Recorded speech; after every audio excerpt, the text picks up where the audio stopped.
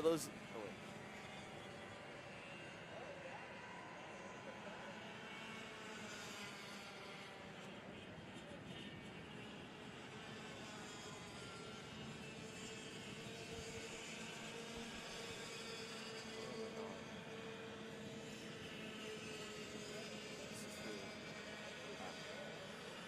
For those of you in the paddock today, and for those of you tuning in live around the world, welcome back to the SuperKarts USA Summer Nationals. This is the championship finale for the SuperKarts USA Pro Tour.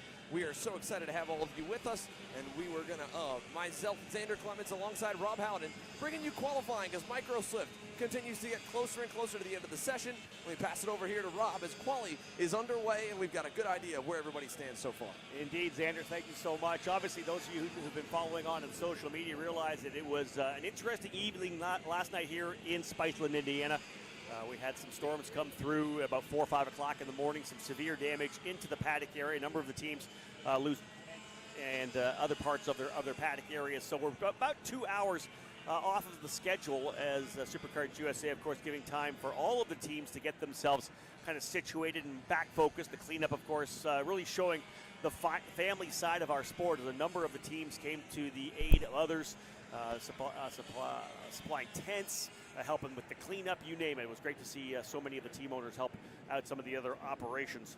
We are underway, as we said, with qualifying, getting ready to go here for round number 5 of this year's SuperKarts USA Pro Tour, the Summer Nationals here at Castle Motorsports Park. Indeed, underway right now with the drivers here in the Micro Swift category. Liam Nakawati ends up being up top. Nakawati in the number 80, P1 with a 114.389. Quicker than Zane Burgess by just over a tenth of a second. Josh Bergman finishes up in third. Colton Schniegenberg in fourth, and Drew Jensen rounding out the top 5. Isaac Payne, who was up top for a bit of the session, in 6th spot. Grayson Walcott in 7th. Byron Bourneman in 8th. Maxwell Macha, your point leader, in the 9th spot. And Juan Diego Garcia Arce up into 10th. And Garcia Arce, one of the championship contenders as well. 23 drivers taking times to get things underway as we're just rolling right now with this run through the qualifying order. Let's give you a look at the order right now here, as well as the drivers, as I said, just kind of getting things underway. We'll get things rolling as we've just done with the Micro Swift class. Then we'll move into KA 100 with juniors, then seniors, followed up with the Mini Swift class, likely around 11:45. Top of the hour, 12 o'clock, KA 100 Master. Then we'll follow up with Pro and Master Shifter, X30 Junior, and X30 Senior. That is the rotation for rounds 5 and 6, the finale weekend of the SuperKarts USA Pro Tour here at Newcastle. And again, Liam Nakawati getting things underway coming out of the gate. Biggest category this weekend, brought to you by Greyhound Seats, ready to roll out. KA 100 Junior, I believe 44, ends up being 47 with some walk-ups, so a huge field of drivers to get around this extra long racetrack. The number of tracks between 7 and 1/8 of a mile. This one a full mile in length, running in the reverse national direction here at Newcastle. Last time we used this particular layout was during the summer festival, where we had back-to-back races to have the entire Pro Tour here. So indeed, the drivers, many excited to get back, I think, to this layout, this direction. Others like the straight-up national a little bit better. We'll see how it all plays out. I've had some fun being on the racetrack as well, as I'm going to be racing in the KA 100 Masters class this weekend. So a good opportunity, like I had at the Super Nationals last year, to kind of get a feel for what it's like on track myself. And again, high temperatures, as we all know, through the unofficial practice on Thursday, yesterday as well. And not just the high temperatures, but not surprisingly here in Indiana in the middle of summer, very high humidity as well. So, man, it was hydration was key, let's say it that way, all day yesterday and on Thursday as well.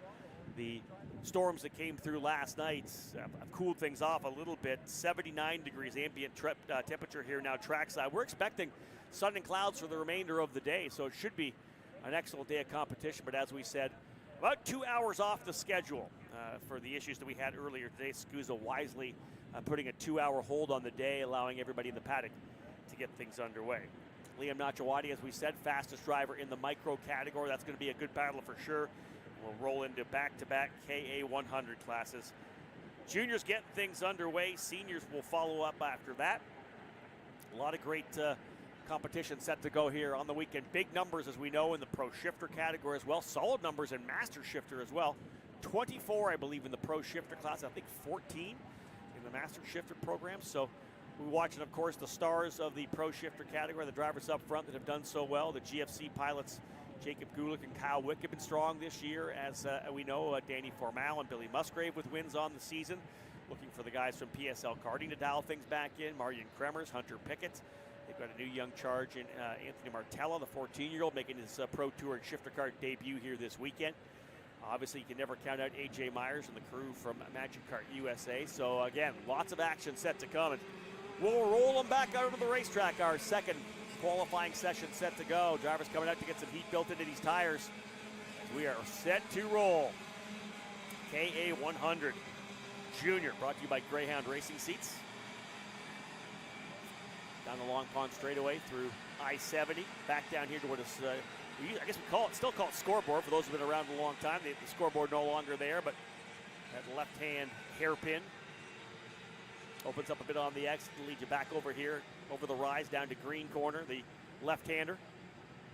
Back up over a rise again, flat out here through that right-hander, and flat out again through to the cell tower corner. The right-hander leads in into the double apex left-handers. Driver off track here on the opening lap. That's tough in qualifying. You never don't want to see that happen. He's trying to get himself back on the racetrack to at least get a lap in the books. In these categories here, as we know, the drivers in the lower horsepower classes, the KA 100s, the minis, and the micros, as we know, the draft plays a pretty significant role in terms of qualifying, especially. And you go racing, you're able to pull away, but qualifying is key.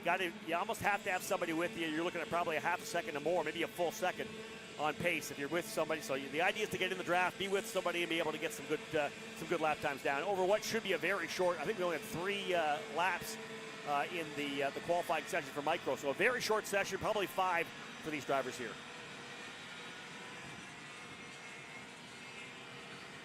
Again, wait for the drivers to come around and get these first couple laps in the books. Most drivers turning their best lap on the final circuit for micro, so indeed that's what we expect. Takes a couple laps to clean these brand new Avincos off. As we know, everybody has to report to the grid with brand new tires, the tires that were issued to them by Superkarts USA as part of the entry package. Good group lining things up here, again coming through the cell tower corner. Here's that double apex left-hand corner, working their way back through there. Short shoot back down to here where we're stationed here this weekend in the upper level of the deck there. Right, you see the top right window, the right couple of windows is where we are, exactly that up in the corner there, right above the tech barn and the scales. It's a warm one up here. We're all going to lose a couple pounds for sure this weekend, I guarantee it. Up here in the sauna. All right, let's get some laps rolling and find out who is going to be quick here to get things underway in KA 100 Junior. Again, the first of 2 rounds on the weekend to cap off this year's Superkarts USA Pro Tour. As we know, Winter Nationals, Summer Nationals in the books at Orlando and Utah. So 4 rounds already done, but drop race is always crucial here. That drop you get to use. So we can kind of look to see who potentially are the championship contenders, but the bottom line is we're not going to know till Saturday night or Sunday, because with that drop, a lot of drivers remain in the hunt. Out of the gate, fastest driver, Chase Pasaglia, in the number 852, a 110.233. Times will continue to fall throughout the session here. Keegan Kaminsky in the GFC up into second. John Antonino in third. Carter McMurray in fourth. And Shea Aldrich rounding out the top 5. First group of drivers out here. Again, 2 groups for KA 100 Junior. Well, 23 drivers have taken to the track. We'll have a provisional pole sitter at the end of this session.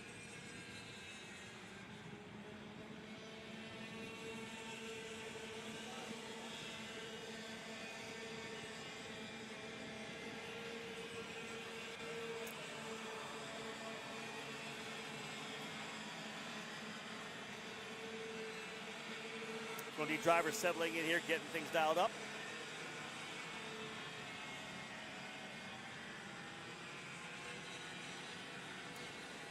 We'll have a quick look at the points as we get things rolling here right now. We look at this KA 100 Junior class. Stephen Miller comes in as your point leader right now.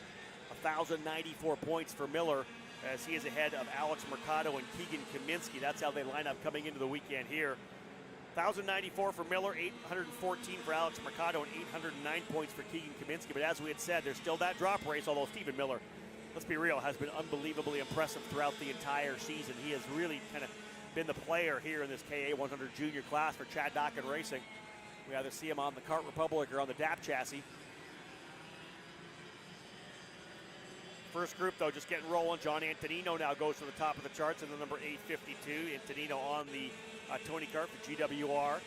Sebastian Rist now goes to second. Basaglia moved up. It was Basaglia actually for GWR on the Tony Kart. Antonino, I believe, the update where Antonino's not on his live timing here. Kaminsky back in fifth. We saw McMurray up there a bit. He's in the sixth spot now. Truly Adams, winner from Utah, now in seventh in the factory kart. Christian Chiano, Shea Aldrich, and Davis Henry round out the early top 10. Drivers are getting ready to put a couple more laps in there. Maybe one more lap, 3 in. Where are we on time here? Probably about a minute and a half still remaining. Oh, they've already waved. So yeah, about a minute and a half left in the actual window, but they've already thrown the flag. When the driver's still on the racetrack to come back around. Number of drivers going to roll through here. The last couple of corners coming through 11. Short chute down into turn 12. So here they come down into 12. There's 12, 13, and 14. We're going to see a lot of overtakes, I think, in probably every one of those corners. Down into 12, into 13. We've seen a lot of guys make a good move in 13 where you're able to over-under a driver. And we've seen guys try to make that kind of pass down into turn number 14 as well. Pasaglia up top. Again, this is the opening group. Chase Pasaglia on top, 109.302. Drivers coming across the line to cap things off here. Sebastian Rist goes up into second. John Antonino third. Chase Gassioli goes into fourth. And Shea Aldrich rounding out your top 5 under 0.4 of a second. Separate your top 5, top 10 within 0.9 as well. As it's Truly Adams 6th, Keegan Kaminsky 7th, McMurray 8th, Chiano 9th, and Davis Henry rounding out your top 10. As I had said before, 23 drivers in the first of 2 groups for KA 100 Junior in their qualifying run.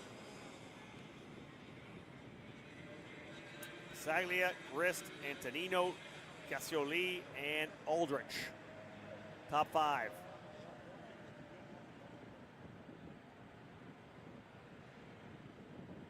Big guns getting ready to come out here, of course. This is coming off yesterday's hot pit session in the afternoon to figure out who was going to be Group 1 or Group 2. That session obviously crucial, especially with the fact that we had rain midway through the day yesterday. It was another truncated day yesterday. It was kind of a wet track when we arrived to get things underway in the morning after overnight rains. Then the second session actually did get quite a bit of rain. Not everybody took to the track there. We had a half-an-hour lightning break as well through that session. Then we had dry runs for the last 3 sessions, including the extended 12-minute happy hour run at the end of the day, which split the grids for qualifying here for KA 100 Junior. Keep an eye out for Enzo Vidmontien. I'll just scroll kind of through here. Local driver Caleb Carter's always been pretty quick here. Turner Brown, Jackson Wolney, Peyton Westcott, Ernesto Rivera, of course, has been good in the junior categories. One of the top junior drivers in the country right now, if not the top junior driver in the country. Expect Max Taylor to be up there. Isaac Malkin's been good here at this track many, many times before. A lot of experience. Oliver Weldon as well. Stephen Miller, as we know. Diego Ardiles. All drivers just picking names out of the list of competitors who have not yet posted times, and will do so as we roll in here with the second group. With the pit lane now vacated for the drivers in KA 100 Junior, the seniors will start slotting their way into the grid area. See the scale house in the back part of the screen there. Gonna take the time to say hello to those of you tuning in here on Kart Chaser. My name is Rob Howden, and of course, we'll be in the booth as much as I can throughout the weekend, doing double duty with some racing myself. Xander Clemens will be here as well. A number of the Kart Chaser on-air talent will be with you here this weekend alongside Xander. We'll have Simon Sykes is here as well. David Land on board as well here. Kendall Hedge here this weekend. So stay tuned for a number of different voices throughout the weekend. One driver didn't like where he was in that group. Indeed, pulling out, backing back in. Draft is super crucial, as we know in qualifying. Got to be with somebody. We'll see who the first driver is to drop the hammer down. 23 drivers have taken times thus far. 24 now out onto the racetrack. So 3 laps is pretty much all these drivers are getting. 3 laps. So talk about that for qualifying. You're going to get out there, you're going to get one warm-up lap essentially, because you leave just on the other side of the start-finish line, which is in the short chute between 14 and 1. The original start line for this racetrack, not on the Long Pond straightaway as we've seen before. Many drivers, that run in National where you get down to I-70, you can make the over-under and get the drag race to the line. The start-finish line this weekend, right after you come through the 12, 13, 14 combination. So that last little bit of that racetrack is really where things are going to happen. You're not going to get that big, long draft run. So the first laps are in the books early. Nick Eggleston out of the gate, P6, 109.661 for Eggleston. Again, 3 laps is what you're going to get here in qualifying. You got to lay it down.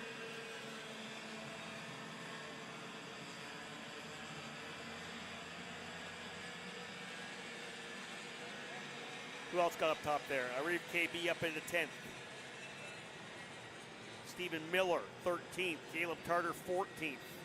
Vid Montien, 16th. Ethan Tovo, 17th. Ardiles, 18th. And Bernardo Bernoldi, 21st.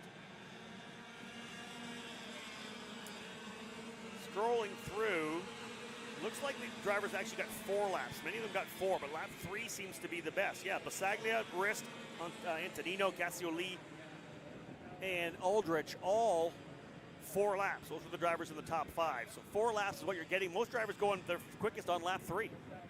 So that's good to know for those drivers in the paddock right now. We'll see what happens here with these guys here, too, because lap 2 coming in the books. From this group, I expect someone to go P1. Yep, Charlie Smith gets it done. Charlie Smith to the top, 109.166. Oliver Weldon goes second. Ardiles third. Basaglia holding on to 4th. Miller up into 5th. Turner Brown up into 8th. So 5 drivers have worked their way into the top 10 on lap number 2. Tires now starting to get the heat they need into them. Drivers start working it here.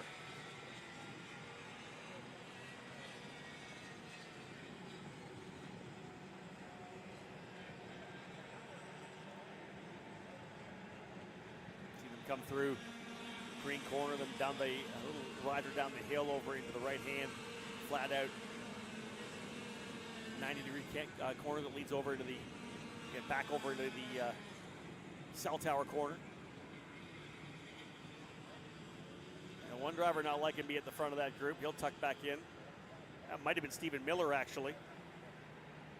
Yeah, that was Stephen Miller. He's going to get passed again coming in here. So Miller kind of giving things up here on lap number 3. That's surprising to me. In fact, checkered flag flying already. The checkered flag flew there. They were late coming off the grid, very likely.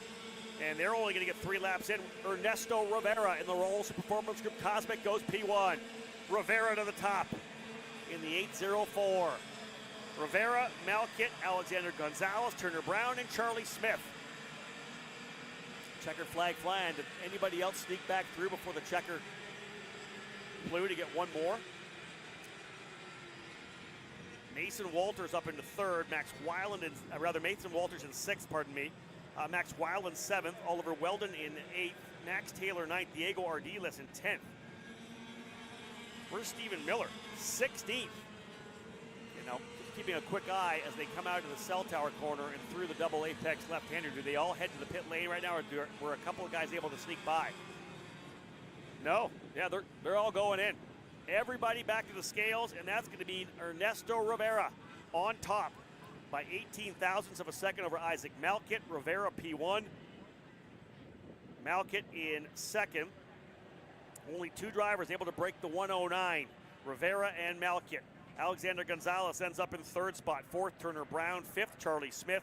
6th is Mason Walters. 7th, Max Weiland. 8th, Oliver Weldon. 9th, Max Taylor. 10th, Diego Ardiles. All right, folks, we're underway. We got things rolling here. We got our first 2 classes in the books, both Micro and KA100 Junior. They've got their qualifying done. Long day ahead of us here on Kart Chaser from the SuperKarts USA Summer Nationals at Newcastle. Don't go anywhere. More qualifying after this.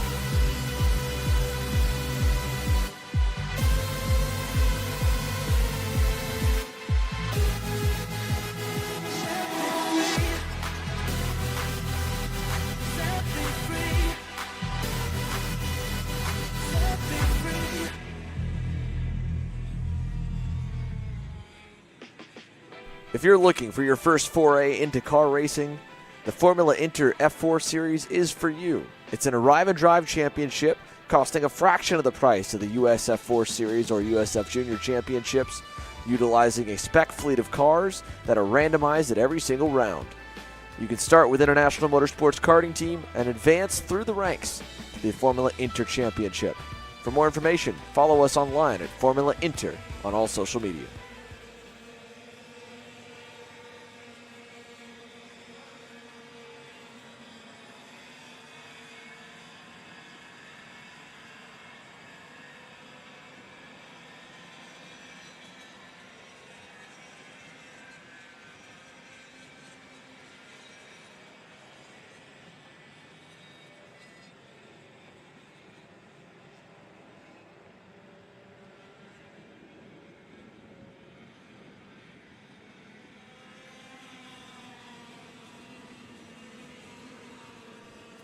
We are back here live at Castle Motorsports Park. My name is Simon Sykes. Joining me in the booth is David Land.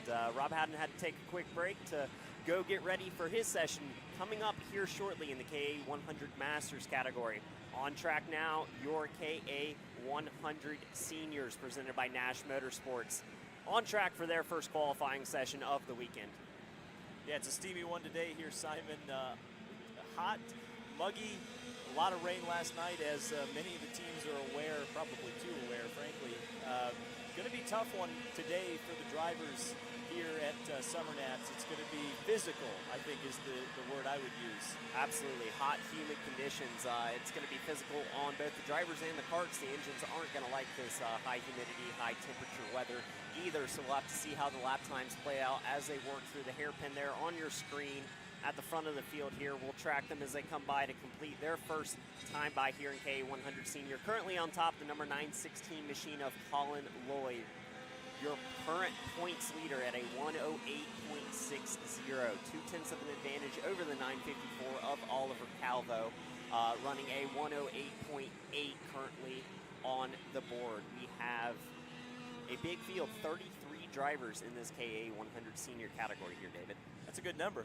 33, a traditional number in racing. I'm sure we can both appreciate that one. Always a number you like to see on a starting grid as they continue to work through filing. It is still Colin Lloyd up top, the 108.6. He's got the advantage over Oliver Calvo and Grant Vogel. There rounds out your top threes. We keep working through. Zach Meyer actually going to improve to P3. With a late lap now with the checkered flag out on track. Everyone's going to get their last time by the timing line. We're going to wrap up this qualifying session. KA 100 Senior still Colin Lloyd at the top as we'll watch a few more karts cycling through the hairpin. Heading for, this could be their last lap or maybe the cool down lap. We'll have to wait and see if they collected the checkered flag on that last time by. So we'll head through the back section, running the reverse layout here for Summer Nats at the SuperKarts USA Pro Tour Finale. Round 5 today as and championship rivals have yet to go out on track. I believe we're in a 2-group qualifying here, so up next will be the second half of this group, and we're going to see as the championship starting to get decided here, the last round, last weekend of racing. Extremely close field at the moment. The top 4 covered by just under a 1/10 of a second.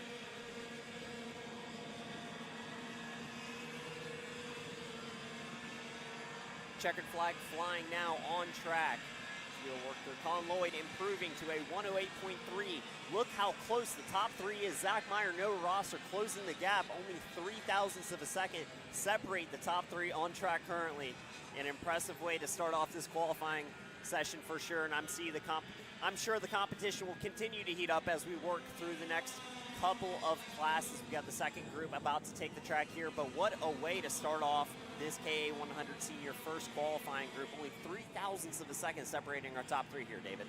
Yeah, it's incredible, isn't it? It's always close in karting. That's what I've learned in the short amount of time I've been able to cover this sport. It's absolutely incredible to see how close these guys run, And in a lot of ways, it's almost like everyone's got a different mousetrap, right? Everyone's got a slightly different setup, slightly different tire pressures, slightly different way of driving, and yet somehow when we get the whole way around the racetrack, we're separated by a tenth of a second. It's amazing. A tenth of a second would actually be a lot in this group. Is 3,000 still the margin between the top three? Colin Lloyd actually improving just slightly on that last lap, will take the advantage by 200ths. What a close field. The entire top five separated by less than a tenth of a second here in the first Group K 100 senior qualifying.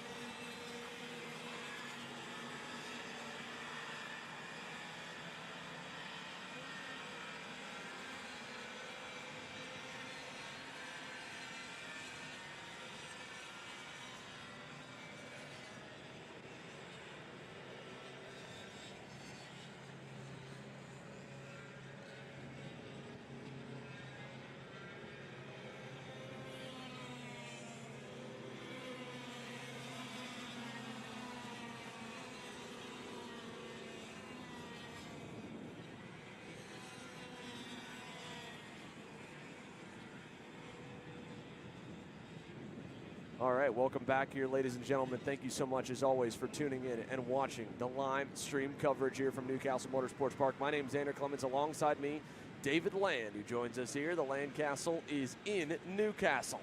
And as we go through, all right, we've already seen one group go out, 4K 100 senior qualifying with Colin Lloyd, the benchmark, a 68.117. The first laps are in right now. Quickest driver, one of the cars in your screen in this fast group right here. It is Harley Keeble on the PK Sport North America black and orange Sodi card. He leads Henry Wheeler right now as they head down to that infield scoreboard. Hairpin, you're watching a brand new camera angle for this weekend. We've moved ourselves a little bit around for we normally are a little bit elevated but farther back in the corner. This shot, many of you from Newcastle can recognize. It's from the far end of the racetrack down by turn number 1 on the backwards layout. On your screen, it is a number of cars. The first of them on that purple and chrome and pink and white AEM Karting EOS card of Mick Gabriel. He was 8th on his opening lap right now. Harley Keeble still the fastest of everybody with Henry Wheeler behind. Henry aboard that blue and yellow Lando Norris kart for the Brandon Jarskrak Racing, Mike Doty Racing Camp. These two have figured it out so far, Dave. This track, so big, so long, the straightaway's over 1,000 feet.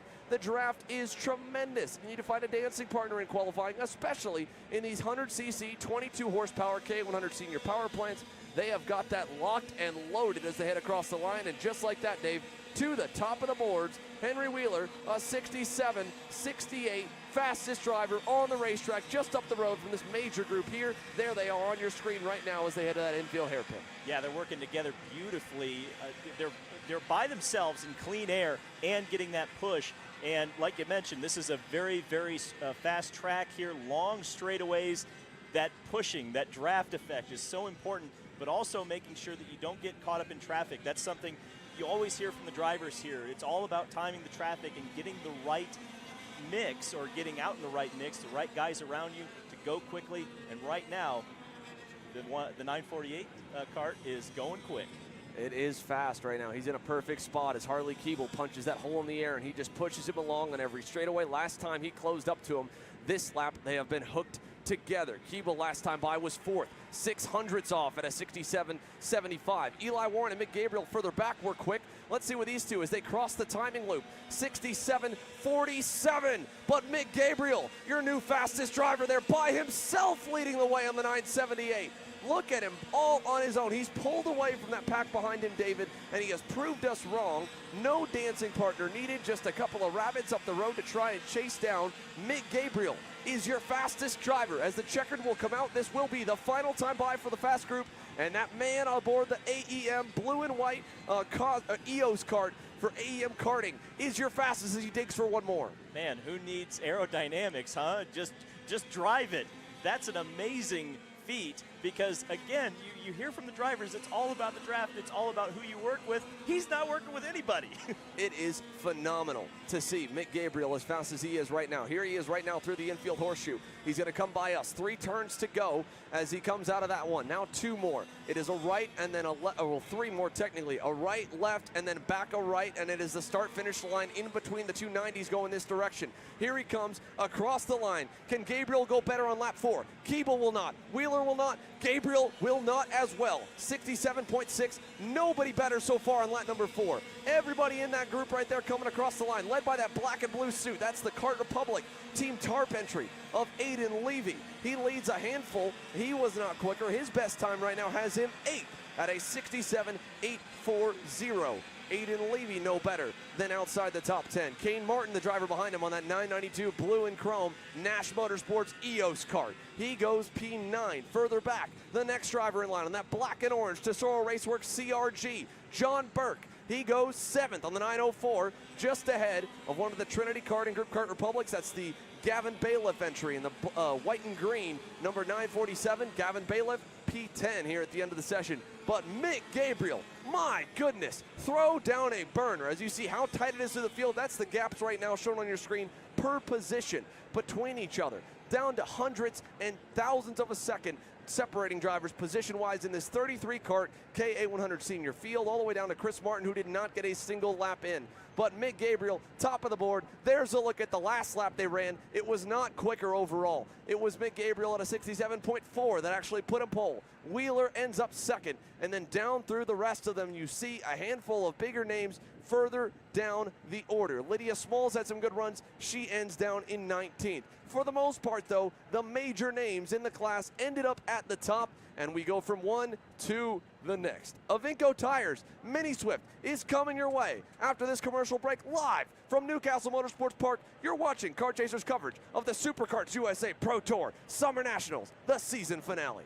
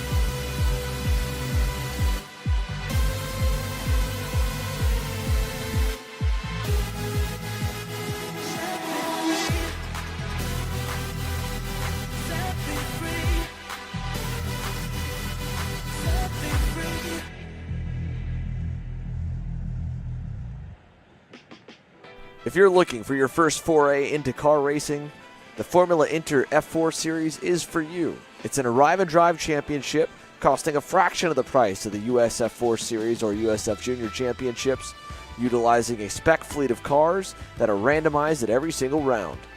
You can start with International Motorsports Karting Team and advance through the ranks to the Formula Inter Championship. For more information, follow us online at Formula Inter on all social media.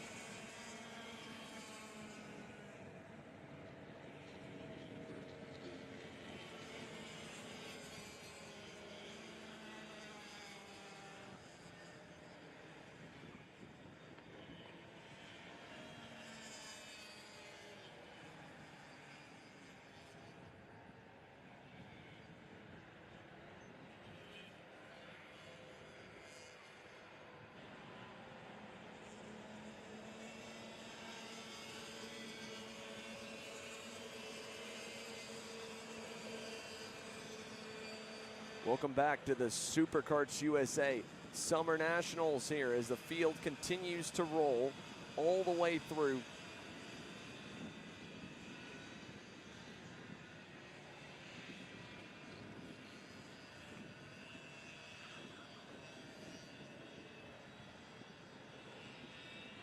For the SuperKarts USA Summer Nationals here, this is the Pro Tour, the season finale, and we are at day one. Again, for those of you tuning in from live around the world, you may notice it's a little bit late in our day from our normal original posted schedule to be qualifying. The reason for that here, there was a massive storm that came in overnight last night that absolutely destroyed about 50% of the paddock. SuperKarts USA listened, they heard, and they saw it themselves. And they said, hey, we are going to delay today 2 hours from an 8 a.m. warm-up to a 10 a.m. warm-up. There's enough daylight here in the summertime to be able to run late at night, and we can go all the way till 7 o'clock, and that's what we're doing here today. Full track time, still the same amount of laps as what they paid for the entry fee and what everybody wants to see on the racetrack. We're just going to run a little bit later into the evening. So clear out your Saturday night plans because we're racing into the night here with the SuperKarts USA Pro Tour Summer Nationals. Right now on the racetrack for the mini slips presented by Avinco Tires, we are on the first of two groups. It is a 32 driver class. The cool part about over 30 for every support class, that means they're in the money. These guys are racing for $1,000 to win every single day. Saturday and Sunday, $1,000 to win, $500 to second, $250 to third. The payout prize structure for all support classes here. No extra fee needed. Once you bring over 30, you're in the money. We already saw KA Junior on the racetrack earlier today. They are especially in the money here, Simon. One thing that is super cool for the K100 Juniors is Aspen Fuel, the official fuel partner and provider for the SuperKarts USA Pro Tour, steps up one weekend, and they've done it now for the second year in a row to say, hey, we want a green for green cash money challenge. Well, how about an extra $6 grand added to the KA Junior purse? It is the biggest total purse, over $8,500, nearly $9,000 in total, up for grabs for the top finishers in KA Junior this weekend, because not only are they over 30, which means they race for $1,000 to win both days, it also means, now with the Aspen Green for Green Challenge, it is a $6,000 total purse bonus, $3,000 to the overall best finisher on the 2 days, it's $2,000 to the second best finisher, third gets $1,000 on top of what will probably be podium results that includes money as well. There is a lot of cash, the most cash a KA100 Junior class has seen in the history of United States karting here since it has been incepted in 2018. And for the minis, as we mentioned, these guys at 32 means that they've got a purse money to race for both days of over $3,000 with $1,000 to each day's winner. and of course paying down to the top 3. So there's a lot on the line for these 8 to 12-year-old superstars. Right now, the best of them all is the Ryan Perry Motorsport Kart Republic number 168 of Luke Giglio in his debut into the mini class, and only has been running micro all season long. He ran mini at the Miami Grand National Championship, talked to his dad Mike, and he said, yep, we are up into mini. The kid is too big. He's hit his growth spurt. We got to go up. And so with the first group now in the books here, as they pull into the scale line, the first of 2, here's a look at where they have stacked up thus far. Luke Giglio, a 72.729, 800ths better than Gabriel Balog on that blue, white, and orange Magic Kart. Mateo Quinto on the Tony Kart ended 3rd. Jensen Michelke 4th. Santiago Diaz de la Vega aboard the Paralyn USA Pole Position Motorsports entry, P5. He was the top of the boards until lap number 3, and he ended up down in 5th as he could not improve on that final time around. But there's a look at what they did on their last lap. You can see De La Vega, a 73.472. That was slower. He did not improve. The rest of the top 5 did, including even further back down the rest of the top 10. Riley Harrison, Jaime Garcia, Valentino Santillan, Jude Thuramolaswamy also ended down in 9th. Granted, he did not improve on his final lap, but Santillan, Garcia, and Harrison did. And rounding the top 10 in group number 1, Matthew Cagle in the number 148 Xpree. So that is the benchmark right now for the drivers about to go on the racetrack, have gone on the racetrack here for group number 2 at a 72.729. So that's what they're shooting for to beat. But you would expect that they would, Simon. This is, of course, the top half from Happy Hour. Luke Giglio, fastest for the drivers that were below the cut line in final practice on Friday, where they divide the 2 groups in qualifying. Giglio's time, if it holds, he could still be on pole, but it's a lot tougher, Simon, because obviously the track changes session by session. It typically gets faster. He was not around the fast kids like the ones on your screen, Travis Pettit and Lucas Palacio. You don't get to toe off them, you don't get to run with them, and they're going out after you just laid down your fresh rubber. That has to be scary to see both Lucas Palacio and Travis Pettit lined up for this qualifying session. We've seen them dominate a few races here this year so far just by lining up and taking off on the rest of the field. But the second group, stacked full of drivers: Royce Vega, Jackson Tovo, Lucas Palacio, Travis Pettit, Fion Chi, Rocco Simone, Marco Sammet. It's just the best culmination of mini Swift drivers you could find anywhere in the country as they work through I-70 turn, the last hairpin, now turn 1 on this reverse layout. We see Lucas Palacio and Travis Pettit getting up to speed. Travis there in that P2 spot, a couple car lengths back from his teammate, going to get a lot of draft. But Lucas Palacio, a driver that we have seen qualify on pole this season without a toe on some draft tracks. So a lot of pace in the 102 machine, the Trinity Karting Group machine of Lucas Palacio as they work through the first couple of laps here, Xander. Yeah, let's take a look at Lucas Palacio right now. Him and Travis Pettit, of course, just came by the start-finish line for the first time last time by. They were working lap 1 of what will be 3 based on the time they're allotted here for qualifying. We don't imagine they're going to get 4. Even with being first out of the grid, the Mini Swift drivers on the slower lap times, you saw we were talking in the 65s and the 66s for X30, the 68s and 69s for KA Senior. In the 72-second bracket, that extra time it takes them to get around the racetrack is going to limit them to 3 here, it looks like, on this session. First laps in for Pettit and Palacio, P6, P7. That will change, and it already has. Going further back, how about the Ryan Perry Motorsport red and white nitro car to Michael McGoy in the 161? My goodness, what a burner. Right there on your screen, that's Ethan Tovo in the 131 Mini Swift RPM entry. His first lap, not as good, a little bit further down for Tovo, unfortunately, Jackson Tovo, Ethan up in junior. Jackson Tovo, the younger brother, down in 23rd on the opening circuit. But there is a look at Michael McGoy on that 161 red and white Ryan Perry Motorsport nitro car. Just made it past that time on the Trinity Karting Group entry, one of the TKG Kart Republics around him. I think that was Jackson Gibson on the 162. But for Michael McGoy, in this pack of traffic, with Marco Romero up the road, he still has a bit of a toe. That opening lap for Michael McGoy, P5 at a 72.693, Simon.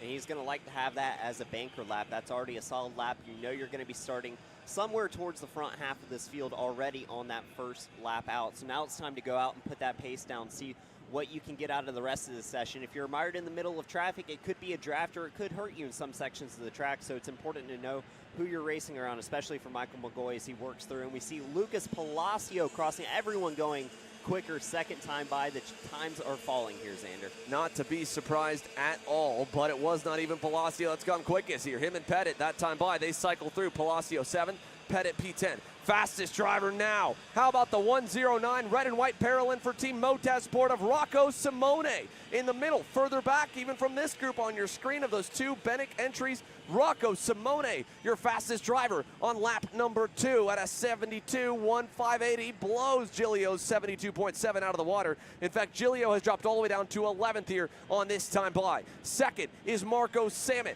right on your screen right there in that blue and yellow LN kart for Brandon Jarskrak Racing and Mike Doty Racing. He's right behind the 176 Nash Motorsports energy kart of Bronson Kustis. So the two of them working together, P2 and P4 last time by as they run a little bit further back on the racetrack. Here comes the group by though. We know this will probably be the final time by the stripe. It shows finish on your screen. We're waiting to see, will they get the checkered? Let's take a look at the camera here this time by. Checkered in the air for everyone. Palacio and Pettit, they go 5th and 7th. Here comes the pack. McGoy to the top. That'll change. And Simone again back to the top of the boards. Rocco Simone on the Motorsport Paralyn to the top with Paralyn USA's factory-owned Alessandro Trusciota second, who has spent his entire 2023 season over in Europe since the Winter Series. He's back here in town this weekend, and Sandro Truscio will make a Paralyn lockout of row number 1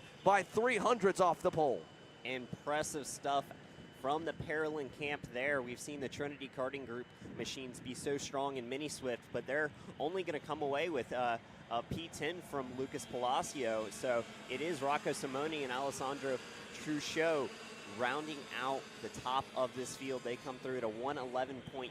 Only less than 0.2 of a second separate our top 6. An extremely competitive qualifying session. We'll see Michael McGoy coming away from P3 there, your early pace setter in the second group. Had that P5 lap, started off as a banker. He will come through, finish 3rd with a 111.963. As they all file into pit lane, it's Jackson Gibson P4, Marco Romero comes home P5, Ashton Woon P6, Marco Samet P7, Jackson Porter P8, Bronson Kustis P9, and Lucas Palacio rounds out your top 10 here in Mini Swift. As we see the beautiful Newcastle Motorsports Park in the background, we're going to take a short break after that one, and we'll reset to get ready for KA 100 Masters coming up next.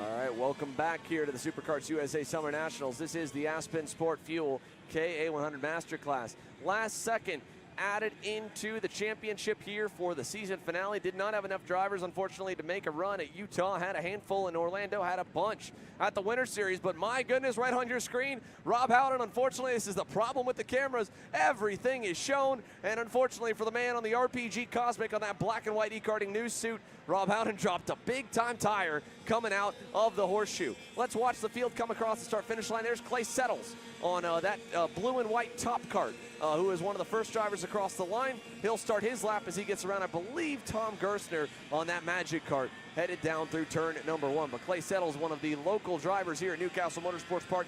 Well, granted, they don't run this direction all too much, but we know that we expect him to know this place well. There's a look at the man who was on the microphone earlier. He mentioned he's racing. He wasn't lying. Rob Howden right there on that purple, pink, and white Rawlson Performance Group Cosmic is on your screen here. Talk to him a little bit, obviously, both on the mic and off of it as well this weekend. He's been around for both days of practice, and his return to run after the run to Vegas. The road to Vegas is what we call it. It is the road all year long for all on the national tour There's another one of his RPG Cosmic teammates there on your screen, headed out of the horseshoe right there. Rob's a little further back down the order on that black and white suit. There he is, a good look at him. We just had him for a moment as he comes around the Aspen bend and out of the horseshoe. Here he comes to us. Rob Howden right there going into the final 3 corners.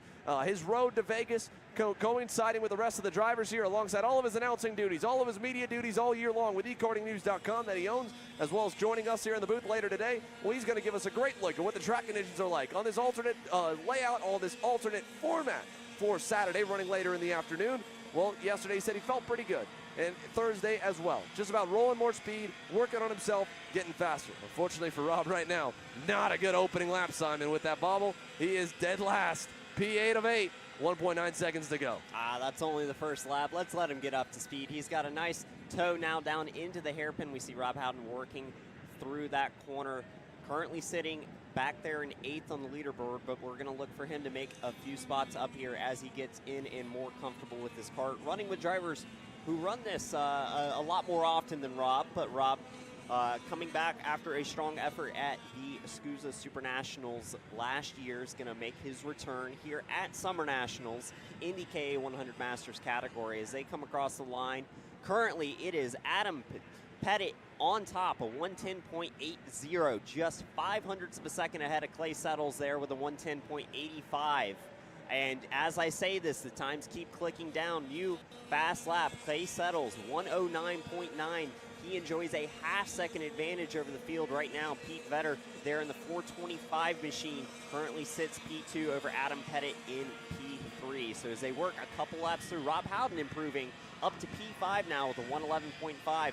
He's not too far off the pace as they are working lap number 2. Through the hairpin they go, and on this reverse layout, they'll come through the hairpin and then work towards the more technical sections of the track rather than heading from the hairpin onto the 2 longest straights here. They will have already completed those at the beginning of the lap, and the technical aspects of the back half of this track going to be where the driver's going to pick up the time. You see Rob just barely dipping a wheel off the exit there as he's pushing for the pace here with just about 1 lap left in this qualifying session. Still Clay Settles on top by just 100 under half a second. So right around a half-second advantage over the field as they work through the final couple of corners. We'll see what this next lap turns out to be.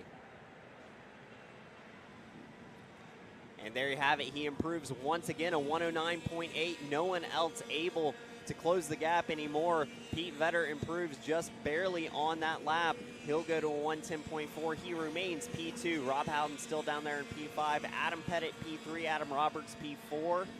Alfonso Santiago there in P6. DJ Ortiz in P7. And Tom Gershner rounds out your field in the 8th spot. Checkered flag waving in the air. Currently Clay Settles by over a half second now, clear the field out front with a 109.83.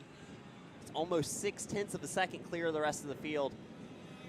And an impressive way to start the weekend here for the number 454 machine. How about that for the local hero, Clay Settles? My goodness, half a second. That is a massive gap over everybody else. Howden himself ends up inside the top 5 with a P5 result, but still a second and a half to find. And for most of the field, a lot of work to be done. DJ Ortiz, Tom Gerstner nearly 2 seconds off. Alfonso Santiago 1.9 off, as you mentioned. A long gap for everybody else. How about Adam Pettit there in 3rd, though? All the credit in the world to the dad racing here. He is one of the coolest duos. David Cole with eKarting News covered it so well yesterday. Travis Pettit running in Mini. And dad, Adam, who's raced in Master for many years and has taken a sideline to his son's racing for the last 2 seasons, is back behind the wheel. And for the first time in a long time, and one of the only times I can remember, a father-son duo, not just at the track wrenching on their go-karts together, both racing. And Adam Pettit, P3, he can hold that over his boy Travis, a little bit better than him in qualifying. And both of them doing well, certainly. Travis Pettit been one of the quicker drivers all year in the Mini Swift category, so great to see the father-son duo competing here together at Summer Nationals, New Castle Motorsports Park. That wraps up your KA 100 Masters here, Xander. We've got Pro and Master Shifter coming your way on the grid right now when this track clears. Don't go anywhere, folks. It's time for the first of the 2 headline divisions. Racing for over $9,000 in total purse money here this weekend between the 2 days. They go on track for qualifying next.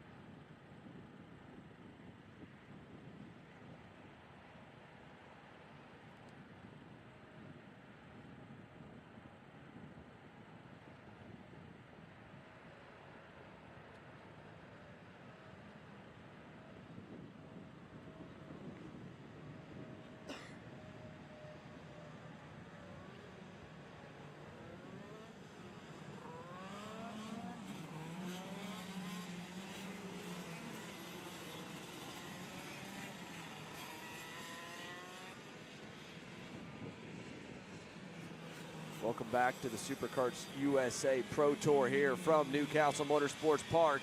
The grid has cleared. It is the biggest pro shifter field in 2023 on the entire national calendar thus far, at over 24 total drivers in Pro Shifter, along with another 10 in Master Shifter. It's 34 gearbox race carts on the racetrack. Let's take a look and we'll give you the idea of where both classes stack up here in the field. Right now, you're watching a handful of the Master Shifters headed through that infield cell tower hairpin. The pros have waited a bit to leave the grid for their opening laps, and I believe they have split them, actually, if I'm correct, on their two groups. So this is the Master Shifter class out first. Pro Shifter will follow. So you're watching the 10 drivers in Master Shifter. They will race on the racetrack at the same time in the pre-final. They will have their own main event when it comes time. How about this guy on screen there on that red and yellow Maranello kart for for the Vermont Kart Company Maranello team.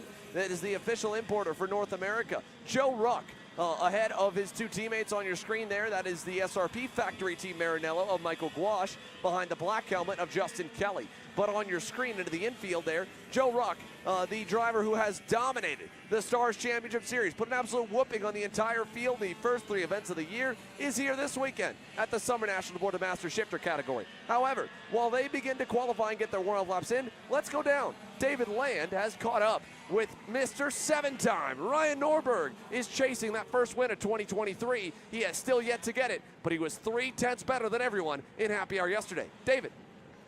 Yeah, we're down here with Ryan Norberg, and I guess we'll just start right with the storyline. You haven't won a race this year. You want to change it. I know. So give me your thoughts. I mean, it's got to be tough for you because you've been so used to winning. To not win an entire year to this point has got to be so difficult to deal with. It's not difficult. We're good. We just got to keep our heads down and keep working.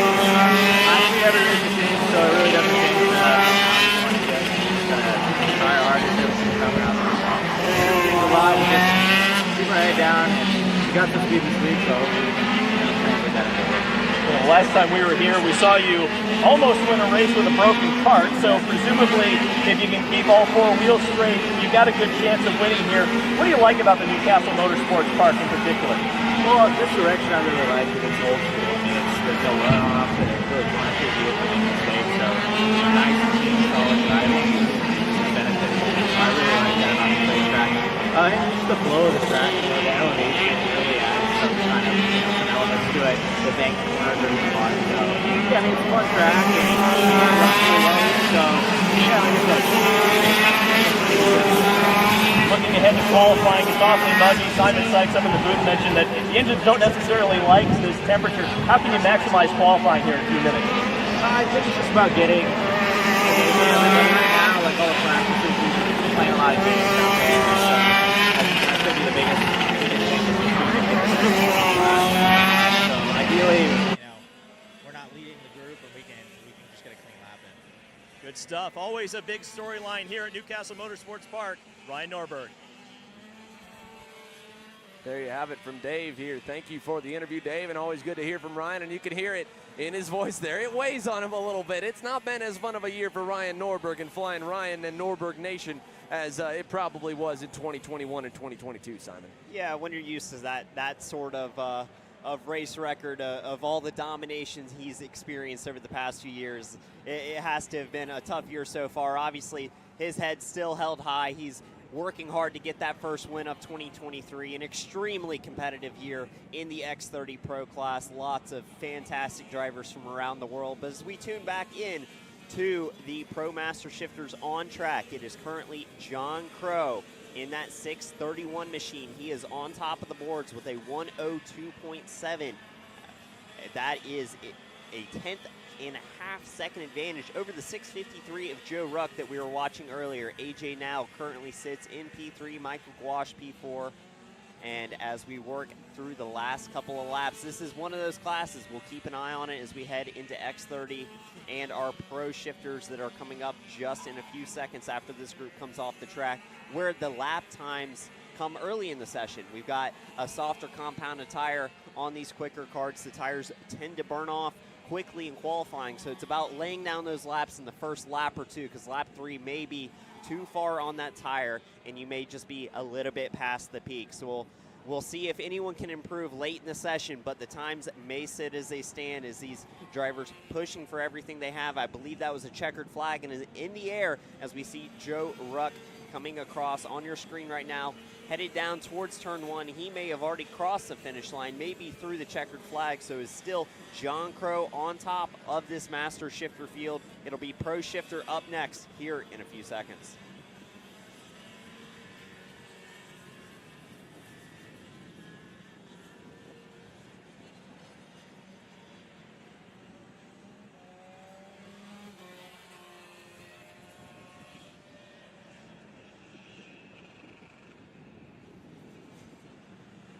Indeed, checkered flag out, all the drivers completing their cool-down laps. Joe Ruck there on your screen just a second ago.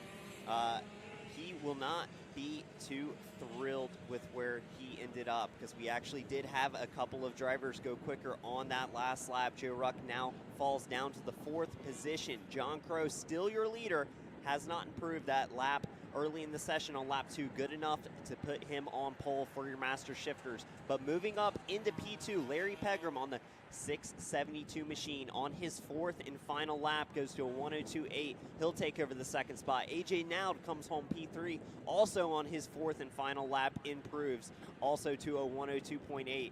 So the theme is a lot of close competitive qualifying sessions here. It was Joe Ruck falling to 4th on that final lap. Michael Gouache comes home P5. Luis Quinones P6. Justin Kelly P7. Chris Jennings P8. Robert Fiege P9. And Ken Schilling will round out your field in your 10th position. That has been your master shifters. Coming up here shortly and taking to the track now, you can already see them heading out of pit lane. It is your pro shifter category. What a class this was yesterday, Simon. Less than 0.06 of a second separated the top 3. But how about it on that pink and chrome International Motorsport with the SRP Factory Team Maranello duo of David Trefilov and Tim Troger. We've already seen Tim Troger here in 2023. He was phenomenal at the Stars Championship Series stop here at Newcastle. Beat one of the best in the business, and AJ Myers heads up and outran him over the course of the main event. For David Trefilov, his last outing here in North America came back at the 2022 SuperKarts USA Summer Nationals. But the 2 pink and chrome International Motorsport with SRP Factory Team Maranello entries found themselves at the top of the leaderboard, separated by less than 0.02 of a second at the end of final practice yesterday. And they are on the racetrack right now beside each other here, getting set to go green. The first 2 drivers out of the pit lane, surprisingly enough. Normally when you get to the pro classes, as Ryan Norberg mentioned, it's a fight for clean racetrack, and it's a lot of gamesmanship. But we haven't seen that from these 2 so far. They'll go out first, they'll drive their laps all at full speed, and they will put down some heater lap times here as we watch them come through to start lap number 1. How about the guy on your screen right there on that red and white? Beryl Art for PSL, the factory team driver. Marin Kremers, the reigning series champion, trying to defend his title. He enters the weekend leading the points over the 2 GFC boys and Jacob Gulick and Kyle Wick. But all year, you heard probably the most disheartened and deflated Marian Kremers, I think, in the month of June that I have ever seen him. He said every weekend, we're fighting with one arm behind our back. Our power is not there. Well, yesterday, Marian was 3rd. 0.06 off the International Motorsport with SRP Factory Team Maranello's. He was close, he was right there, and he was back to where the race, his last win came right here this weekend, 1 year ago at the Newcastle Motorsports Park when he won one of the mains en route to winning his first American National Championship in the SuperKarts USA Pro Tour. As he tries to go back-to-back 2 years in a row as the champion, he also was looking to get himself back in victory lane for the first time on a KZ package in 2023. Lap 1, though, not him, not the International Motorsport chrome, pink, and white machines. It's AJ Myers, top of the boards on that blue, white, and yellow Magic Kart just up the road from the big guy. Danny Formel right there on that RPG Cosmic. On his first lap, he goes 7th. But it's all about the Magic Man right now. AJ Myers hunting down Marian Kremers on his opening lap, his fastest here, Simon. Yeah, and as you've cycled through several of the drivers competing in this field, just not enough words can be said about how competitive and closely matched this pro shifter field is here this weekend. A field chock full of world-class drivers. AJ Myers, Marian Kremers, Billy Musgrave, Danny Formal, I mean, we can just go on and on. Tim Troger, all the way down through the field, everyone so competitive, and we'll see the laps as they continue to fall. Everyone through their first lap now. Now on to the money laps, laps 2 and 3, where we'll typically see the fastest laps come across, and they're to the top of the charts by a margin of just a tenth of a second is Billy Musgrave taking the lead in that 2:11. GFC karting machine will take the lead on AJ Myers over Talon Yockel, also in the Magic Kart. The number 241 machine currently sitting P3. Danny Formal P4 and Hunter Pickett P5. Marian Krummersfeld a P6 on that lap. Jacob Gulick P7. I mean, just so many talented drivers here, Xander. Well, how about that second lap from Billy Musgrave on that SRP factory engine? The factory kart, the American-made machine that won at the opening round of the championship in Orlando on Sunday. Pole right now for Billy. The afro is shaved, and he's a little more aerodynamic as he dives into the pit lane there. He's done on lap 2. Musgrave hops the hill. He's into the pits. Let's see who finishes lap 3. Do they go any better? You see the International Motorsport boys. There's the big guy, Danny Formal as well. No change. Lap 3, no better for Formal, Yockel, Kremers, anyone. Nobody's faster on their third lap except for Tim Troger on the pink and chrome International Motorsport Maranello with SRP factory team. They are 8th and 9th.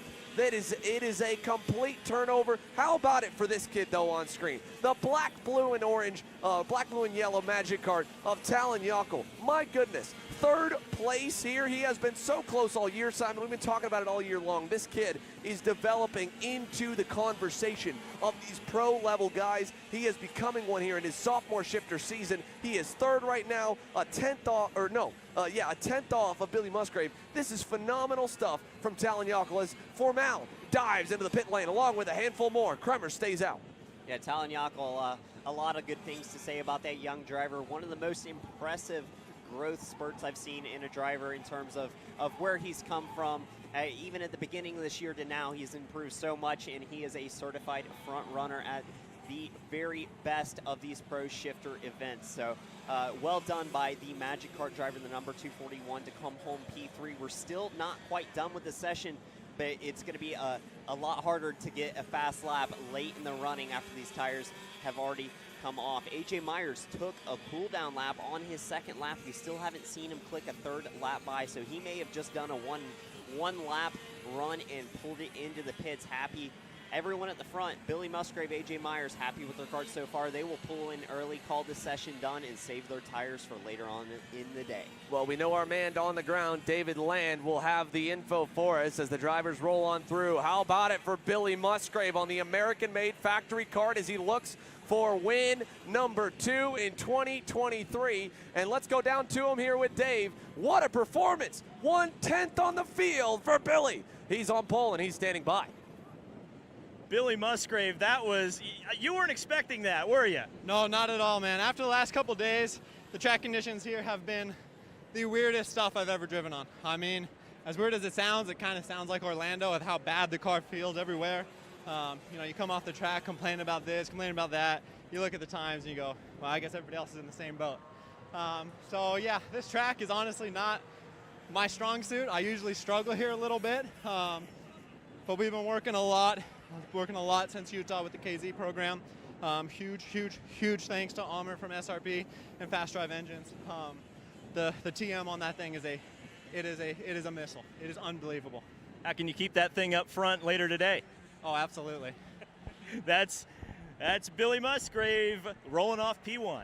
How about that for Billy, man? The factory kart boys and the Musgrave Racing Company, they got to be fired up. That is phenomenal. AJ Myers again in second. We'll see who we can hear from as well as Pro Shifter wraps, and we begin with X30 Jr. here in a few moments. But Talon Yockel, third. Phenomenal for Talon here, only a tenth of a second off. Here's the overall grid of where they'll stack up for that pre-final with the merge between Pro and Master Shifter. Vincenzo Saraceno, one notable name. He was all the way down, as you saw on the screen there, outside the top 20 in Pro Shifter. Not good news for the Vermont Kart Company Marinello driver. But John Crow, impressive stuff in Master Shifter as the focus shifts over now on the results side to the RPG X30 Junior Group that'll be going on grid for qualifying. But I know there's more down on the grid here, Taylor. We'll see if we can pull it up with Dave and who else he's standing by with. How about it for this kid? P3 for Talon Yockel here in Pro Shifter qualifying, Dave. P3, I imagine you're satisfied with that. Oh, I definitely am. Robbie, before I went out for qualifying, he's like 1-2. Me and AJ try to get 1-2, but I'll take P3 any day. I can fight from there. And yeah, the kart just felt amazing out there. It was just totally gripped up, no complaints at all. I'm very satisfied right now. So looking ahead to the race, you got 2 to pass. Can you do it? You'll never know until we gotta go do it, but I definitely will plan on it. You know, I'm not afraid to go and pass, but just as long as we don't get tangled up or it ain't a dumb move, yeah, I'm ready. Good stuff. Back to you, Xander.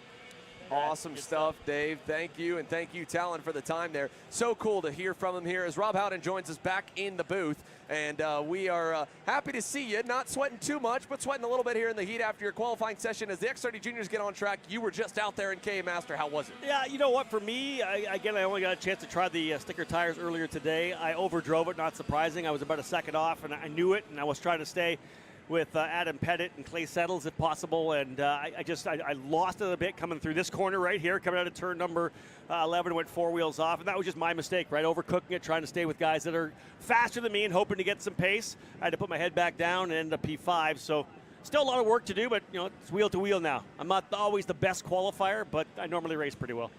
Yeah, I mean, we'll see it. At least you get to run from the inside lane. We've seen it so many times on this racetrack. That outside lane is a death sentence going down to this corner right here on screen. Turn number 1, it narrows up so much on the exit. As Ryan Norberg mentioned in his interview, this track is old school. There's no curbs, there's no runoff. You drop a tire in the grass down a hill. So with that, it makes it so much harder to run on the outside on the starts. Yeah, I can attest. When I came out of turn 11, all I did really was drop a wheel. I didn't drive straight off. The minute I dropped the wheel, it kind of gets hung up on the bottom of the chassis a bit, and you end up just getting pulled off the racetrack. But you're right, inside line will be crucial for a lot of these drivers here. But again, see the drivers here in X30 Junior firing things up, and I love the group up front, Simon. They're ready to get at it now. A couple laps in, right? Lap 3 would probably be the best for these guys. Yeah, and as they work through the first couple of laps, we've already seen a couple of passes on track. Stephen Miller working his way through, now up into the second position on track. He has passed the RPG kart of Max Taylor as they work through the last couple of corners on this track. They'll come across the start line to close their first lap, and we will continue to work through. Out front, Sarah Bradley takes the fastest first lap of the session in the 7:14 machine. Puts down a 1:07.332. That is a 10th faster than Stephen Miller. Stephen Miller now closing onto the back, and this group closing up slightly as they continue to race into the hairpin. And Stephen Miller now takes the front of this group. Got 2 RPG karts behind him, a group of 6 karts working the way through in this qualifying session. It's going to be the hunt for clean track and a little bit of a draft as we see Max Taylor closing on to the back of Stephen Miller, working towards the hairpin. He'll actually dive down to the inside. And look at that, Max Taylor back to the front of this group. It's going to be hard to get quick times fighting like this throughout the session. Let's go down side by side for a little bit more. We've got more of our pro shifters standing with us here down on the pit lane. David Land is standing by with the Jim Weed PSL Karting Bureau Art Factory driver Hunter Pickett after his qualifying session. Let's go down to you, Dave. Yeah, Hunter Pickett, P5 in qualifying, but you mentioned that you pretty much did it all by yourself. Explain your qualifying session to everyone. Well, I didn't have the best happy hour. I think we started 16th, 17th in the group, so I didn't really have any drafting partners around me. From what it sounded like, some people got pretty good toes, but I think our long pace is strong, and it's a long weekend, so we just got to keep clean and get ready for the main. You mentioned the heat to me right before we went on air. I mean, these shifter karts are so physically demanding. How difficult a weekend is this going to be with the intense heat and humidity here at Newcastle? It hasn't been too bad. Your body gets acclimated to it. Mine's basically there. It takes like a day, but it shouldn't be an issue. Good stuff. Hunter Pickett rolling off P5 today. All right, thank you, David. Here, Hunter Pickett again, P5. That's a safe place to start. Granted, on the shifter stuff, the start dynamics are a little different because whereas in the single-speed class, like RPG X30 Junior, where Max Taylor currently tops the boards at the moment, you do want to be on the inside lane, and it's a rolling start. The inside dirty part of the racetrack doesn't matter. In a standing start on this straightaway, though, the outside lane has the clear path. The inside lane, where nobody drives, collects all the dirt, all the marbles, all the dust of the circuit, and we've seen plenty of times here in our experience, even this year alone, Rob, that outside lane, that second place qualifier, he can get the whole shot because he's got the clean side of the racetrack. So P5 for Hunter Pickett could be good, could also be a little bit rough. Yeah, no doubt about that. You can get the power down when you're rolling on it when we go starting for those for the pre-final and the final. Great outside line for him. And again, listen, I think for him it's a motivation to moving forward. Like you had mentioned in the interview, did not have a good happy hour, but came back out and showed what pace he has. That's good for confidence heading into the pre-final. Especially to go P5 overall with no toe, as mentioned here. Granted, the toe is only minimal, and it's tough on this layout because the toe part of the racetrack for the high-speed classes in X30, Junior, Senior, as well as Pro Shifter is only at the start of your lap. So you can't necessarily go behind someone that exactly right there that just happened on screen. Max Taylor just dropped a wheel in front of this whole pack. All their laps now are burned, but they're towing behind him to try and get a lap on this straightaway and the next straightaway. And with all that, the laps come in, and this group here for X30, the entire class, Turner Brown on that black and white Speed Concepts Racing red speed. Fastest driver, but nobody better on lap number 4 outside of Keelan Harvick inside the top 5 on that red Hunt Brothers pizza suit. Did they all get the checkered flag that last time by? I think they just did. This is it. Yeah, it just came out as it happened. So, indeed, Turner Brown, 106.54. By the 106.210. There's the updates on the screen there. Oliver Weldon up into second spot. What do we got here? Sarah Bradley up into third. Solid run there in the final lap for Sarah Bradley as well. Yeah, super solid stuff from Sarah Bradley, her best qualifying effort of the season. Keelan Harvick, and his return to American racing here over the last couple of weeks, is back in home turf, back in his home bed, back in the RV here in North America, and he goes fourth in his X30 Junior debut here with the SuperKarts USA Pro Tour at 11 years old. Very impressive stuff. Yeah, that is huge momentum for sure for Harvick. Nathan Dupuis up into fifth. There's a lot of surprising names right there. Sarah Bradley with a good run. Harvick, Dupuis. I wonder if it was a little bit about that thing you talked about, that final lap. Would we have seen guys go quicker had Taylor not dropped the wheel coming to the final complex of corners? Yeah, I mean, it could have completely changed the game, but nonetheless, that's why you got to go on every single lap. And Turner Brown's third lap, the money lap. He ends up pole there at a 66.210. 16 thousandths over Oliver Weldon, which was an impressive run.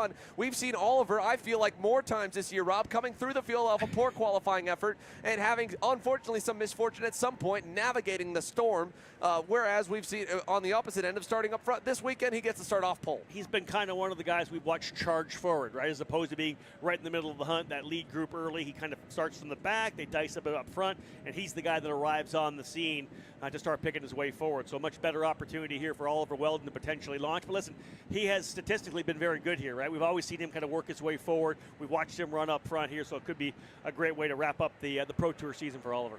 Oh, it would be huge. It would be mega for Oliver Weldon to be able to get a big-time win here. And he's won here before, and he knows how to get it done. His brother Sebastian, obviously, was phenomenal here a year ago in X30 Junior. My goodness, that drive he had alongside Caleb Gaffera, carving up the field to come from the rear and get the win. It was so cool to see, and he's got the bar set. And Sebastian's here, coaching younger brother Oliver, saying, I did it last year, and you get to start second now. You should easily knock him dead. There it is, right? I've done it. You have to do it now.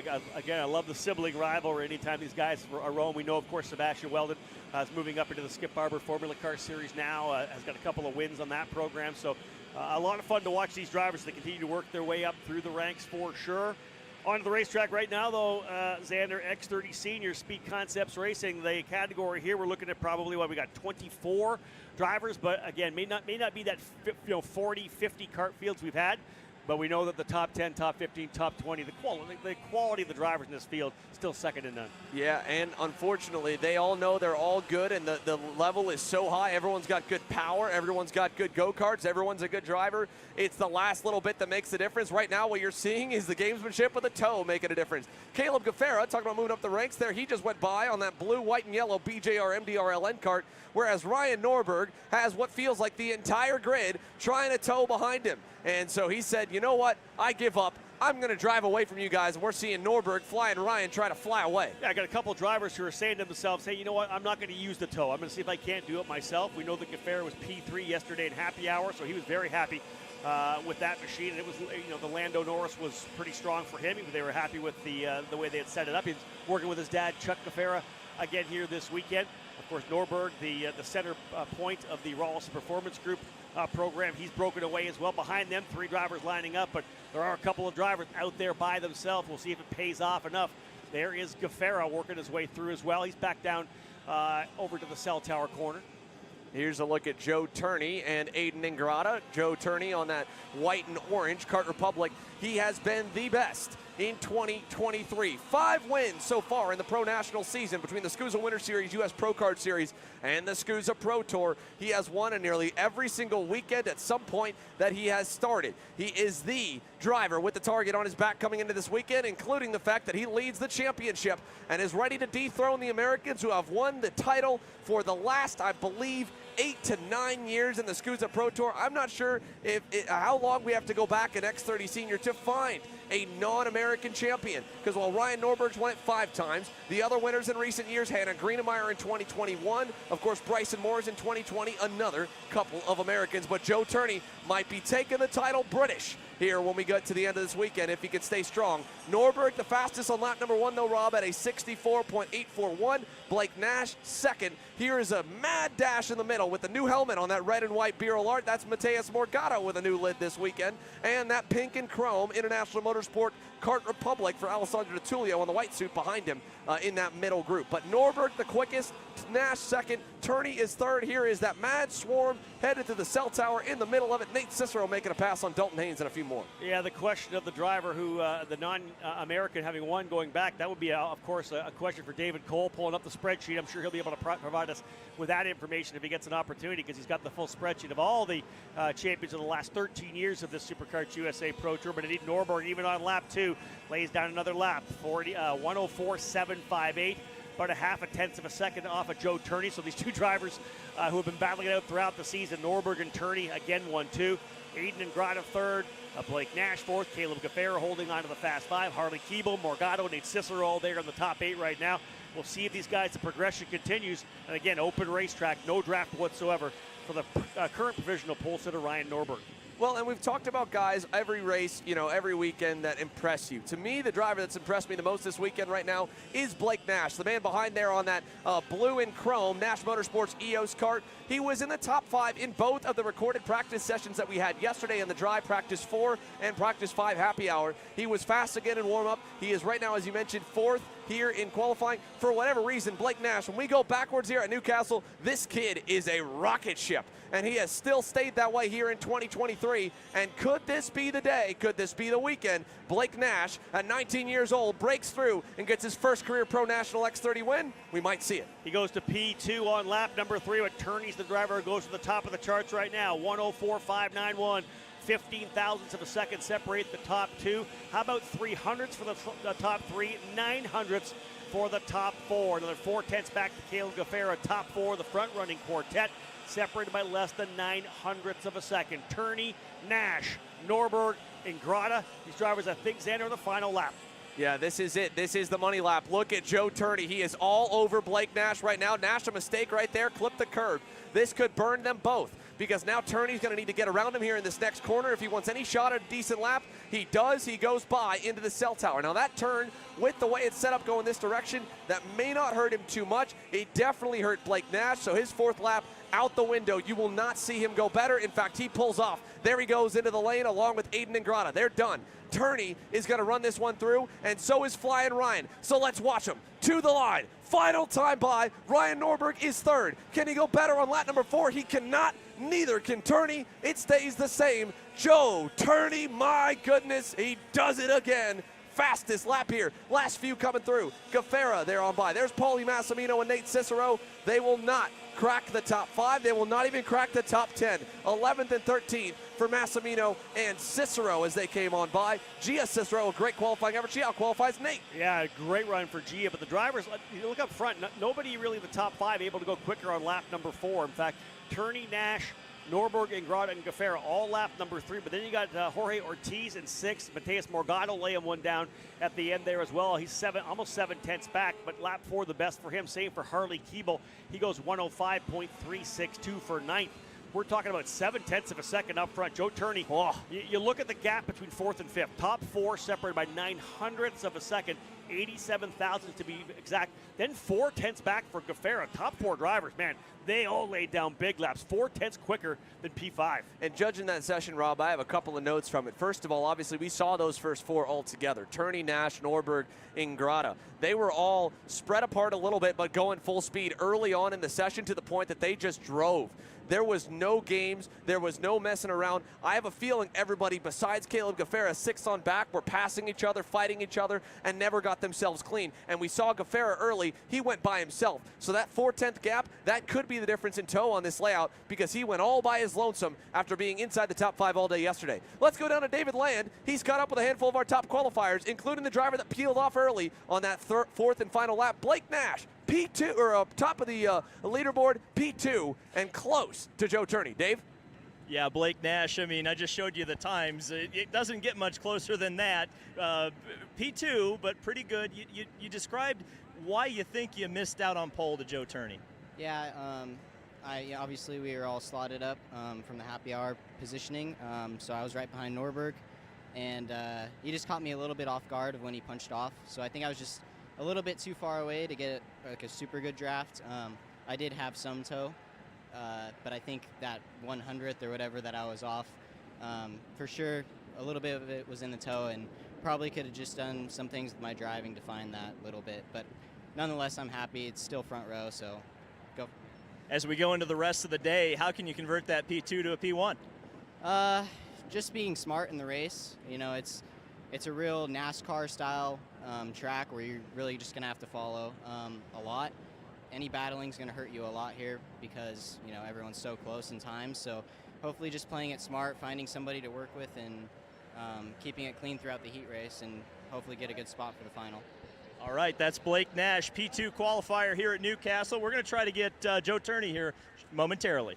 Yeah, let's go see if we can get him. Here's a look again in the scales. There's Blake going on by, and again, like he mentioned, it is a bit NASCAR style. It's a pack race, and they all know that's exactly what it's going to be, but good shine of congratulations there between the two of them. They'll be leading the field off when we go back racing here in a few moments. Let's send it down back to Dave as Joe Turney has made his way through the scales. He's cleared, he's good, and well, let's talk to him, our pole man here for Saturday. Yeah, pole for Joe Turney, real close with Blake Nash. I don't know if you've taken a look at the times yet, but I mean, it was, you can't even blink that fast. What was it like out there for you, and how gratifying is this pole position? I'm happy. We've been chasing a bit of pace all week, so nice to get it all together and do the pole in quali there. So I had a good position behind Blake, and then he was behind Ryan. So I think the position was good, and the lap was pretty nice. Blake described the racing at this track as kind of NASCAR style. So when you have the pole, it's not necessarily an advantage. What can you do to stay up front the rest of the day? We have speed, so I think we should be able to hang in the top 5. Yeah, no one's going to just lead every lap. So I think to do that, you need a 3 or 4 tenth advantage. Definitely no one has that. So it will be tough in the racing. We'll just try and hang there and finish as high as we can. He's rolling off from P1, Joe Turney. Thank you, Dave. There you go from Joe Turney here as we watch from the scales. The line continues, and he'll go back to work to get set for his pre-final later this afternoon. In fact, pre-finals are about to get started here, folks. Don't go anywhere. We've got a ton more coverage coming your way. This is the SuperKarts USA Summer Nationals, live on Kart Chaser on TV and on eKarting News Radio. And again, for everyone tuning in, thanks for watching so far. We'll be right back with racing.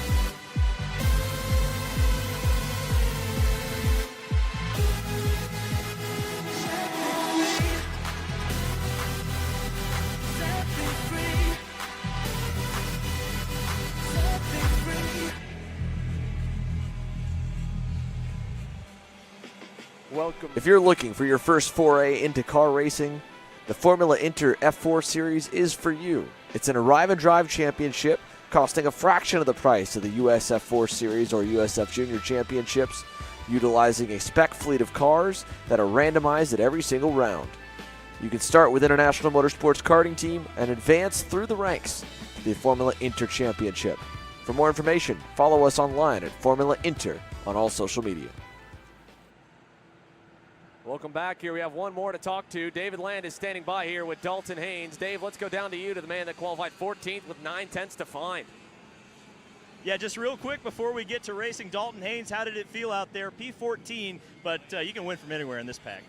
Yeah, I mean, the only reason I was P14 is because there was such a big pack. I had to keep giving them a gap and giving them a gap so I wouldn't get caught. But every single lap, I just kept catching them too fast, and I feel really good. It's just didn't get a good lap in. I mean, my fastest lap, I had to pass DeTulio. He fell back really hard. I thought I gauged the gap perfectly for the last lap, but then DeTulio fell back really hard, and I just didn't have it. I had to pass him, and that was my best lap. He'll be charging hard from the mid-pack. Xander, we're racing.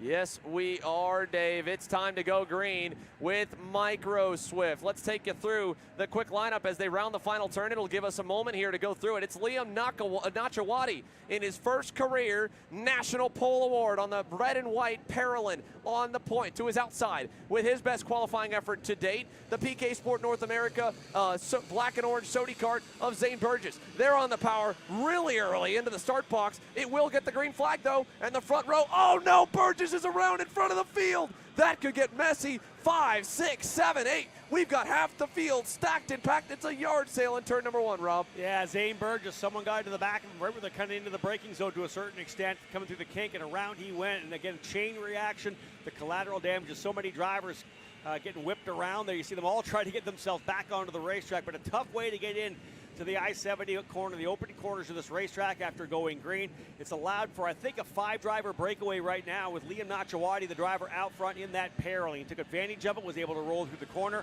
and he has themselves a decent, probably 5 or 6 cart length lead as they head back down into the cell tower, now into the horseshoe part of this racetrack, that double apex left-hander.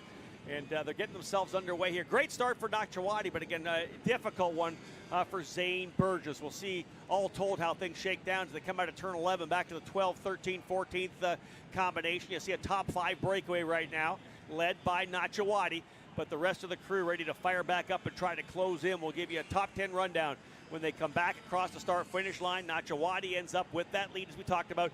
Grayson Walcott, the primary benefactor early here. Xander, he'll go from 7th up into 2nd.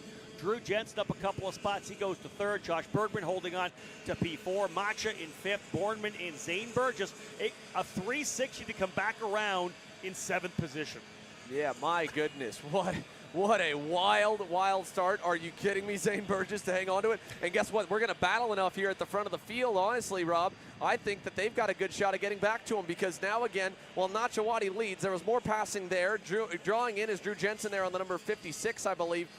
It looks like maybe Byron Bornman also in the mix in 2nd. I'm trying to ID all these new kids that we've got near the pointy end. I can tell you that black and orange Sodi kart with the yellow helmet, that's Maxwell Macha. We've seen him win quite a few this year and run at the front of the field in an SLA kart racing team entry. Behind him there, I believe that's Josh Bergman there in the blue helmet on the black and orange Sodi kart for PK Sport North America. He's P4, back in P5 and further back, and there it is on that black and orange Sodi kart in 7th indeed. Zane Burgess was spun around from 2nd. He is in this lead group of 9. That is incredible here in the pre-final as they come to the final turn. Yeah, that next group we saw a front-running 5 drivers who pulled away from the initial incident in turn number 1.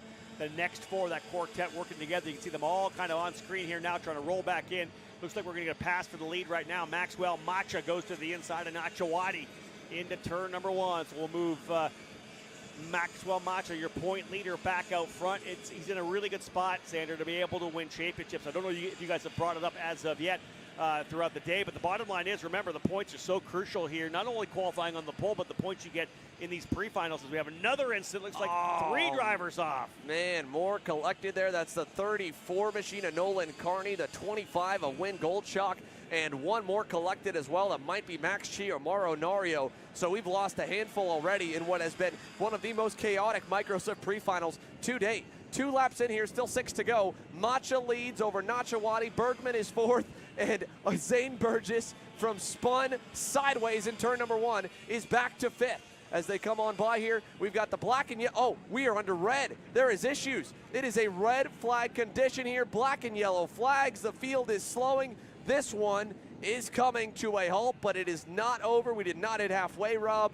But obviously 1 or 2 of the drivers, and maybe in that incident that we talked about, there's a look. That's Juan Diego Garcia Arce on the Orsolon Racing Parallel. You can see him kind of gingerly holding his back. He's up and okay, but I believe that is one of the causes for this red. A championship contender, Garcia Arce, involved there. And again, you said any time it comes to the drivers in the micro swift category, if they're complaining about something happening to their body, the neck, the back, whatever it may be, the move is to go red to make sure the drivers are fine. So indeed, that's what we've done.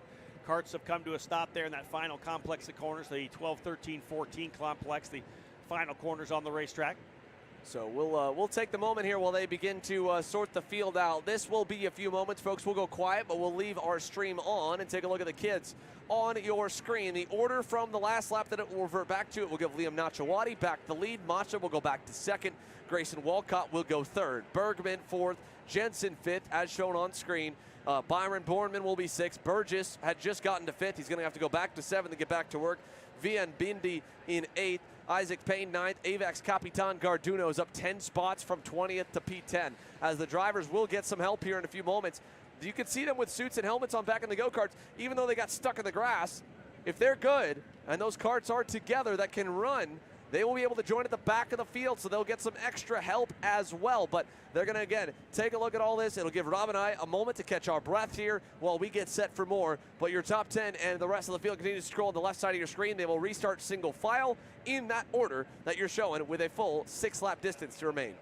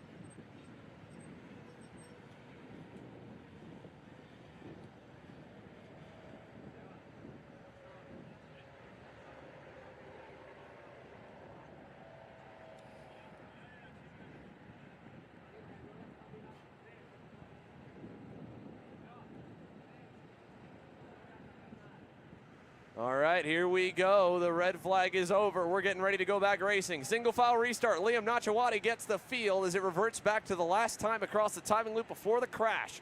So Nachawati on that red and white parallel will lead us off. Maxwell Macha was set to be second. He's further back.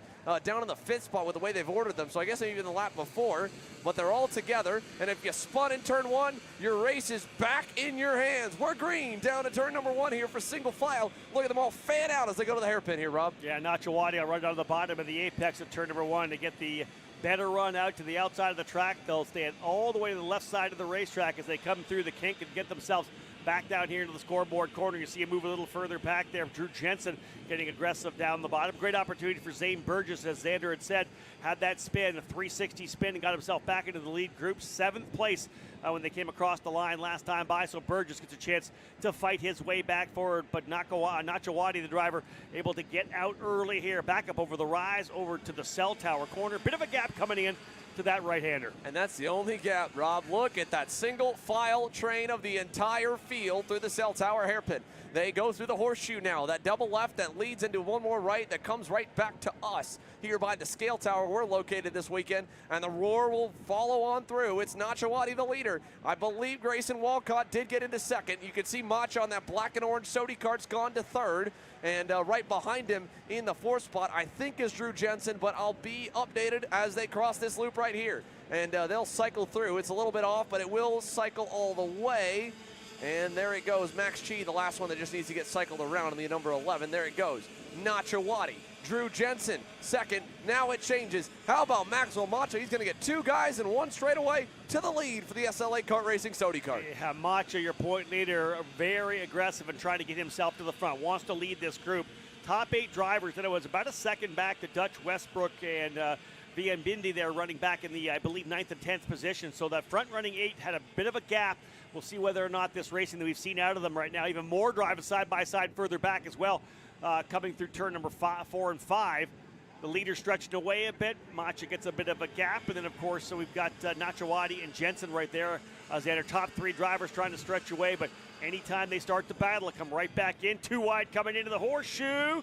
That is tough to run the inside line. Still side by side, and no, that is, I believe, one of the drivers off, Nachawati. Oh no, Nachawati around out of the horseshoe. The number 80 is back going here, but your race leader that led us back to green is going to drop all the way to the tail of the field as he drops in line behind Colton Schniegenberg. Last time by Schniegenberg, well, he did go by Anthony Mazzuccolo and Hudson Howard. That's all the way to about 15th or 16th. As they come through, it's now a huge lead for Maxwell Macha as Josh Bergman is going to take the train down the inside. Here comes Zane Burgess at the back of it. He wants one more. Burgess to third. It is going to be Sodi. 1, 2, 3. Rob, what a phenomenal start to their day. Yeah, all those drivers working their way forward aggressively here in the opening laps. 3 down, 5 to go in an 8-lap race here for the drivers in this Micro Swift class. We saw the issue there was Drew Jensen going side by side with Nachawati as they came out of the horseshoe back over to turn number 11. And just to the outside, I think may have dropped the wheel for Nachawati. Bottom right then, it looped around on him. He fell all the way back to 17th. And it'll be a mad scramble to try to see if he can't salvage some kind of a good starting position for the main event this afternoon. Macha, though, the driver up front. And as Xander had said, it's a 1-2. It was a 1-2-3 in terms of Sodi kart as they'll come back out of that horseshoe, back down on the front on the straightaway between 11 and 12. We'll check them as they come back towards us again. Maxwell Macha trying to pull away up front. He is doing a great job right now as they're battling behind him. You can see that next group, 3rd, 4th, 5th on, or 2nd, 3rd, 4th on back. As they'll come back across the line. Macha and Bergman. Zane Burgess back down into the 5th position. Colton Schniegenberg watching him as he's got himself now up to the top 10. But this is that second group essentially behind the leader who's pulled away a little bit. You'll see him just tucking up there. Boom, there goes the leader through. Another move further back. As that was one of the parallels, might have been Grayson Westcott going to the inside of Drew Jensen. The fight behind the leader is allowing Maxwell Macha to pull away. There's the 64 coming in, the 54 rather, of Burgess getting himself back up. Remember, he was the driver who did the 360 spin on the first green flag run down into the I-70 corner, turn 1. So drivers now settling in a little bit. Now you can see the bigger gap that's been building. We figured that was going to happen. So that's 7th back to 8th now. Payne to Bindi. 1.6 seconds. Schniegenberg trying to work his way back up as well. Where's Nachawati? He is 13th now. P13, a half a second behind Mazzucola, so he'll try to continue to work his way up, only to the halfway point. 4 laps down, 4 to go. The lead, though, for Macha looks good. Whether or not Bergman and Jensen can then work together and reel him in, we know that in these lower horsepower classes, 2 drivers much quicker than 1 here at Newcastle. You get that draft to turn, essentially turn number 1. Well, we're calling this turn number 14 likely. They'll come all the way down into what is essentially turn 1. We're in this direction from the start. So turn number 1 back down here once again. Here's a move to the inside. This is Jensen looking to the inside to Bergman. Book it. He's through in the 56. So Drew Jensen, who's been battling up front, has himself once again up into second on the Parolin. The Santa Racing Machine gets by Bergman. Keeping watching Schniegenberg. He's the driver on the move. 2.7 seconds back, but able to get by Bindi and Ferris. So move Schniegenberg, who had started 4th, fell back deep into the field to 17th, and scrapped his way back up to 8th. The problem is right now he's outside. You have to wait for him. You can't even see him by himself kind of coming in there on the energy, so a little further back. He'll need more racing to get a couple more spots, but again, salvaging, if possible, a better start spot. Same goes for Nachawati. He's got himself up to 11th, but he's 2.3 seconds behind Bindi and Ferris, although last time by, he was at least a second and a bit quicker than Bindi and about, I want to say 0.6 faster than Ferris. So possibility for him to close back up there. Nonetheless, Macha leading by 0.8 of a second. There he is there. That is Schniegenberg in that 1:17. Coming over to finish lap number 6. Schniegenberg, how much does he cut into Payne? How about almost a full second? We could find a battle potential between Isaac Payne and Schniegenberg. Here's the scrap again. 2nd, 3rd, 4th, 5th. Jensen, Bergman, Burgess, and Walcott right there. You can see the leader up front. Borman not that far back in the 98, ready to pick up any scraps if these drivers battle it out here. Penultimate lap coming up. They'll see the white flag this next time by, but a move to the inside for Bergman into turn number 4. Essentially turn number 3, I believe they call it. There's a turn 2 kink. Yeah, layout. But one thing I want to note on is that double pass that Maxwell Macha made earlier in the race has sealed his advantage out front. That's extended his gap, and now the fighting is all behind him. So for one of the wildest and longest Micro Swift races I've ever seen, it's had all sorts of action, but Macha able to capitalize on that move earlier in the race will extend his advantage. He'll be coming to white flag this time by, and will keep eyes on this battle for second as it continues to rage on. And let's give Macha a lot of credit there. That was a hard move to go to the inside and get a couple spots up there at the end of the straightaway in what we'll call turn number 1. You get down to the bottom like that, you're losing a little bit of the exit speed, but he was able to maintain corner speed and was able to get away nicely. The guys around the outside of him, he passed, had to check up on each other, then they raced each other down into turn number 3. So interesting running early that has allowed Macha to pull away. Final lap, as I said, Schniegenberg now to within 0.2 of Payne. So expect Schniegenberg, who went purple yet again last time by, a 1:14.2, a half a second faster than the leader was Schniegenberg. Last time by, a 1:14.7 for Macha, 1:14.2 for Schniegenberg. Same goes for Nakawati. He was only a couple tenths quicker than Ferris, but Schniegenberg, the driver on the move, potentially going to P7, but they continue to race behind the leader. The battle right now, I think it's again back to the Sodi Kart 1, 2, 3, Macha, Bergman, and Burgess has got back by Drew Jensen. He's scrapping it out now with Grayson Walcott and Byron Borman. So final lap of a pre-final here for the drivers in Micro Swift, the category brought to you by Sodi Kart. And for them, nice marketing, 1, 2, 3. They are leading up front, and indeed Macha, who is, as Simon said, taking the lead from that great double pass and has really never looked back through the final complex of corners, 12, 13, and 14. And the checkered flag will fly for the point leader, Macha, adding more crucial points to the championship. Remember, 1 drop up for grabs over the 6 races. Macha comes in with a point lead, and now with a pre-final victory, and now the pole position for the main with a Sodi Kart 1, 2, 3. Macha, Bergman, and Burgess. Jensen ends up in 4th. Grayson Walcott in 5th. Byron Borman 6th spot. Colton Schniegenberg up into 7th, able to get by Isaac Payne in the final lap. And Simon, another purple lap, 1:14.092, 7/10 quicker again. Schniegenberg may have started up in 4th, down to 17th, back to 7th, but I think everybody needs to worry about him. He was the fastest driver by far outright on the racetrack. And especially making that drive back all the way to P7, that's going to have him in a great starting spot as we head into the next race. And with all that pace, I'm expecting we'll see Schniegenberg fighting for the win later on in the day. Obviously, the Macha running such a good race there, but Schniegenberg's definitely going to be one to watch for. He's going to have confidence for sure. They're going to be happy with the way that race car is going. Again, we saw the Sodi karts up front. We'll see if the energy of Schniegenberg could be the guy up there battling it out with them. We are now working our way, again, back at it through the order here for the drivers in the category here in our Micro Swift class. Again, just getting things underway for the pre-finals. 8 lappers for the cadet categories, Micro and Mini. We have our KA100 junior drivers up next. KA100 senior will follow. Mini Swift and KA100 Master. We'll wrap things up before we go to the lunch break, getting ready to fire the engines on pit lane. I would assume we'll be ready racing here through at least to the lunch break and maybe the remainder of the day. But nonetheless, one of the first races in the books, Micro Swift, getting things underway.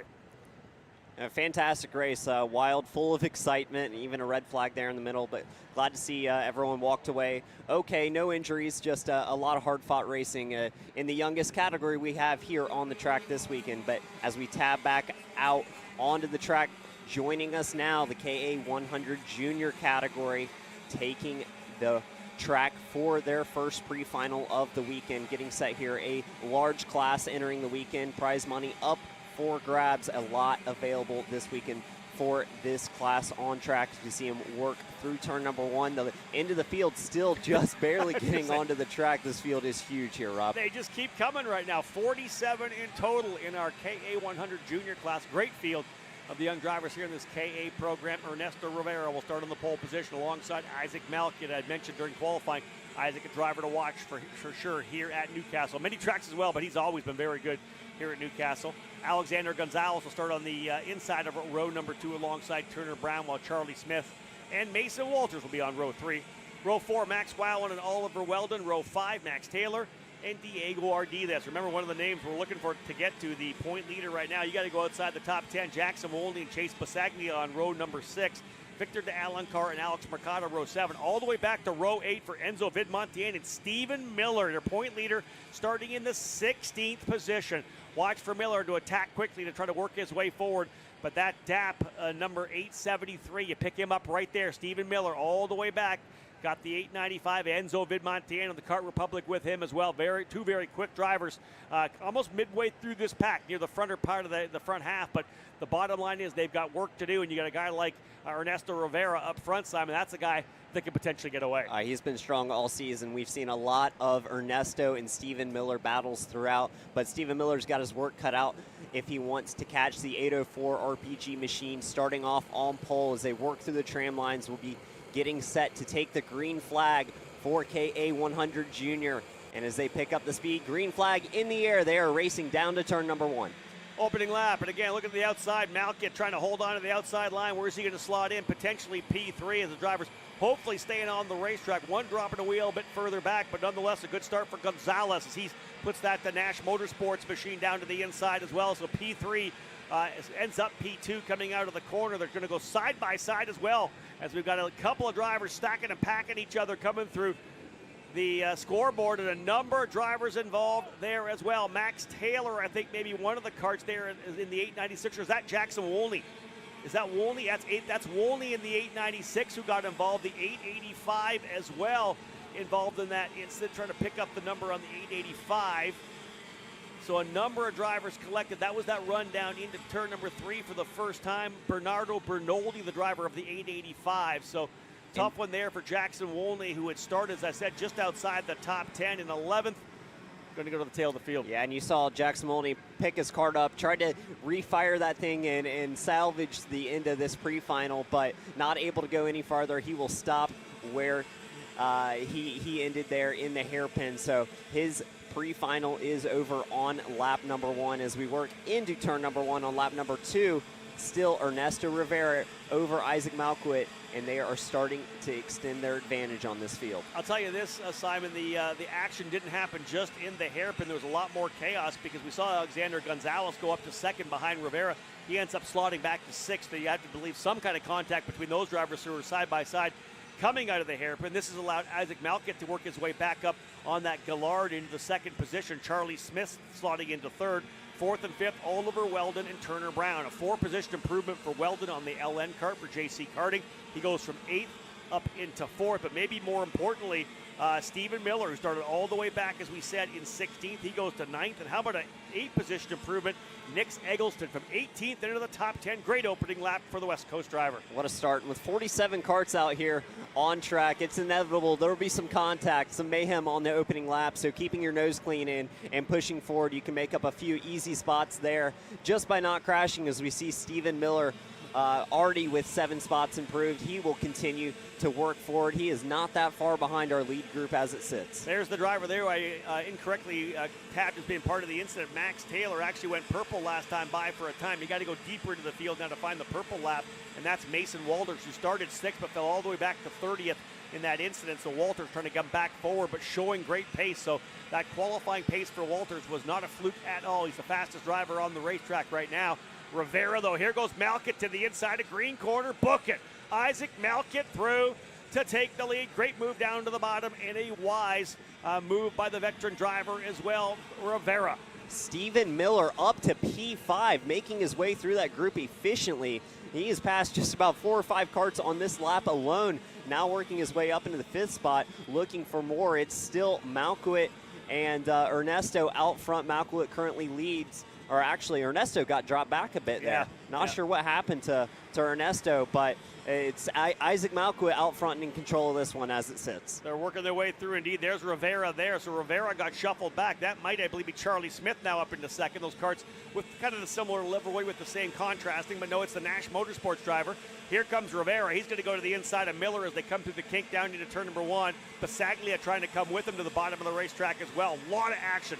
As again, there's a driver's dropped the wheel. You don't want to do that. I've done it. It's not good. You can quickly get drug off the side of the racetrack when you hang it up there and kind of high center yourself on the pavement. But you can see right back again, Simon, into the hairpin, as indeed he lost a couple of spots, but right back at it. This is a good battle here right now between Bisaglia, Rivera, and Miller. Absolutely. One of the key battles on track at this moment as we tab a little farther back. The whole field still fighting hard for each and every position. With 47 karts, every spot you make up is going to improve the rest of your day. It's just too many karts to pass in one race, but Stephen Miller making it look easy so far as he is cruising his way through, still up into that top 5, top 6, and now has a group of about 4 karts around him. They're going to try and run down Oliver Weldon in the karts in front of them. Top 10, we'll give it to you when they come back around, closing up on the halfway point. 9-lap pre-final here, 4 down, 5 to go. Weldon is actually the fastest driver. There is your leader, Isaac Malkett, in the number 879 Gallard. He's out front by about a half a second now because the next group is coming. You get a little bit of a lead over Smith, but then there's Weldon. Weldon's up the road a little bit too. Then it's the gap back to 4th on back. Bisaglia, Rivera, Miller right there, as well as Alexander Gonzalez, and then Nick Eggleston. You go a half a second back to Max Taylor, a 10th back to Mercado. Then it's a second and a half back to Turner Brown, who now runs 11th. So up front, Isaac Malkett, though, with a nice little advantage. I mentioned how good he is here at Newcastle. We watched him come through the micro ranks, then to the mini. So this is always that progression, Simon, we see. You follow these young drivers. They keep racing. They're on track all the time. You watch them develop their racecraft and their speed. And this is, I think, just the start really of a strong, a junior second half of the season for Isaac Malkett. He'll be one of the big drivers to watch next year in junior. Absolutely. I think that was a very well-timed move to take the lead over Ernesto Rivera just before the fighting broke out inside the top 10. It takes the lead and it will extend his advantage. Ernesto got mixed up in the rest of the field. That could have been Isaac if he didn't make that move at the right time, but he does, and he will lead the field around. 5 to go this time by. Still Malkowit over Charlie Smith. Oliver Weldon still running just about the same times as the 2 in front of him, but we'll have the benefit of the draft lurking right there in 3rd spot as we move back to Stephen Miller working towards the hairpin. In his group, he is able to get to the front of that group and then on to a couple RPG karts just farther back in Rivera and Max Taylor. Yeah, Rivera, who led it for a time, has fallen all the way back to 8th. He and his teammate Max Taylor back at 8th and 9th. Fastest driver on the racetrack now, and in this group here now, Nick Eggleston in the 839. You can see him starting to get aggressive there right now on the rear bumper of Gonzalez. That will be the battle for 6th. Miller in front there in 5th as Malkett, Smith, Weldon, and then Bisaglia about a second and a half back. He kind of leads that group there. That's Bisaglia right there. That's 4th. That's 4th, 5th, and 6th lined up right now. Bisaglia trying to lead that group as they come back through. They get back into the corner here. There is number 814 of Alexander Gonzalez in there as well. And, of course, Nick Eggleston. As I said, another fast lap for Eggleston, a 109.062. 2/10 faster than the lead. Let's see if Eggleston able to grab one here. The big run down the straightaway. You get past the kink. No, they're going to stay right there. They're lining up to see if they can't potentially reel in the group in front of them. Very, very patient racing right now. And what a drive so far for the 839 machine of Nick Eggleston. Up 12 positions and holds the fastest lap of the race so far. So that's good news heading into to the final later today. He's got the pace, able to make a lot of moves, and he'll be starting a lot better if he can just hold on to his current position. Now chasing down Gonzalez, Miller in front of him, seeing if those group of three can't run down Oliver Weldon and Charlie Smith to try and get the podium. Not that there is one for the pre-final, but you want the starting spot for later in the day. Well, that's it. If you think about the success of this race for Nick Eggleston, if he even finishes where he is right now, there's 3 laps remaining. When they come back around, it'll be actually 2 to go. They're going to put lap 7 in the books as they come across. If he holds station here, that's a successful run. You qualified all the way back in 18th. You've worked your way up to 3rd. You're going to be 6th. You're going to be the outside of the 3rd row. This is a great run so far for Eggleston, but again, another fast lap, 108.6, 6/10 quicker than the leader. This group here is very, very quick, and I think Eggleston may be just waiting for the last lap to grab one more spot. Let's not roll the dice. Let's not risk it, because the bottom line is, again, a 6th place finish is huge for Eggleston here to challenge for a race win. And absolutely, with how fast this group on track is, you want to hold that move. You don't want to make it too soon, because you may end up catching the drivers in front of you, and that's a few more spots up on the table for grabs. But if you start fighting too early, you're going to lose track of them, and they're going to disappear into the distance. But with those 3 karts being the fastest on track, there is still work to be done. We'll be coming to the white flag this time by, but this race is not over. Yeah, the interesting thing about it as well is that we've seen it's essentially pass or be pass, but anytime a driver's made a move here, Stephen Miller for one, he ends up going back to 7th, or started there, came back up to 7th, went back to 9th, back up to 5th. If you pass someone, very likely going to get repassed. We saw it happen a lot, actually, for Ernesto Rivera, who led and then got shuffled all the way back into 9th spot. His teammate Max Taylor's worked his way forward, so Rivera struggling a little bit right now. They're up into, I believe, 7th and 8th. They've got by Basaglia. But this is that next group. This is Miller, Gonzalez, and Eggleston. White flag will fly with this next time by, but again, still a long way to go. This is the final lap, and yeah, 8 laps down, 1 to go. Last lap. All right. What do we got out of Eggleston? Is he content to sit here? They are 100% closing on Oliver Weldon and Charlie Smith. This is going to get interesting, Simon, over the final circuit. Absolutely. They're reeling that gap in. Only a couple of kart links separate them now, so maybe the patience playing off as they are able to make this gap up to the 2 karts in front of them. That's 2nd and 3rd on track just in front, and those 2 karts making the gap up on Isaac Malkowitz. So the whole top 6 now closing in to one little group with only a few corners left in this race. Yeah, where are you going to get the job done, right? We're going to come down to the final look. This could be a good look at what we're going to see. How many overtakes do we see happen down here in the 12-11 or 12-13-14 combination, back to 13? Maybe you look back there. Yeah, Eggleston had a look at it, not quite enough. I think they're going to hold station coming across the line. Nobody making any moves. And maybe every one of those drivers feeling decently comfortable, because if you look, Simon, Malkit started 2nd, ends up winning. Oliver Weldon started 8th, he ends up 6th. Charlie Smith up 2 to 3rd. Miller up 12 to 4th. Gonzalez lost a couple, but Nick Eggleston up 12 from 18th to 6th. I wonder if all of them kind of said, hey, listen, we can hold our spot here right now. We did what we needed to do. This is a successful run. Let's not end up on the grass in the last corner and find ourselves back at the tail of a 47 kart grid. It was phenomenally driven. The entire top 6 keeping their heads on them and realizing that with 47 karts in the field, just being inside that top 6 is a huge advantage over everyone else heading into the final later today. Other big movers outside that top 6 we talked about. We'll mention that Max Taylor finished 7th, Rivera 8th, Basaglia 9th, and Alex Mercado in 10th. Vid Montien got a couple spots. Keegan Kaminsky went up 13, 26th to 13th for Keegan Kaminsky. Way to change your day for sure. He'll start on the inside of row 7. Carter McMurray as well, up 12 spots, 27th to 15th for McMurray. And Peyton Westcott up 13th spots from 33rd to 18th. So a number of drivers getting big positions moving forward, and that'll, of course, change their approach for the main event that's all rolling here this afternoon. And again, if you're tuning in, looking at the schedule, we're about 2 hours off right now. We're just into our pre-finals. We've got 2 down, 3 more still to come here before the lunch break. We'll figure out exactly if they're going to cut the lunch break at all. It was scheduled for 40. They may cut it a little. Otherwise, we know we have sunset's not till 9 o'clock tonight. We'll see whether or not SKUSA elects to cut that lunch break at all. But still, 3 more races, Simon, to come before we do have any kind of a break. KA 100 Senior, Mini Swift, and KA 100 Master still to go. A lot of action coming up here shortly. The next of our air-cooled classes, the senior group of KA 100, will be taking the track shortly. And when we come back, more racing action and more. Stay tuned on Kart Chaser. We'll be back.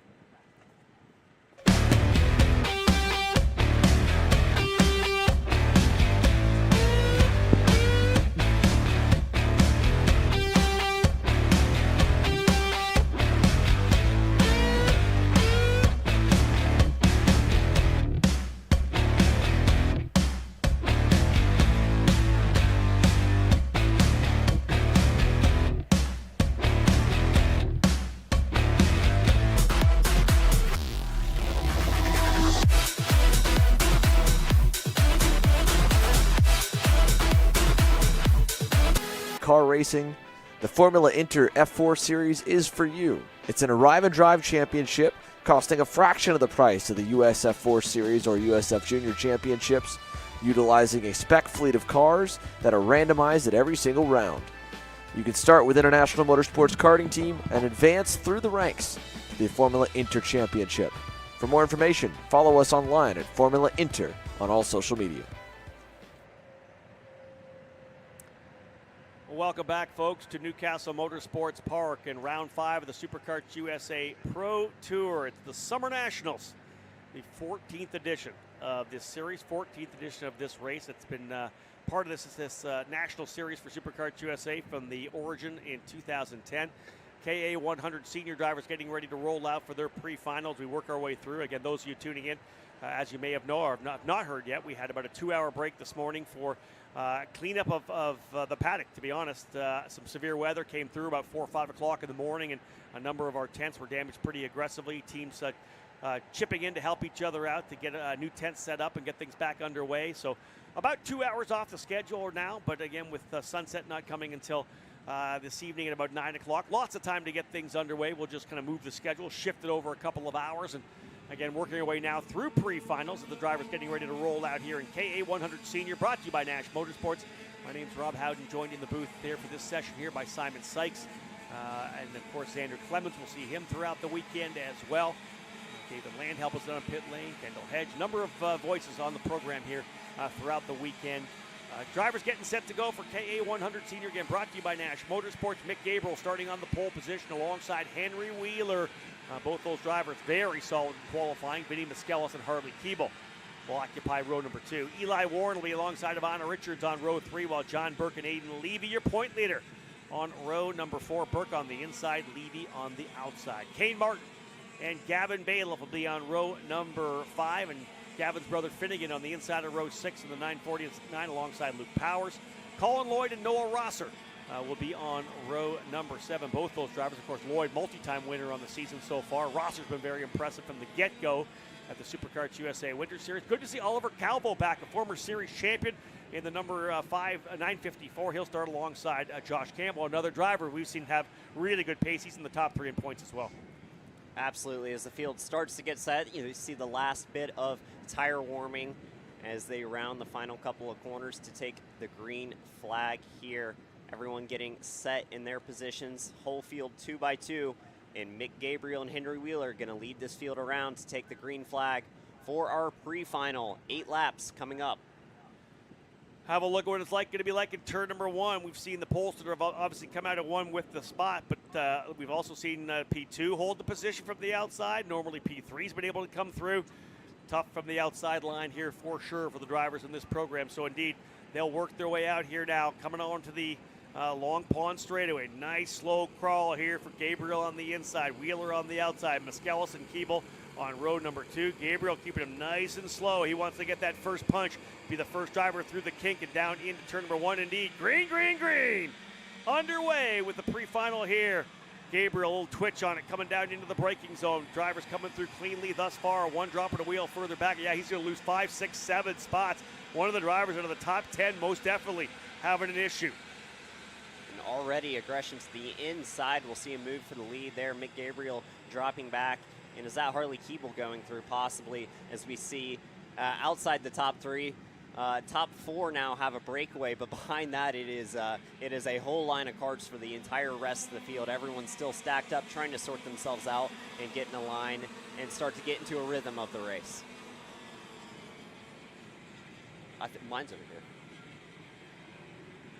That's it. Rhythm never really a thing on the opening lap, Simon. More of a, you're just trying to take whatever you can get. Once you kind of get settled into that group, that's when the rhythm happens. These front 4 drivers, that's what they're hoping for now. Hey, listen, we've got through the chaos of the opening first 2 hairpins. That's the one thing about this particular racetrack. Hairpin in I-70, hairpin coming back into what is the scoreboard corner. That really kind of stacks things up. Once you get through there, we can go back to work. We saw that Gabriel, your pole sitter, did not hold it down into turn number 3, so indeed goes back to 3rd, but he's already got back to 2nd, able to get by Henry Wheeler. It was Vinny Miskellis here in that Wheeler in the Lando kart, who's gone back up to P1. Miskellis had it across the line, so a lot of early action right now. Miskellis holding on to 3rd as he's getting some challenge from behind. Top 4 drivers, a little bit of a gap at one point. No, 5th and 6th closing up as well. Is there any gap in the lead group? Yeah. Let's go 6th back to 7th, and then maybe a bit of a cushion 7th back to 8th as well. But that's not surprising considering some of the drivers who make early moves down into both hairpins. Otherwise, up front, it is Henry Wheeler in that 9:48 holding the early run. Yeah, you see Aiden Levy there in 5th. He is the end of what I would define is the first lead group. There is a couple kart lengths gap behind him as we see Henry Wheeler leading Mick Gabriel through the final couple of corners. Vinny Miskellis with an excellent start, jumped out into that lead, past Mick Gabriel on the opening lap, but will lose 2 back as on this straight last lap by will come 8 laps to go this time by in the top 5 now, all in one line. Mick Gabriel dived down the inside under Henry Wheeler. He will clear Henry. Henry going to drop back to 3rd there, and Vinny Miskellis taking back that number P2 spot. Indeed, a lot of action up front. These guys are sliced and diced, and here's another move here as Miskellis will go back to P1. They are not wanting to line up at all. What could have been a front-running quintet is now added at least one driver to the tail of that group. Ivana Richards, Kane Martin, they're all trying to get themselves up into this one here. You can see Martin there in the Nash Motorsports machine dropping a bit of a wheel on the exit of the green corner there. Coming back down there through, trying to carry a lot of speed. You get to the outside of the racetrack, just dropped a bit of a wheel, but he is still right there as well. So, man, no working together at all up front to pull away. Everybody with elbows up here early as we're only a couple laps in now. It'll be 3 laps when they come back of a 9-lapper here for the drivers in KA100 Senior. Yeah, you can see the group. Then you finally had a bit of a gap back. We'll try to find out who it is as they come back through. Again, as they come across the line to put lap number 3, Miskellis has gone back to the lead. Wheeler 2nd. Gabriel, Levy, Richards, Eli Warren in the red speed number 960 up into 6th. Kane Martin in 7th. You go back a half a second, but that's the fastest driver on the racetrack. Now the guy back in 8th trying to close in is John Burke of the Tesoro Kartworks CRG, a 108.5, 3/10 quicker than Miskellis. So Burke digging in to try to get to that front group. And he's not far back, the whole group in one line. He is just a few kart lengths off the back, so taking full advantage of the tow around this track, putting some hot laps down, and the action in the front still heating up. Henry Wheeler actually giving Vinny Miskellis a bit of assistance last time by, pushed him all the way down to turn 1 rather than fighting. And despite that, they're still all nose to tail. That's what you normally would see with fighting, but even with them trying to draft out front, the tow behind is enough to keep the entire top group into one line. Mick Gabriel still there in P3, and Aiden Levy has worked his way up into P4 now. Yeah, Levy's been marching his way forward, no doubt about that. Started 8th, now into the 4th position. Point leader coming into the weekend here, trying to grab a major national championship for Aiden Levy. And again, up into the 4th spot. Otherwise, drivers settling in. Miskellis, Wheeler, Gabriel, Levy. Any move into 1? No, the drivers will stay pretty much stationed here now. Kane Martin's done a good job as well. He's working his way up into 6th. He's now behind Ivana Richards. So Ivana runs in 5th. Kane Martin in 6th spot there. 7th is Warren. You can see him right there as well. Burke is closing back up again. Burke, a 108.2, about a 10th quicker than Miskellis. He's inching his way forward. There's your top 4, 5 right there as well. 6, 7. Burke there 8th. He's got a bit of a gap back from himself, over half a second, about 6/10 back to Gavin Bailiff and Josh Campbell running 9th and 10th. Yeah, and the top 5 not fighting early into this race. There were a few moves on the opening couple of circuits, but everyone's settling into a line now, getting comfortable into this pre-final, want to set their positions for later in the day, but hopefully not taking too many risks, because with another large field on our hands, any mistake's going to put you down the order and hamper your efforts to win this final later today. Still, Vinny Miskelis out front, leading the field around. 5 to go this time by. There it is. 5 down, 4 to go in a 9-lapper. 9-lap pre-finals, 18-lap main events. Everybody up front kind of playing nice so far. We'll see whether or not that happens over this next less than handful of laps. 4 to go, as we said. I think the front 3 drivers finally starting to play together. Nope, wrong. Gabriel to the inside of turn number 3. He'll go back down to the bottom. Mick Gabriel goes to second as he slides his way to the inside of Henry Wheeler. Again, that allows Aiden Levy to close back up. Ivana Richards, Kane Martin, all right there, ready to take advantage. Although, to be honest, it looks to be there's been a kind of a consistent gap from 4th back to 5th, although Ivana closes up a little bit here coming through the cell tower corner, then through the horseshoe. It seems like the top 4 drivers have been able to stretch away here, lap after lap. Yeah, we had talked about them sitting in line for most of that, but as we said that, they started to make some moves there up at the front, and that line returns once again. Everyone nose to tail. Aiden Levy creating a little bit of a gap behind him as he closes onto the back of Henry Wheeler. Vinny Miskelis has Mick Gabriel in tow. 3 to go this time by. Still Vinny Miskelis, your leader, as they work their way into turn number 1. Laps winding down, and again, remember, this is just going to set the grid for the main event, but also crucial points up for grabs, especially if you're in the championship fight. These guys here are thinking about trying to get points and trying to get themselves up front, but also getting a feel for the drivers around. That's one of the other. There's contact there. Contact there between the 982 of Ivana Richards. Not sure which driver went off potentially. Vinny Miskelis, your leader, he got passed into the hairpin by several drivers, was stuck on the outside and then made contact exiting the corner. He's going to lose the 6 or 7 spots off of that one corner. That running the outside into turn 3, just couldn't make it work. Not enough room for 2 karts there on the exit. He's going to drop farther down the order. Yeah, that was wheel-to-wheel contact between Vinny Miskelis and Ivana Richards, I believe, as they came out of turn number 3, the second of the 2 hairpins. And that is shaking things up a little bit, as it always does. A gap always develops when you have that kind of an incident, but drivers having to check up a little bit. Gabriel back to the lead. Wheeler second. Levy in third. Indeed, a half a second now back to Kane Martin, who runs now in the 4th spot. 2 laps remaining. Big, deep breaker down there. You can see the kart of Gabriel kind of twitching a bit as he's getting really to the threshold on the brakes. Wheeler pushing them all the way down into turn number 3. I like this right now. Can they pull away and potentially make it a 2-driver battle for the win here? They'll see the white flag this next time by. Aiden Levy right there. You'll see him pop into the screen. He's got room, I believe, back to. Is it still Kane Martin? No, I think it might be Eli Warren. I think now up into 4th. That may be Warren who's taking advantage of gone to P4. So now the top 3 starting to break away. Aiden Levy closing in on the rear of Henry Wheeler as we speak. Coming to white flag this next time by. Aiden Levy, a well-driven race so far, steadily making his way forward. He's up 5 spots as it sits, not taking too many risks, just passing where the opportunity lies, and he is up to 3rd already as we'll get the white flag this time by. He is in draft range. Can he catch these top 2 as Mick Gabriel and Henry Wheeler work their way onto the last lap of this pre-final? Yeah, Wheeler's pushed them all the way down, but the problem here, as I've talked about with this racetrack, if you low-line it a couple times, you're going to bring everybody back in. Yeah, he runs defensive down into 1. This is going to be big for Aiden Levy. He needs them to do it one more time. He needs them to, again, run defensive into the turn number 3 hairpin. He'll do the big wide run. You can see Wheeler going to try an over-under. Look at this. Look how close Levy is now. As coming out of the corner, little look back to check it out. Wheeler's thinking about the inside of turn number 4 as well, or 5 that would be. And indeed, he's got the spot here. And again, look at this. Levy's right up with him. We're going to cap things off here in this final lap for KA100 Sealer. Wheeler will throw it down the bottom. Does he get an over-under? No. Wheeler, book it through.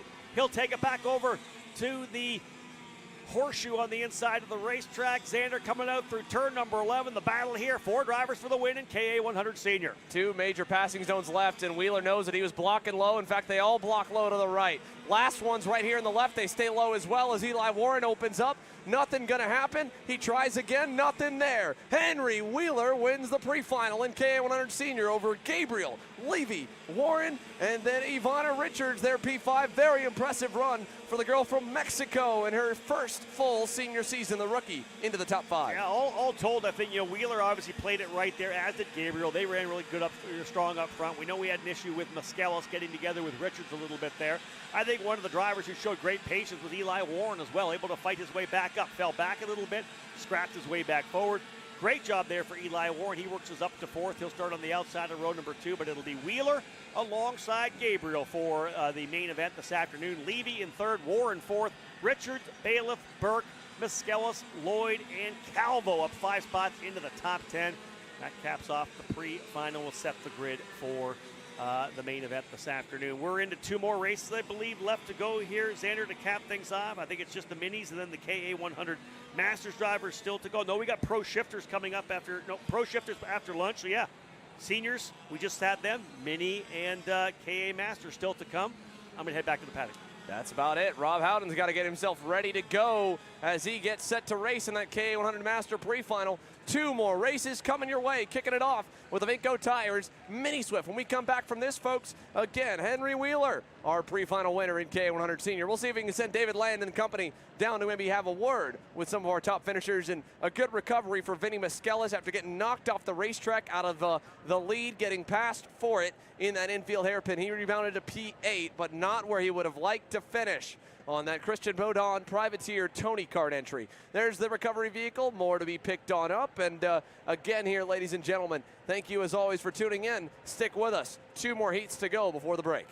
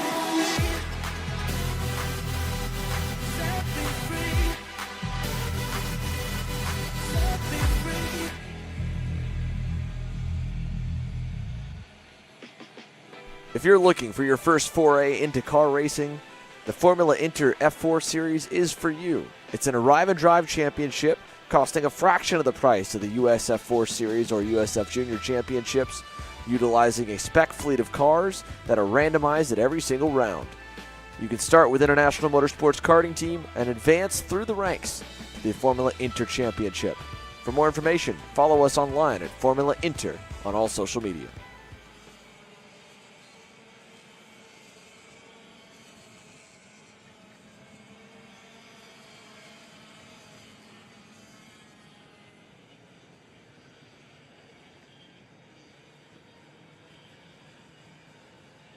Well, as Rob Howden steps away, David Land joins me back up here in the booth. And to make history, it's the first time you and I get to call a race together, Dave. Yeah, this is exciting. I can't wait.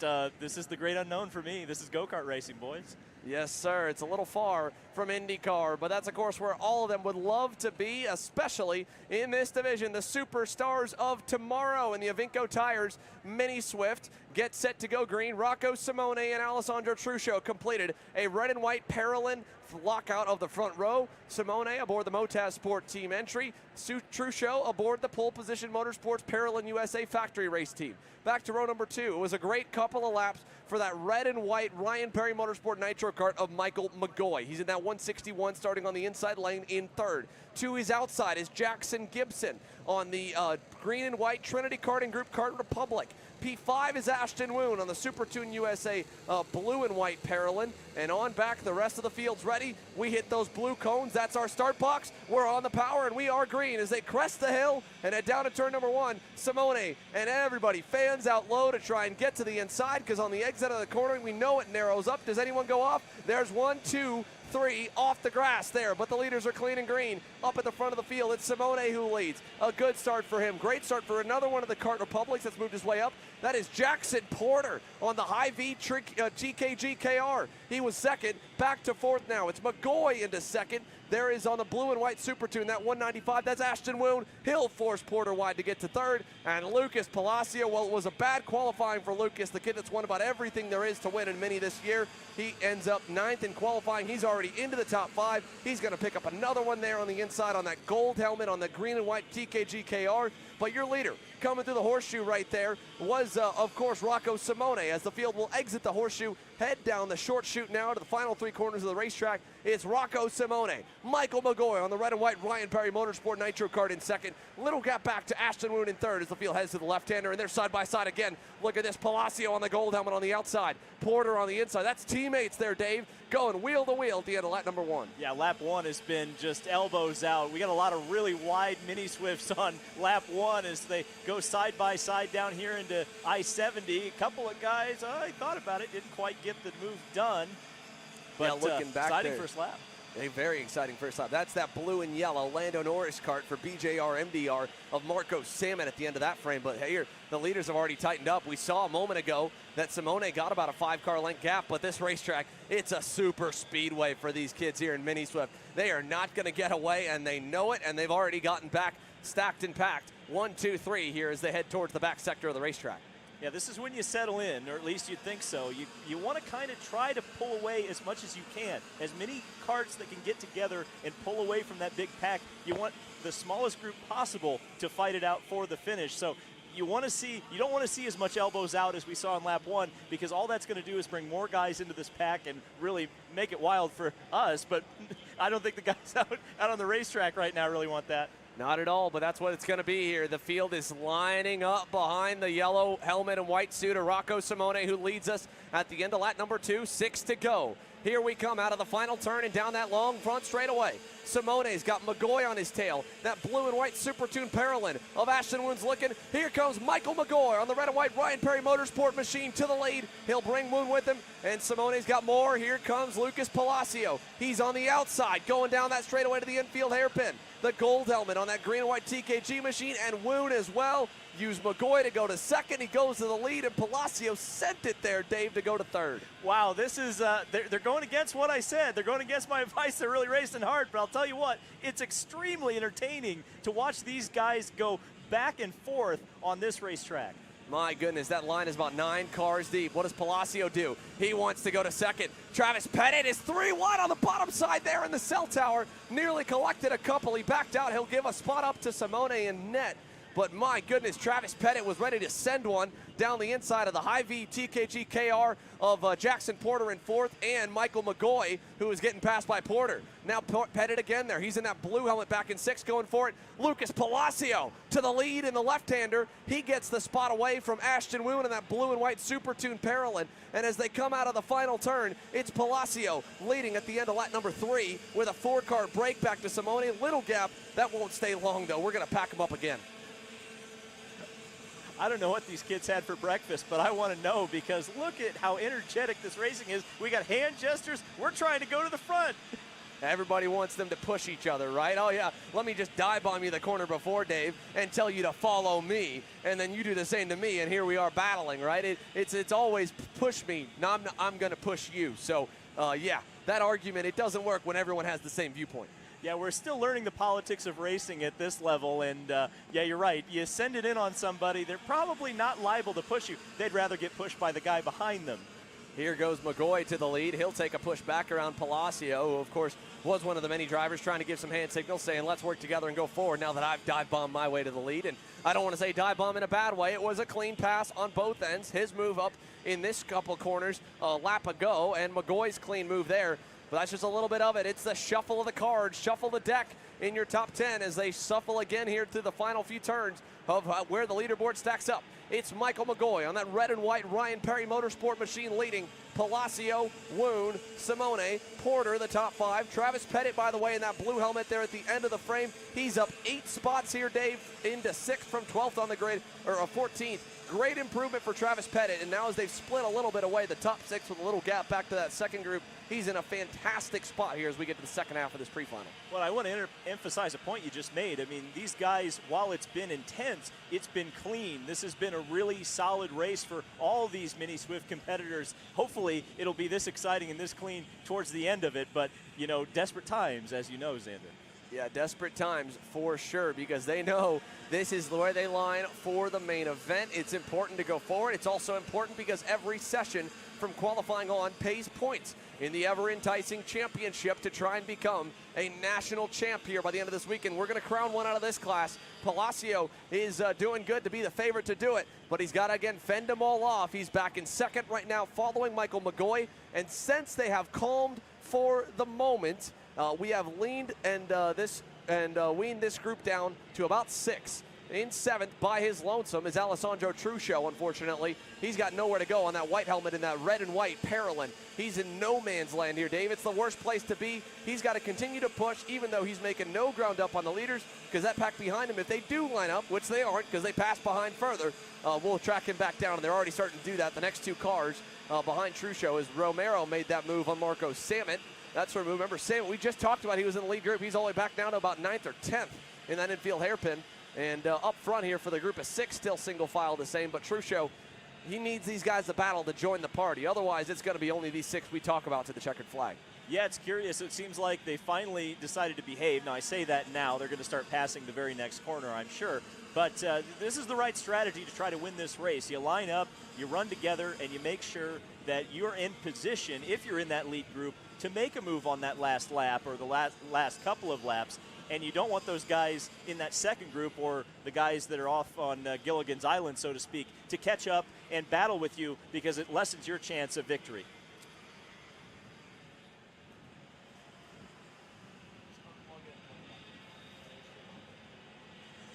Here they come out of the final turn for the Mini Swifts. This is 2 laps to go now. We're already down to crunch time in this pre-final. Michael McGoy still leading them, and he's going to start taking them to the low side to defend. The only driver high, wide, and handsome was Jackson Porter there on the Hy-Vee TKG machine. He had no gap behind. That won't be the same this next corner. You'll see him stay low because now his teammate Travis Pettit is there. The 6 are packed up. This could bring Truccio and company back into it. Look at Travis Pettit around the outside. He sends it and gets to 5th there, picks one off, going to the high side. And we'll see probably more moves trying to be like that here into this corner. Now down the inside, Simone on the yellow helmet, going through on Ashton Woon. And he'll bring Pettit. He's almost brought Porter. Porter's not going to get it done. He pulls back to 6th. Look at Palacio, nearly a nose for the lead down the inside of Michael McGoy. Yeah, the answer to the question of when they were going to stop behaving, it's 2 laps to go. Look at this group that is forming to try to win this race, and they are side by side for the lead, Xander. Well, they've raced each other enough. They know where to defend and where to block, so you got to get creative if you're Lucas Palacio and find a new hole. How about right here? Down the inside and nearly by the grass. Palacio's through, and McGoy gets pushed in the grass by more drivers in that group as Pettit gets through. What a lap it's been for Travis Pettit as the pack is now about 10 or 12 deep. Thanks to them all shuffling, Lucas Palacio leads at the white flag here. His teammate, his loyal pusher, his number 2, his Cal Naughton Jr., if you will, Travis Pettit, is not going to be that way because he wants the lead and nearly crashes doing in turn number 1, Dave. Oh, man, the gloves are off now. We're 3 and 4 wide. Oh, we got guys in the grass. This is crazy right now. That was Matthew Cagle, along with Michael McGoy, the early race leader that was off in the dirt. Ashton Woon now going to go to 2nd. He brings Jackson Porter through. Travis Pettit has gone to the lead, and Lucas Palacio is back fighting for crumbs in 5th. Look at Marco Romero on that blue and orange and white Team Bennett machine. He started way back in the field in 13th. He's up into 2nd right now as they go to the infield hairpin. Oh, man, this is the chance right here. If you guys can behave, you can get him, but wow, look at this group.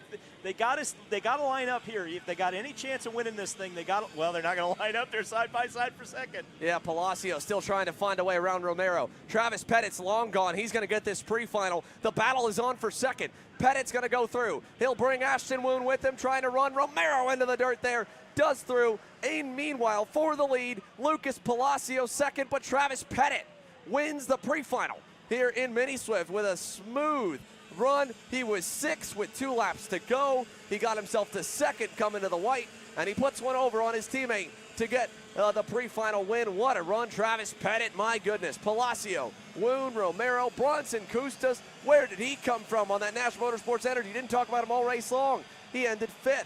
Marcos Samet recovers to 6th. Look at a few drivers. Jackson Gibson was started inside the top 4 rows. He ends 17th. Matthew Cagle, we saw him get knocked off the racetrack. And 17th. Rocco Simone does not finish. He goes all the way down to 32nd, getting knocked off the racetrack at one point. Troy Ferguson ends up 7th behind Samet. It's Porter, Tovo, and Michael McGoy. The field there, and Marco Samet wrecked across the line, hanging on. What a finish for Samet to go 6th, but he got turned around coming to the checkers, Dave. Wow, that's the last time you really want to get turned, is right coming to the end. You work through the entire race just to get wrecked right before you finish it. I got to tell you, Xander, that was a fabulous race. The fact that that was just a pre-final, I can't even imagine what the final is going to look like. These kids put on some of the most entertaining racing you will see in any discipline of motorsport around the world. It is always so fun to watch. It is so hard to win. The draft keeps them all together in a big pack, and they all just go for it. Marco Samet's going to make his way into the pit lane. Aspen Sport Fuel K100 Masters getting set to go green here in a few months, where our man from the microphone, Rob Howden, will be lining up P5, and you heard it from him earlier, folks. He overdrove the tires a little bit in qualifying, but he kind of expected that, not being used to new rubber, because you haven't driven a whole lot in his 2023 season. So we'll see where he rolls off, but really impressive stuff in the K Master class as we get set for that grid. Clay Settles on the top card, one of the local drivers here, pitting out on one of the new Castle Motorsport garages. Privateer effort, hometown hero, pole award by about half a second, Dave. And as we just saw in that race, half a second, that is a lot in go-kart racing. Yeah, he might as well have lapped the field at that rate. It's amazing because we've looked at so many different gaps between first and second throughout the classes, and we're talking about hundredths of a second. We're not talking about half of a second. That's a monster amount of time in this form of racing, and I'm very curious if he'll be able to maintain that throughout this race. And so as the field begins to make their way up and onto the racetrack here for KA100 Master, Dave, again, this class I think we're going to see a lot more spread out and a lot different story than what we saw a moment ago, though. But, you know, this one, only 8 drivers deep. The old guys, this is the crazy old men, as I like to call them, the veterans of 32 years and older. We race in this one, so they're going back to work on Monday. You would think, in theory, they'd be a little more tame, but I've seen just as much craziness in this class as I have seen in anyone else. I prefer the term wily old veteran, and I think that's what we're going to see today. We got 8 guys here who are, like you said, gentleman drivers. They go and do something else the rest of the week, but this is just for fun. But just because it's fun doesn't mean you can't take it seriously, and I think these guys are all serious competitors, and I'm curious to see our in-race reporter, Rob Howden, and see what he can do, and certainly he's going to know. I mean, he's going to have the pressure of knowing that we're going to be talking some smack about him up here, so he better get on up there and make us look good. Well, the camera's already on him there. He's on that pink and purple Rollison Performance Group Cosmic with the black and white suit.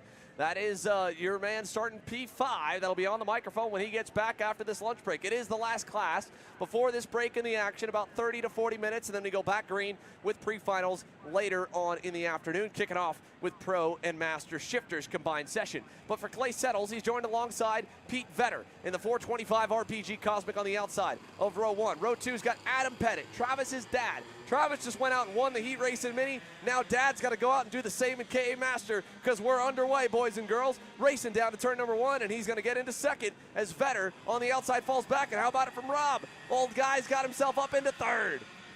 Come on, Rob. Looks like the Rollison Performance carts have gotten together. I'm curious about that. If they can work together, as we saw in the Mini Swift race, you make up a lot of time if you play nice, and let's see if they can do it. Oh, we got That's some contact. not playing nice right there. We got a couple together. I believe that is going to be potentially Adam Roberts in the 420, along with the 411 machine, or a 406, and maybe Tom Gerstner. So Tom Gerstner and Adam Roberts started 4th and 8th, and they get collected at the infield hairpin. But good start for Clay Settles.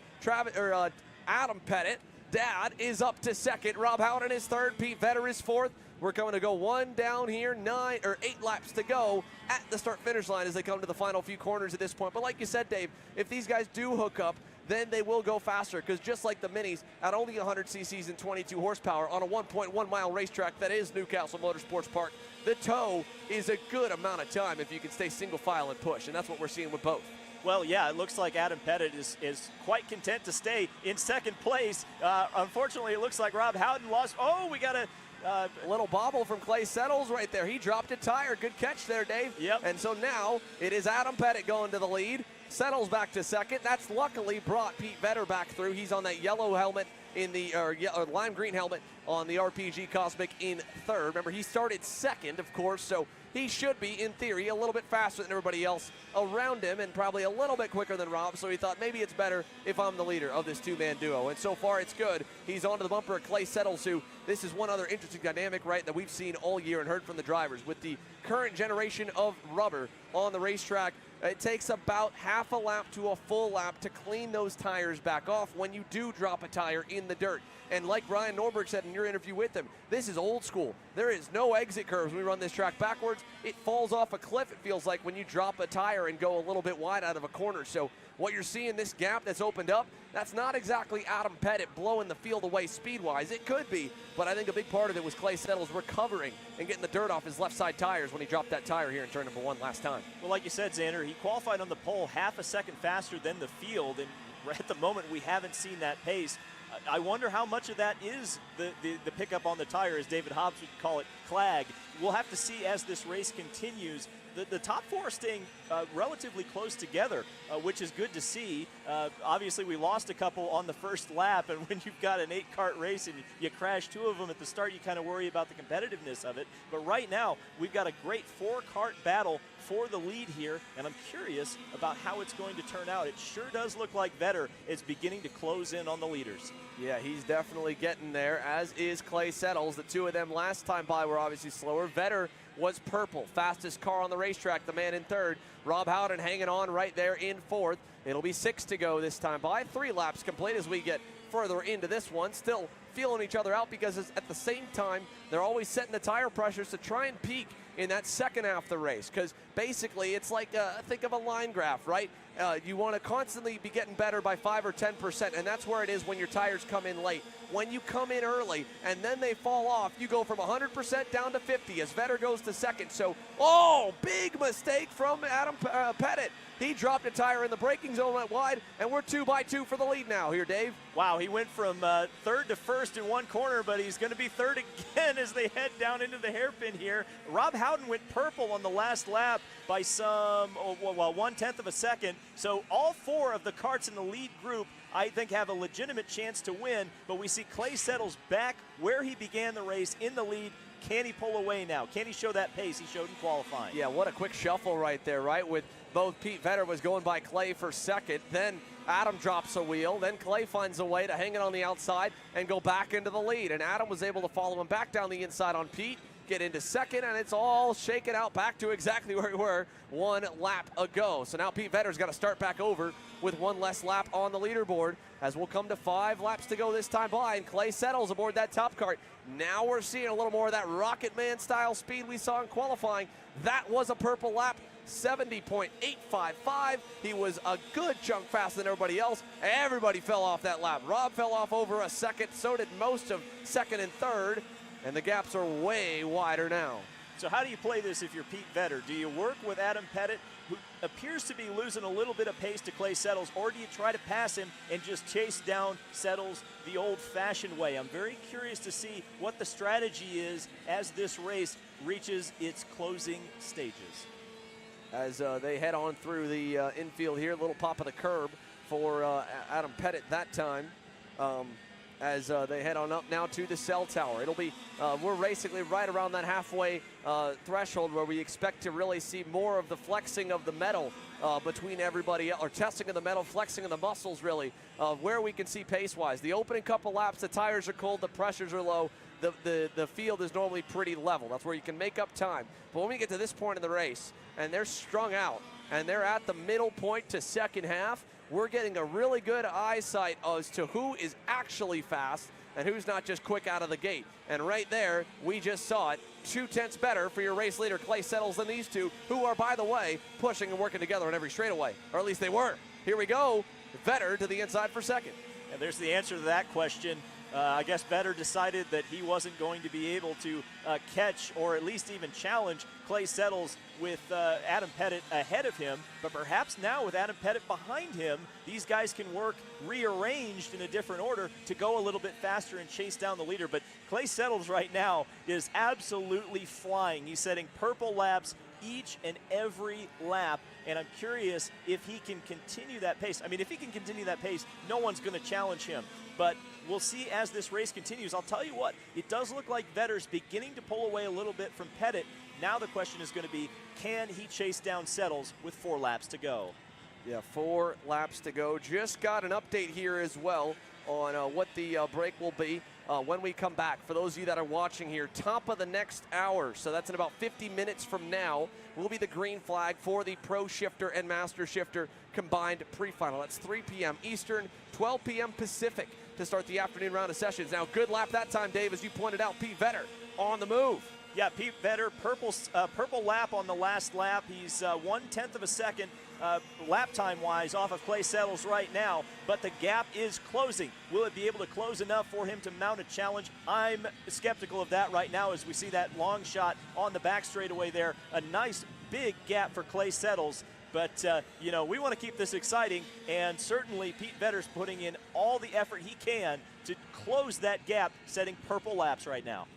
Yeah, setting purple laps, bringing Adam Pettit along with him, to be fair. Pettit last time by was slower, but this time he looks a whole lot better on that green and white Trinity karting group, Kart Republic. So give credit to both of them, as Rob Howden unfortunately has faded. He put a good lap in last time by, to his credit, but all 4 of them, they spread apart 2 laps ago, and they have not reconnected since. We'll get a good idea if that gap is going to come down when we get to the line, because it'll be 2 laps to go for Clay Settles, and then we'll head into our afternoon lunch break here before the Pro and Master Shifter pre-final gets underway. We'll have the X30 Junior pre-final after, and then the X30 Pros at that back cleanup in our lineup. 7 complete that time, though. Unfortunately, Dave, no improvement for the guys behind.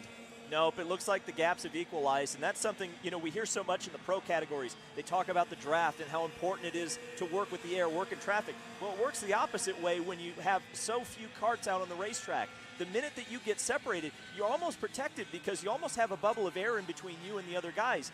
You know, without drafting help from forward or back, you really can't make up the time as much as you would be able to otherwise if there was a big pack back there. Clay Settles, if that had been the previous race, he would be worried having such a gap. But having the gap that he has right now, he's in a very comfortable position because there's nobody behind him who can hook up and challenge him. Well, not only that, of course, he's well outside the window of them to reach him.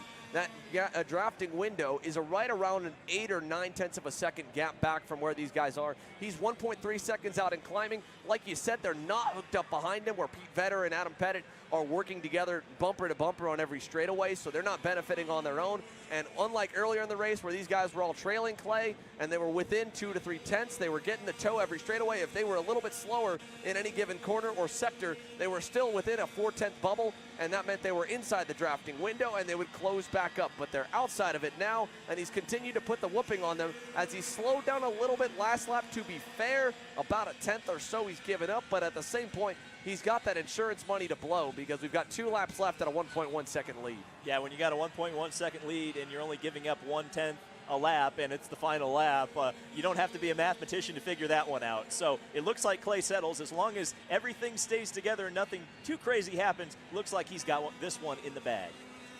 Yeah, it looks pretty good. Cell tower corner here, final time through. No other major changes in the field. The top 4 have remained the same. Vetter's pulled away from Pettit. Howden has settled into 4th. Santiago 5th. Ortiz 6th.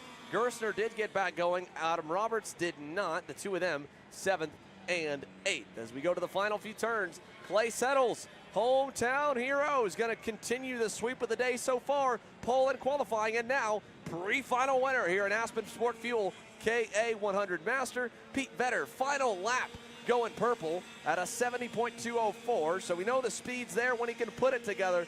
Just got going too little, too late there in that one. He'll have another shot when he starts on the outside front row once again in that main event later today. Ladies and gentlemen, of course, if you take a look here on the racetrack, they are slowing down and clearing out, and there is unfortunately nobody on the grid for you at the moment here in the booth. Live myself, of course, Xander Clements, alongside me, David Land, part of our broadcast team. We are coming back to you guys with some coverage at 3 p.m., beginning with the Pro Shifter and Master Shifter pre-finals. First of all, of course, to everyone watching along, we appreciate your flexibility in your day to follow us on this added day, because it was gnarly overnight. Dave, you live here in Indiana, but man, was that crazy the last 2 nights of rain we've gotten. Yeah, it almost woke me up in the hotel room last night, and certainly all those folks who stayed at the track. I know you guys were rocking and rolling in the RV last night, but you know, on a serious note, a lot of people, it cost them a lot of money last night in this paddock with as many tents went flying and as much equipment that got damaged. We're obviously thinking about everyone in the paddock that was affected by the weather last night, but certainly it's thrown a bit of a monkey wrench into what's going on today. The humidity is extremely thick, as we heard Simon talk about earlier. That's a very difficult prospect with these highly tuned racing engines to run in that kind of humidity, and obviously it's difficult when you got a thick karting suit on and you got to go do what these athletes do and do it at a professional level. It's super tough. It's going to be so fun to watch them challenge. But again, for those of you that are joining us, again, everything on the day was delayed 2 hours. There were a number of teams, unfortunately, that did have their equipment destroyed by the overnight storms. Tesoro Raceworks, completely. Their entire tent setup, destroyed. USA, destroyed. 110 on the Speed Concepts Racing Group, destroyed. Magic Kart USA, destroyed. Our pole winner in Pro Shifter, Billy Musgrave, the entire factory kart Musgrave Racing Company tents, destroyed. So SKUSA again told everyone, hey, we're going to delay. We want you guys to fix your setups. Obviously, that's a lot of damages. SKUSA lost 6 cameras overnight. I talked with Tom Kutcher earlier today, about $30,000 out the window for the series that those guys had destroyed. It was sun till on live stream this day. If you had originally mapped out when you were going to watch, well, put it about 2 hours later. This lunch break was set for 1 p.m. It's now set for 3 p.m. We come back with Pro and Master Shifters pre-final. Dave will be down on the grid, chatting to some of those guys, getting set to go green, and then X30 Junior, X30 Senior, and straight into main events. All of it live, free to view here on YouTube on Kart Chaser's official channel for the entire day, including the mains, as has been the course for all SuperKarts USA events this year. So we're going to go quiet on the mic, get ourselves something to eat, another water to get ready for the road, and we go back to racing at the top of the hour.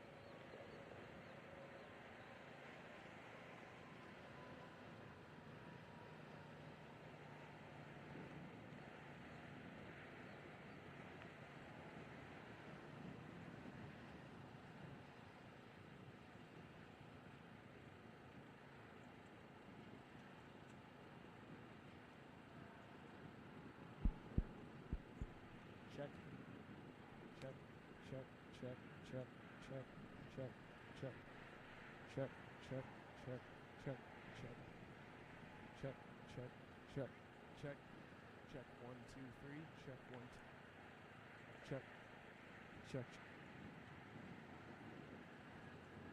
check, check, 1, 2, 3, 4, 5, 6, 7, 8, 9, 10, 11, check, check, check, check, check, check, check.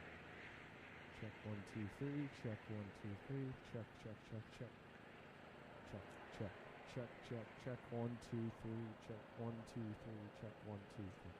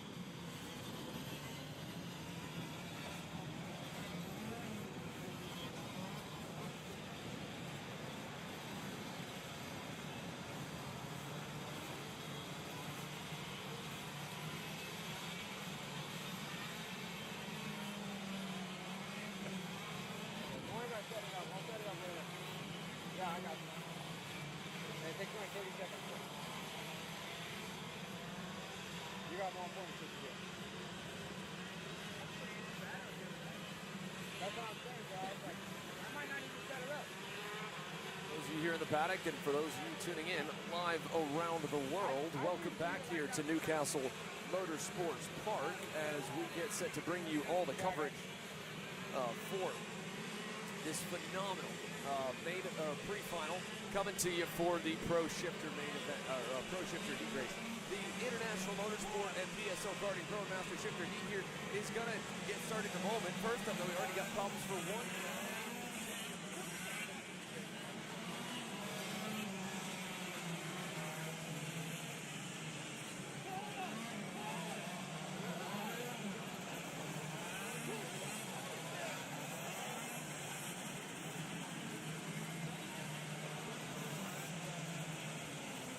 Yeah, unfortunate break for Anthony Martello there, not able to get his kart running for this pre-final action, which is going to relegate him to the back of the field come the final later on this afternoon, as the rest of the field's already cycled around and back onto the front straight, getting set to take the green flag for the first of our standing starts here at SKUSA Summer Nats, the finale of the Pro Tour, as they get lined up into the pit boxes here, Xander. Yeah, here we go. Billy Musgrave.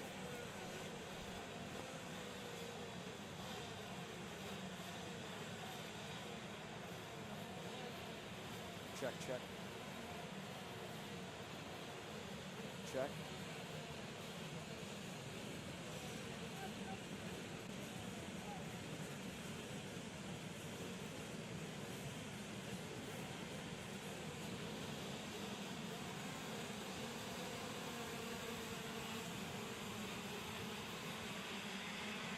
So here we go. As the field makes its way out onto the racetrack now, we are green. Lights out, and away we go. The Pro Shifter, Billy Musgrave, did not get the whole shot back. It's one of the worst starts I've ever seen him get in quite some time.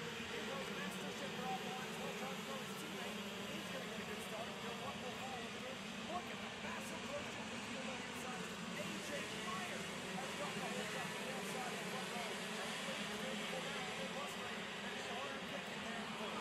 Yeah, what a competitive field we have here in the Pro Shifters, as both the fields able to take their starts, a standing start for each of the two gearbox classes on track here today.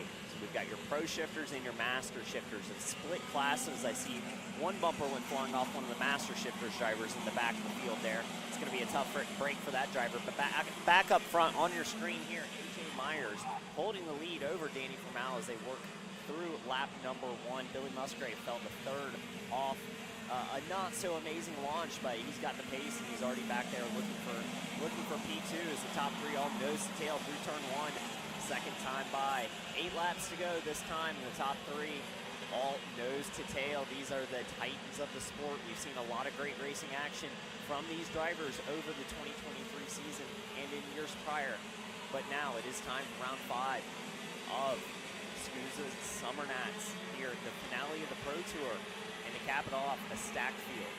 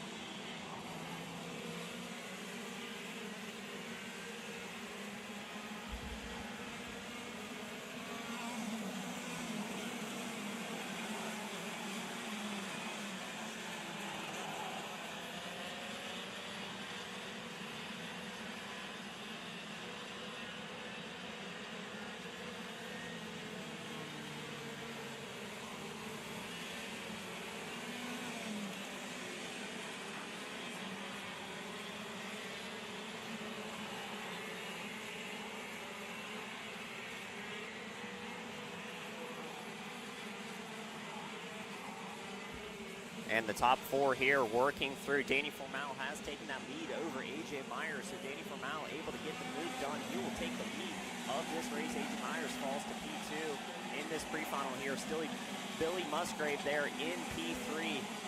You're coming through. It'll be 6 laps to go this time by. Danny Formal able to get the move done on A.J. Myers as we continue to work through. And A.J. Myers looking for a move back down the inside in turn 1. He's going to complete it before the corner. And now Hunter Pickett there in the back of your frame.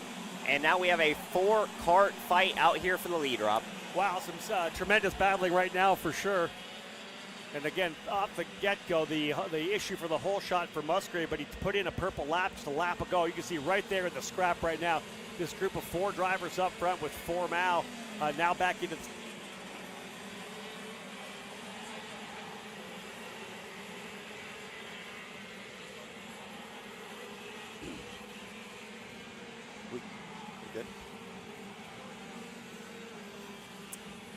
So indeed, up front, as we said, a great run there for A.J. Myers, a solid pass down into turn number 1, able to get the job done. And they'll now work their way back to these final couple of corners of the racetrack. Great fight up front, as we said right now. This is a good battle and a good indication, I think, of what we're going to see throughout this entire day as they work their way again back onto the straightaway. But a gap now for Myers. He stretched probably, I want to say, 10 kart lengths all the way down into turn number 1. So Myers shot out of a cannon here early in the going. Danny Formal and the RPG Motorsports, the Vortex-powered Cosmic Simon still there in the second spot. Musgrave, though, decent recovery after that tough launch off the line. Absolutely not the launch Billy Musgrave wanted, but he's held steady there in that 3rd position. A.J. Myers lost the spot to Danny Formal, able to get it back and now stretching that advantage as he enjoys a 6-kart length lead over P2. Danny Formal not able to match the early pace of A.J. Myers as they work through the horseshoe.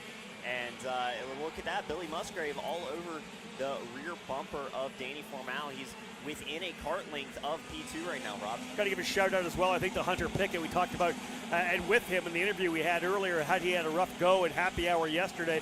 Didn't get himself a really good qualifying position, but was then able to get out there by himself, no advantage, any tow whatsoever, and lay down a lap that would put him P5 on the grid inside of row number 3. He's leveraged that, got up a spot now to 4th position. And there's the issue for Formal. Formal has got the hand in the air. Is it another engine problem for Formal? He had one earlier in the week. Formal, hand in the air once again, running P2. He is done, parked over in turn number 1. Unfortunate for Danny Formal. Strong run, holding the lead there early. Was sitting comfortably in P2, but what looks to be an engine malfunction there is gonna relegate Danny Formal to the back of this field. He's gonna have to bring up the rear when we start the final later today. So tough break for Danny Formal, not the start he wanted to this pre-final. And the benefactor, of course, is Billy Musgrave, right? He goes back up into 2nd spot, doesn't have to work for it at all, able to go to P2, although Myers just went purple with a 101.719. About 0.6 quicker than Formal last time by. You'll see the big gap there as they work their way through turns 12, 13, and 14. More of a fight, I think, for 3rd, 4th, and 5th right now with Pickett, Gulick, and Kremers. Remember Jacob Gulick coming off that dominating weekend at Utah at the Spring Nationals where he was able to sweep both main events. He's looking to keep that rolling here. Now finds himself up into the 4th spot. Filip Nimkevich in the PSL Borel Art number 269. Great run up 5 spots to 5th. That's the best we've seen Nimkevich run really all year long. Yeah, what a drive there. He's making it work as we see, look at that, Talon Yockel. And is that Hunter Pickett going at it? Possibly, as we see the fight raging on here. Talon Yockel, the young driver, he started 3rd. He's fallen all the way down to 6th. Not the start he would have wanted, but at least he's still on track running. Yeah, and I think it's the young 14-year-old Jay Irwin, the Kiwi, has got himself up there into the 7th spot as well. Jay Irwin in that 220. We saw him a number of years ago at the Super Nationals.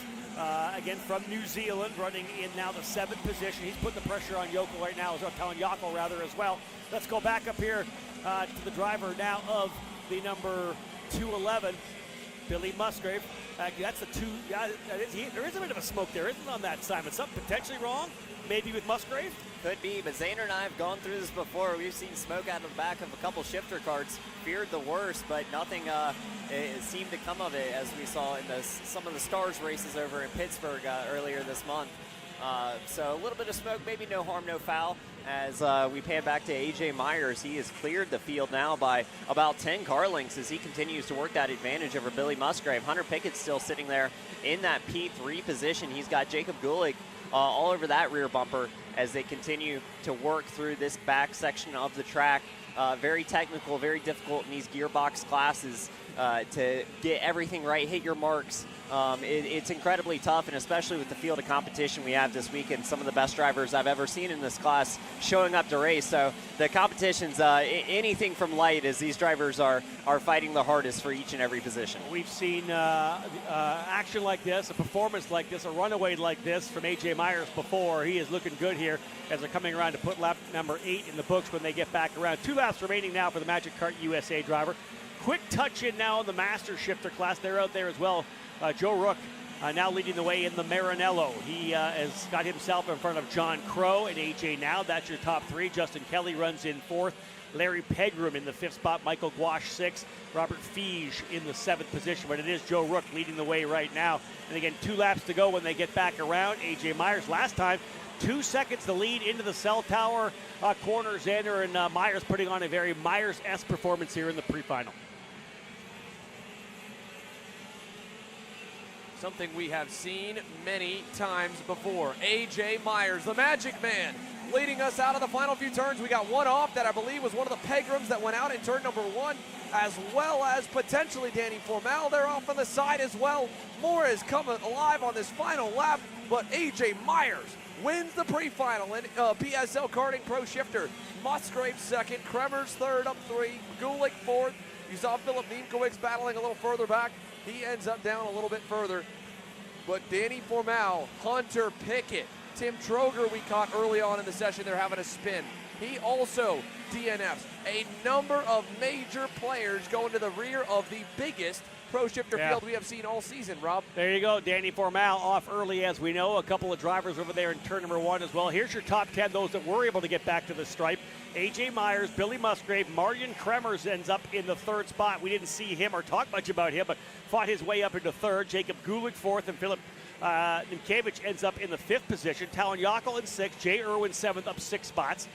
Kyle Wick gets up 3 to 8th. David Trefaloff in 9th, and Keon Tandon rounding out your top 10 pro drivers out. Danny Formal, Hunter Pickett, and Tim Troger. 3 drivers I think you would have expected to potentially challenge for at least the top 5, likely the podium as well. Chris Jennings only getting 1 shot. No laps for Anthony Martella, the young 14-year-old making his debut here as well. Larry Pegram did not get to the end. Xander mentioned that Larry was out as well. In the Masters category, Joe Rook ends up getting the victory, 0.3 of a second quicker than John Crow, your pole sitter. They are 1-2. AJ. Well, I actually talked to Danny on my way back up to the booth here after the lunch break and saying this was probably the best weekend they have been in finding speed on that Vortex KZ engine. He is the only driver, I believe, in the field aboard a Vortex manufactured KZ. The majority on TM and a handful moving to the Miami power plant after that GFC inspired ass whooping that we saw at Utah, because my goodness, were those boys on fire, and it's infused a few more to get aboard the Miami KZ power plants. But Danny on the Vortex, not where you want to be on the side of the road here, Rob, that's for sure. Yeah, it looks like he was pulling a wire, and I wonder if he broke the throttle cable. I don't know what happened there. Just having a look at the machine as he walked down into turn number 1. It's not like he's walked away from it either. So work to be done. And I'll tell you this, though. The bottom line is there's a big field, especially of a combined field. But you're talking about Formal, Pickett, and Troger all starting at the tail of the field in Pro Shifter. We're going to have something to talk about in terms of guys coming from deeper in the pack. That is for sure.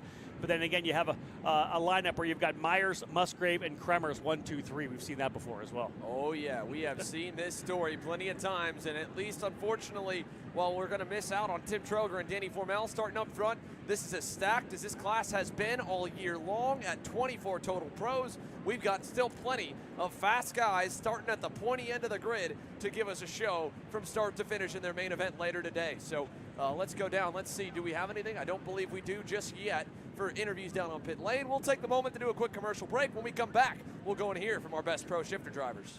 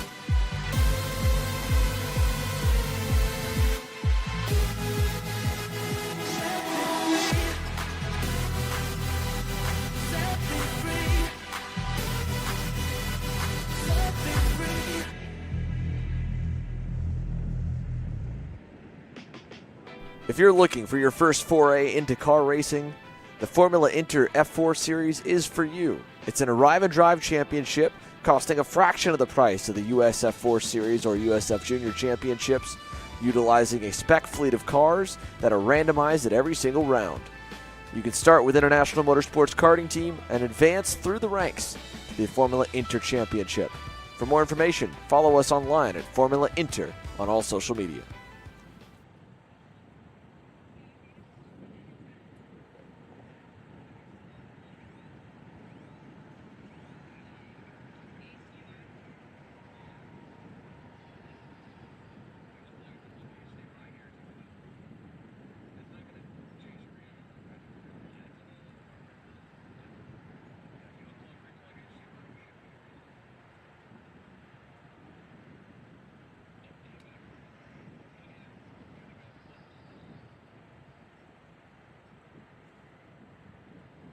As we are back here live for the post-race from your Pro Shifter pre-final. Well, we've got David Land down on pit lane, ready to chat with us here. Let's send it on down to you, Dave. Jay Myers, finally, that was pretty dominant.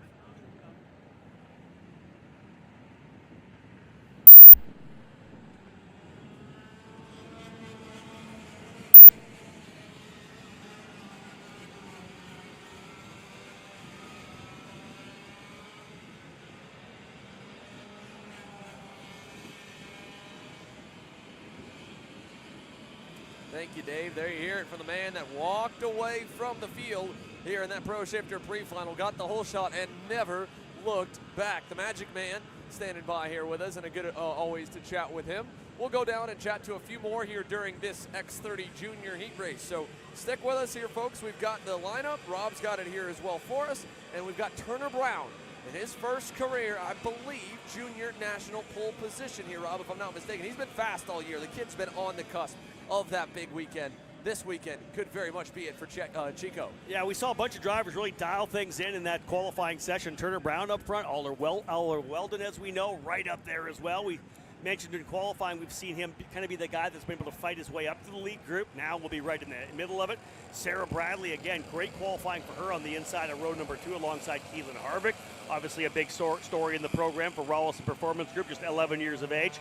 You got Nathan Dupuis, Max Taylor on row number 3, Stephen Miller and Ernesto Rivera on row 4. These are the big guns of the category right now, starting 7th and 8th. And, of course, Ethan Tovo and Nick Eggleston there as well. So X30 Junior brought to you by RPG. The big dogs back on row number 4. Turner Brown, though, and Oliver Weldon. Xander will lead them down into turn number 1. Yeah, here they come, coming out of the final turn. We get set to go green. That black and white Speed Concepts Racing red speed grouping on row 1 and row 2 on the inside are lined up and ready. The blue and yellow LN cart for the Hot Wheels JC Karting Team machine of Oliver Weldon's on the outside. We're on the power for X30 Junior, presented by Rawlison Performance Group, down to turn number 1. And on the outside, Weldon trying to find a hole. Everyone staying nice for a minute, and Stephen Miller is around in the red and yellow DAP cart. He also collects Keelan Harvick. The two of them collide. Harvick looks backhand in the air like, what were you doing? Stephen might have, the way he wrecked there, Rob, looked like he might have been trying to get an extra spot, ends up losing the rest. Well, when you get the side-by-side contact and one cart goes up in the air, that had to be wheel to wheel and probably trying to slide through on the inside. Harvick was on the outside at that point. Jettison that car up in the air, no contact, you're going off, as another driver does a little further back, driver off into the grass on the outside there, I believe, of I think turn number 7 or turn number 8. Yeah, another RPG cart slowing backwards, but the rest of the field able to get through it outside of the chaos. That is obviously the key at any one of these races. Getting out front, getting things underway. Turner Brown with the lead. I believe Oliver Weldon now slotting into second. When they come back around, we'll give you a top 10 here. Just getting things going for the drivers here in X30 Junior. Across the line, Brown, Weldon, as I had said. Nathan Dupuis up a couple of spots. Max Taylor goes up to 4th. Jackson Wolney into the 4th spot. Dupuis actually in 3rd. Jackson Wolney behind Max Taylor. That's 4th and 5th. Sarah Bradley falls back to 6th spot. Look at the scrap coming down here into turn number 1. Again, that's just outside the top 4. That's 5th, 6th, 7th, and 8th. That's going to be Wolney, Bradley, Rivera, and Eggleston. Rivera on the move quickly here. Xander trying to get himself up from his P7 starting spot. Good start for Nick Eggleston on that Ruthless Karting black and orange. X-Spree there to 8th. Good a couple of spots gained in this whole group. As you mentioned, they are together. They aren't fighting too much. Keelan Harvick already has picked up a couple, though, impressively enough on that RPG Cosmic. He's got himself back to 10th. Good pass there down the inside. That was Bradley, I believe, on Wool. No, not Bradley. Sorry, that was further back. That was a different Speed Concepts Racing Red Speed if going by. No, it might have actually been Sarah Bradley on Jackson Woolney. Indeed. So Bradley gets around. Check it out on that bright red suit. Keelan Harvick to the inside of Charlie Smith on the Nash Motorsports Comp Cart. So Keelan Harvick will pick up another. He goes to 9th. Working his way back forward, Sarah Bradley, who was up front. We know she started 3rd, fighting her way back forward as well. Here's the run down back into turn number 1. Turner Brown's got Oliver Weldon locked onto the rear bumper right now. They'll get themselves over the hump, down now into turn number 3, through the kink of turn 2, into turn number 3. Now, do they work together? That's the interesting thing. Will Weldon just push Brown around for a bit? 2 laps down of a 9-lap pre-finals. We're finishing up the pre-finals before we go main event racing, round 5 of the SuperKarts USA Pro Tour here at the Summer Nationals, the 14 running.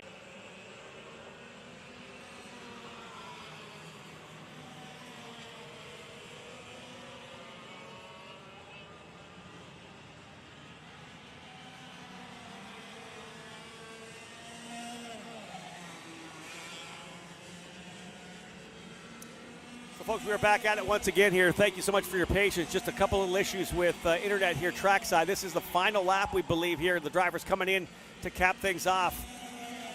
Indeed, checkered flag flying to end this race here in the X30 Junior pre-final. And indeed, a lot of drivers right up there for the Rawls Performance Group running there in the 3rd, 4th, and 5th positions. But up front, it was Turner Brown and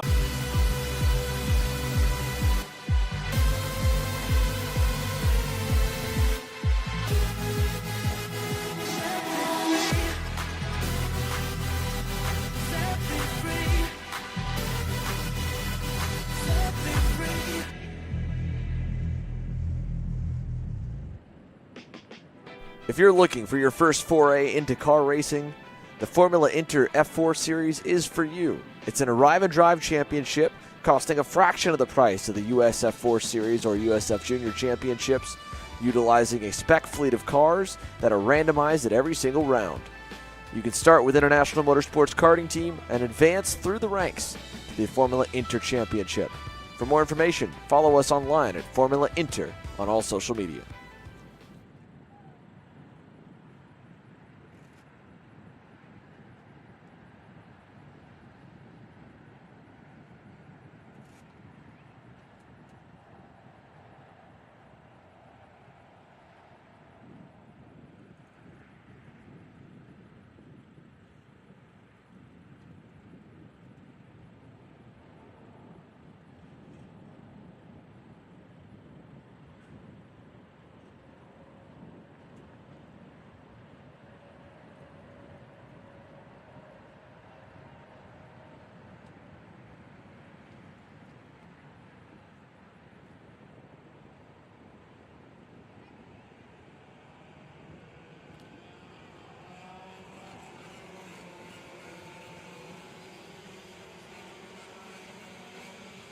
Here we go. Speed Concepts Racing X30 Senior is released onto the racetrack again. We do apologize about those little bits of technical difficulties on the live stream.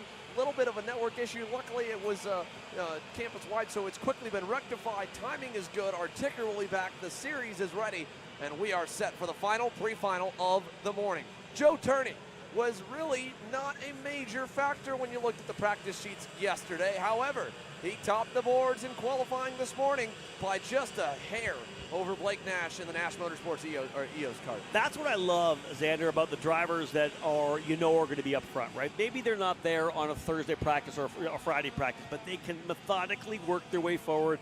You hear them all the time. We didn't have the pace we wanted. Well, somehow they end up getting the pace by the time we get to Saturday and Sunday, right? Not surprising, Joe Turney was able to get the job done. He goes on pole, and like you said, starting alongside Blake Nash. Nash again looking for another big breakout race win. It would be huge if Blake Nash could get himself his first career National Pro win this weekend. He starts on the outside of the front row on a track layout he has done well at every single year. Ryan Norberg is still searching for his first win of 2023, the dry spell. Does today end it? He rolls off P3 on the inside of rookie Aiden Ingrata. In fact, a couple of rookies 4, 5, 6. Ingrata on the black and white Speed Concepts Racing red speed. Then row 3 is all rookies. Caleb Gaffera with his best qualifying effort to date in 5th. And Jorge Ortiz as well, a return to the front of the grid after what's been kind of a rougher summer stretch, joining the SLA Kart Racing Sodi guys. A couple of veterans behind them, Mateus Morgado and Diego Ramos, and Harley Keeble and Ian Q rounding out the top 10, getting set to go. Field in position, looking to get green, and they have it.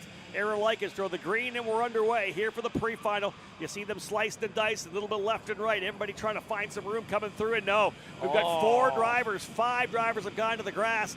Many of them from inside the back end of the top 10. Leaders, though, Xander rolling down to turn number 3. Gaffera was there. I believe it looked like one of the PSL boys. Morgado and Ramos started on the same row. One of those two was off the racetrack as well. Brandon Carr was off.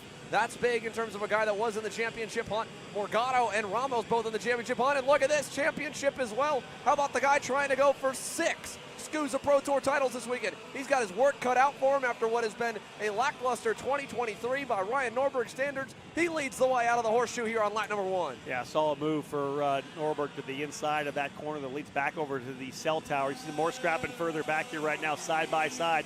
I believe that might be Harley Keeble making a move down to the bottom as well. Oh, Ortiz. Yeah, Ortiz, aggressive.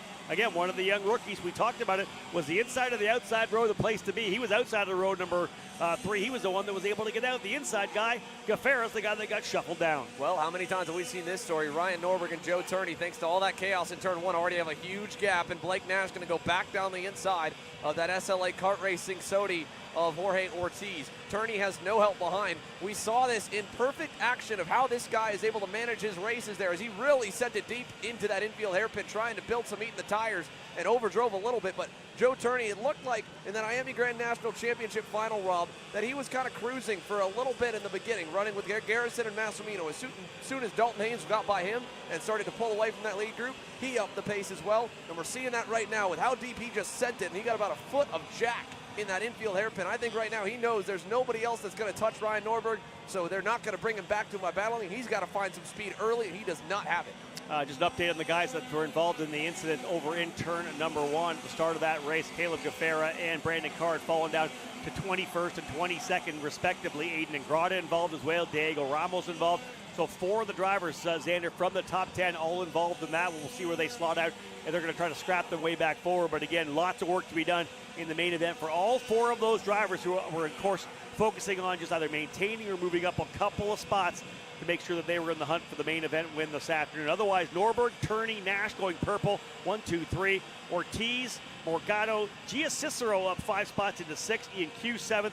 Paulie Massimino split the difference, started 16th, he's to 8th ahead of Dalton Haynes and Nate Cicero. Yeah, how about that from Ian Q? Very impressive stuff for a name we haven't normally seen inside the top 10. Turney this time looks a little better in closing to Norberg, but this guy, the man in 5th, is moving. Mateus Morgado with a good lap last time and this time on that red and white PSL karting Bureau Art P5. He's closing in on Jorge Ortiz. Behind him, as mentioned, Gia Cicero and Ian Q. They run 6th and 7th. They're not terribly far back, but look how much he's already gained. He's cut that gap down to a car length. He'll be by him here in no time, Rob. Indeed. Morgado putting his head down, hunting that prey in front. We'll see whether he's able to make the move. Who's going purple this time by? How about Morgado? 105.433. There he is right there, the fastest driver on the racetrack. Going to try to make a move. Watch for a slice past the corner here down to the inside of the corner. No, he's going to hold on to it. And again, Ortiz holds the spot. Morgado right there. Let's see if he pushes him forward and potentially tries to close back up on Blake Nash. We finally see a move to the inside. Does he set up for it? Yeah, comes to the left side of the track, back down to the apex. Book it. Morgado through for P4.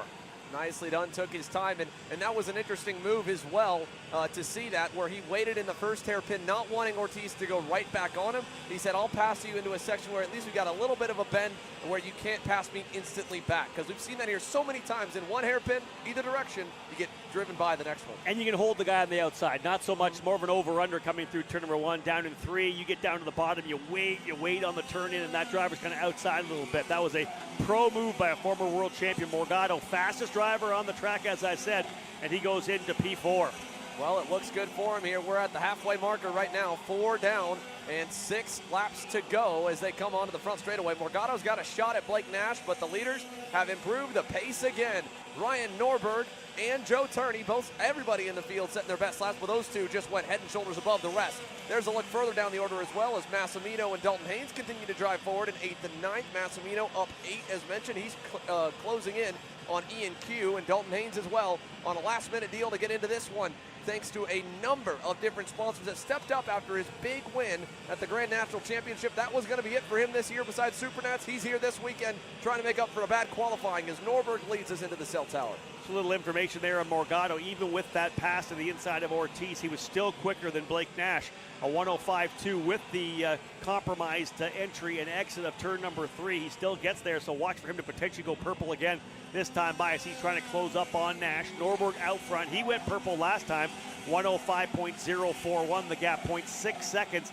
Now Norberg ahead of Turney. We'll see how it resets here on lap number 5. 4 to go this time by.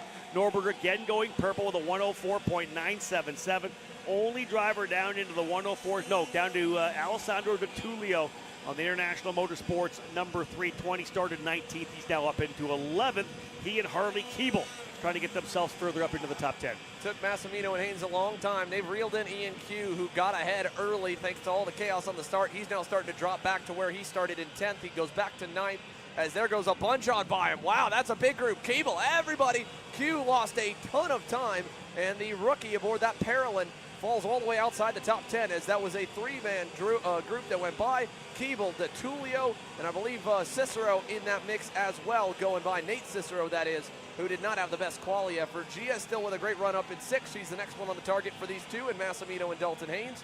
But up all the way to the front of the field here with Norberg and Turney. It's been a battle of lap times, and it has been, to me, Rob, one of the most kind of uncharacteristic races we've seen in this class all year because it has been so competitive. It has been so balanced, the field. Very rarely do we get these kind of pro shifter-esque runaways, but that's been the case that we're seeing right now. I can't think of a race like this besides the only other one that comes to mind, U.S. Pro Kart Series Houston this year for round 2 with Joe Turney mopped up in that main. Yeah, Norberg looks really good here right now. And again, when you're this good in the pre-final, you're going to see how good the kart is over the last couple of laps, right? That's key. That'll be midway point through the main event. So again, Norberg, as we know, the KG veteran knows exactly how to get the job done here right now. We're watching it here as we have 6 laps down, 3 to go. Last time by, again, Norberg quicker, but not by much from Turney, about a 1/10 of a second. And everybody else are to 105.1s. Turney, Nash, Morgado, all very quick here in the top 4. Joe Turney still continuing to watch Norberg get away, but again, like you mentioned, he is at least even, if not better, than everybody else that we've seen. A couple blistering laps that have come through, like Morgado and De Tullio, but those guys were in the tow, to be fair. These guys are by themselves. Unfortunately for Joe Turney, he's out of that tow. He won't benefit of being close to Ryan on this final lap, or final 2 laps as they come on through. Final 3, my bad. 10 in total, 3 to go. Turney by his lonesome that time by. Did go a little better. 104.87 coming on late, but we're down to 2. Not a lot of time left. He needs a mistake out of Flying Ryan to get there. Little shout out here for Gia Cicero as well. She was able to reel in Jorge Ortiz to go by for P5. So Cicero now up into the 5th spot. Great run for Gia. She runs 5th, Ortiz 6th. Paulie Massimino, then it's Dalton Haynes, Alessandro De Tullio, and Harley Keeble round out the top 10. The gap right now, 0.8 of a second. Norberg up on Turney, although Joe Turney was quicker by a 1/10 last time by. Norberg right there. Turney, you see up on the wheel, trying to close back in. He's got a comfortable 1.6 seconds gap back to Blake Nash. So Xander, they'll see the white flag this time by, and we could be lining up potentially for a battle here as Turney continues to push. There's 3rd and 4th coming out of 11 as well. Yeah, as they go through, you can see this group as well has now caught up to Gia Cicero. They all got around Jorge Ortiz along with her.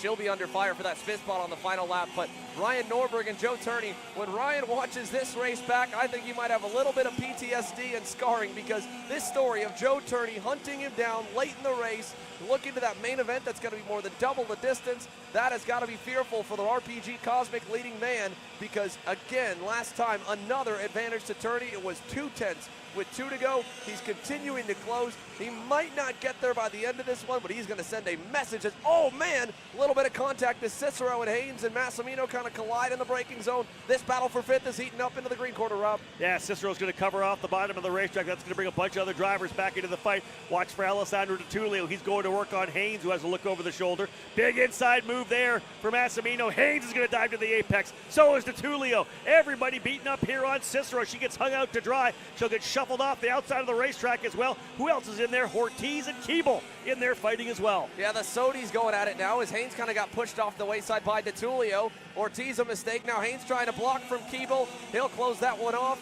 Meanwhile, to the front, to the lead, to the win for Ryan Norberg. He wins the pre-finals. We'll pick him up all the way around. Joe Turney second, Blake Nash third, Morgado fourth, Massimino and DiTullio. My goodness, 11 and 13 spots gained for the two guys in 5th and 6th as Morgado and Nash in 3rd and 4th. But what a drive forward for these two cats. Paulie Massimino on the PJR MDR blue and yellow LN kart, and ADT on that pink and chrome International Motorsport Kart Republic, picking up a lot of time. And again, two other guys just like Haynes and Turney that were wicked fast and on the box at the Miami Grand Nationals just 2 weeks ago. That speed is continuing here. Yeah, they look very, very good right now. Tough final lap for Gia Cicero. As we know, folks, she was running P5, was in there and scrapped, but she ends up outside the top 10 in 11th position, but the pace still there for Gia.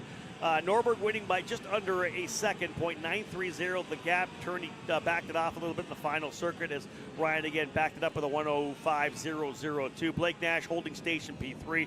Morgado, as we know, had a good run out of the gate. He ends up in 4th. Massimino 5th. DiTullio 6th. Those drivers getting super aggressive on the final circuit and made good work of it. Haynes at 7th. Keeble 8th. Ortiz 9th. Ingrata rounding out your top 10. Caleb Gaffera fighting his way back up into 14th position. Brandon Carr back up to 17th after that issue on the opening circuit that pushed them off the racetrack. So watch for Gaffera to maybe be one of the hard chargers. He's got the pace. Maybe we'll see him work his way from 14th up onto the podium here in the race this afternoon. Yeah, we'll see if he can get going. Obviously, again, that's a good recovery for him, for Ramos, and for company. Unfortunately, not much that many others were able to do in that pre-final, but as the field makes its way into the scale line, we know David Land will be getting us all the information down on pit lane here from post-race on this one. Ryan Norberg, though, still, even with Turney tracking him down at the end of that one's got to be happy with the way it all played out in the 9-lap pre-final. Picked it perfect, peaked at the perfect time. Turney just a little bit too little, too late to get there to fly and run, but he ends with the fastest lap of the race. Still impressed with Blake Nash and Mateus Morgado, though. I think, Rob, if they get a little bit of a better start and they stay close to those guys, they've got a chance in the main if they can find about a 10th. And you got to think they're going to get aggressive early, right? You're not going to want Norberg and Turney to be able to get out front from where they are. Expect some aggression in turn 1, turn 3 on that opening circuit. Everybody's going to try to dive into the mix to see if they can't keep those big dogs a little bit further back. I expect Nash, Morgado to be right on it. Hey, Massimino and DiTullio and Haynes, who came from so much deeper in the field, they got work to do, and they know that they got to attack to be up front as well. I got to give a lot of credit for DiTullio. That 2-for-1 move picked him up a number of spots. The only downside is that we have seen that outside lane be especially rough. Let's go over as we are over in the scale line here, Dave. I'm not sure if we'll get you, but I think we got you. Let's go down to you here with Ryan Norberg, our pre-final winner. Dave? Yeah, Ryan Norberg winning that pre-final. That's a good start for you. How can you finish it? We just got to do the same thing. We got to get out front and just, run our race. It was a little bit during the middle of the race there. I got a little bit lazy. I was looking back over the corner of my eye, and I could see Blake Nash and Morgado, and I thought that was Turney. I just saw the white, and I was like, oh, wow, I got a good lead. And so I started to get a little comfy, and then I realized he was a lot closer than I thought. And I was like, oh, okay. So the last little bit, I was like, okay, I have a good enough lead, but, definitely can't let that lapse happen again. There you go. Ryan Norberg going to roll off from P1 for the final. Best starting spot to try and continue to get that elusive first win of 2023 for Flying Ryan as he chases again. He's got an outside shot, but a long shot to try and get himself with drops in at this championship. Joe Turney, before drops get factored in, entered with about a 100-point lead over Diego Ramos and I believe Mateus Morgado, and the two of them obviously not having pre-finals especially well, especially in the case of Ramos here, and that one collected on that opening lap incident. We've seen turn 1 be treacherous on this direction. No surprise to see it again. I believe Dave's caught up with another one. ADT with one heck of a move to go forward on that final lap. Even got 2-for-1 and was able to muscle his way by Dalton Haynes to get to 6th. He is our biggest mover, and one of the biggest movers. In fact, overall, biggest mover in that race. Our Charger from 13 spots up to 6, Dave. Wow, that's all I can say. What was it like from the cockpit? I mean, that's a lot of guys that you passed in that race. Yeah, I mean, I had to make up for quali. The quali just didn't go our way. We messed up with the tire pressures and also some mistakes from me in the session, made us start from P20. So, yeah, it's good confidence to have good speed in the pre-final, and I'm looking forward to carry that into the final and go for the win. When you have a kart that's that fast and working that well, looking ahead to that final, do you think you can challenge for this victory? I mean, I don't know how much they were pushing in the front. I'd imagine they were pushing. So yeah, I think we have the speed. We've had the speed all week. It's just, the quali didn't go our way at all. Everything that could have gone wrong went wrong in that just one session. So yeah, I think starting P5 now in the final, we could be in it. Tough qualifying, but big moves. Back to you, Xander. Thank you for that, Dave. There you go from ADT with a good run forward to start good in the main, and the main events are getting ready to roll on this alternate format. It's got everybody later in the day, but at least for the Sodi Racing USA Microslips, not too crazy. On track here at about 4 p.m. Eastern time, and we're set to go green for the first of the main events here this afternoon. Maxwell Macha is one half of a Sodi kart lockout on the front row. Josh Bergman will join him as the SLA Kart Racing and PK Sport North America outfits make up row 1, as well as the entire 1, 2, 3 starting spots with Zane Burgess with an impressive starting spot in third alongside Grayson Walcott. Yeah, back on row 3, Byron Borman will be alongside Isaac Payne. Then row 4, we'll have Drew Jensen on the inside and Vian Bindi on row number 4. Colton Schniegenberg, that's going to be the guy to watch. He was the fastest guy at the end of the race. We'll see what he has. Liam Nachawati, who, as we know, started on the pole, kind of got hung out to dry a bit. He'll start back in fifth row, 10th. But there's lots of speed for Nachawati to get himself back up into the fight. Further back on your grid, you have Asher Ferris starting on the inside of row 6 alongside Anthony Mazzaculo. And then row number 7, Santiago Orioli and Dutch Westbrook. Indeed, we'll go back to row number 8, Mauro Niaro and Easton Kubinski. Then you got AX Capitan Garduna and Hudson Howard. There you go for the top 9 rows. What do you got? We got more time. Just a little bit as they crawl around the final turn to go to the last couple. Lucas Tarango and Max Chi there again close out the top 20. Samuel Chavarri, Juan Diego Garcia Arce, Nolan Carney, Win Goldshot. Here we go to the start box, and we're underway for the Sodi Racing USA Microslips. Green flag down to turn number 1. Who pulls out as they go side by side and fan to the first corner. Big dive down the inside from the Paralyn of Byron Boardman, and there's a little contact, and one's going to get turned around in front of the field.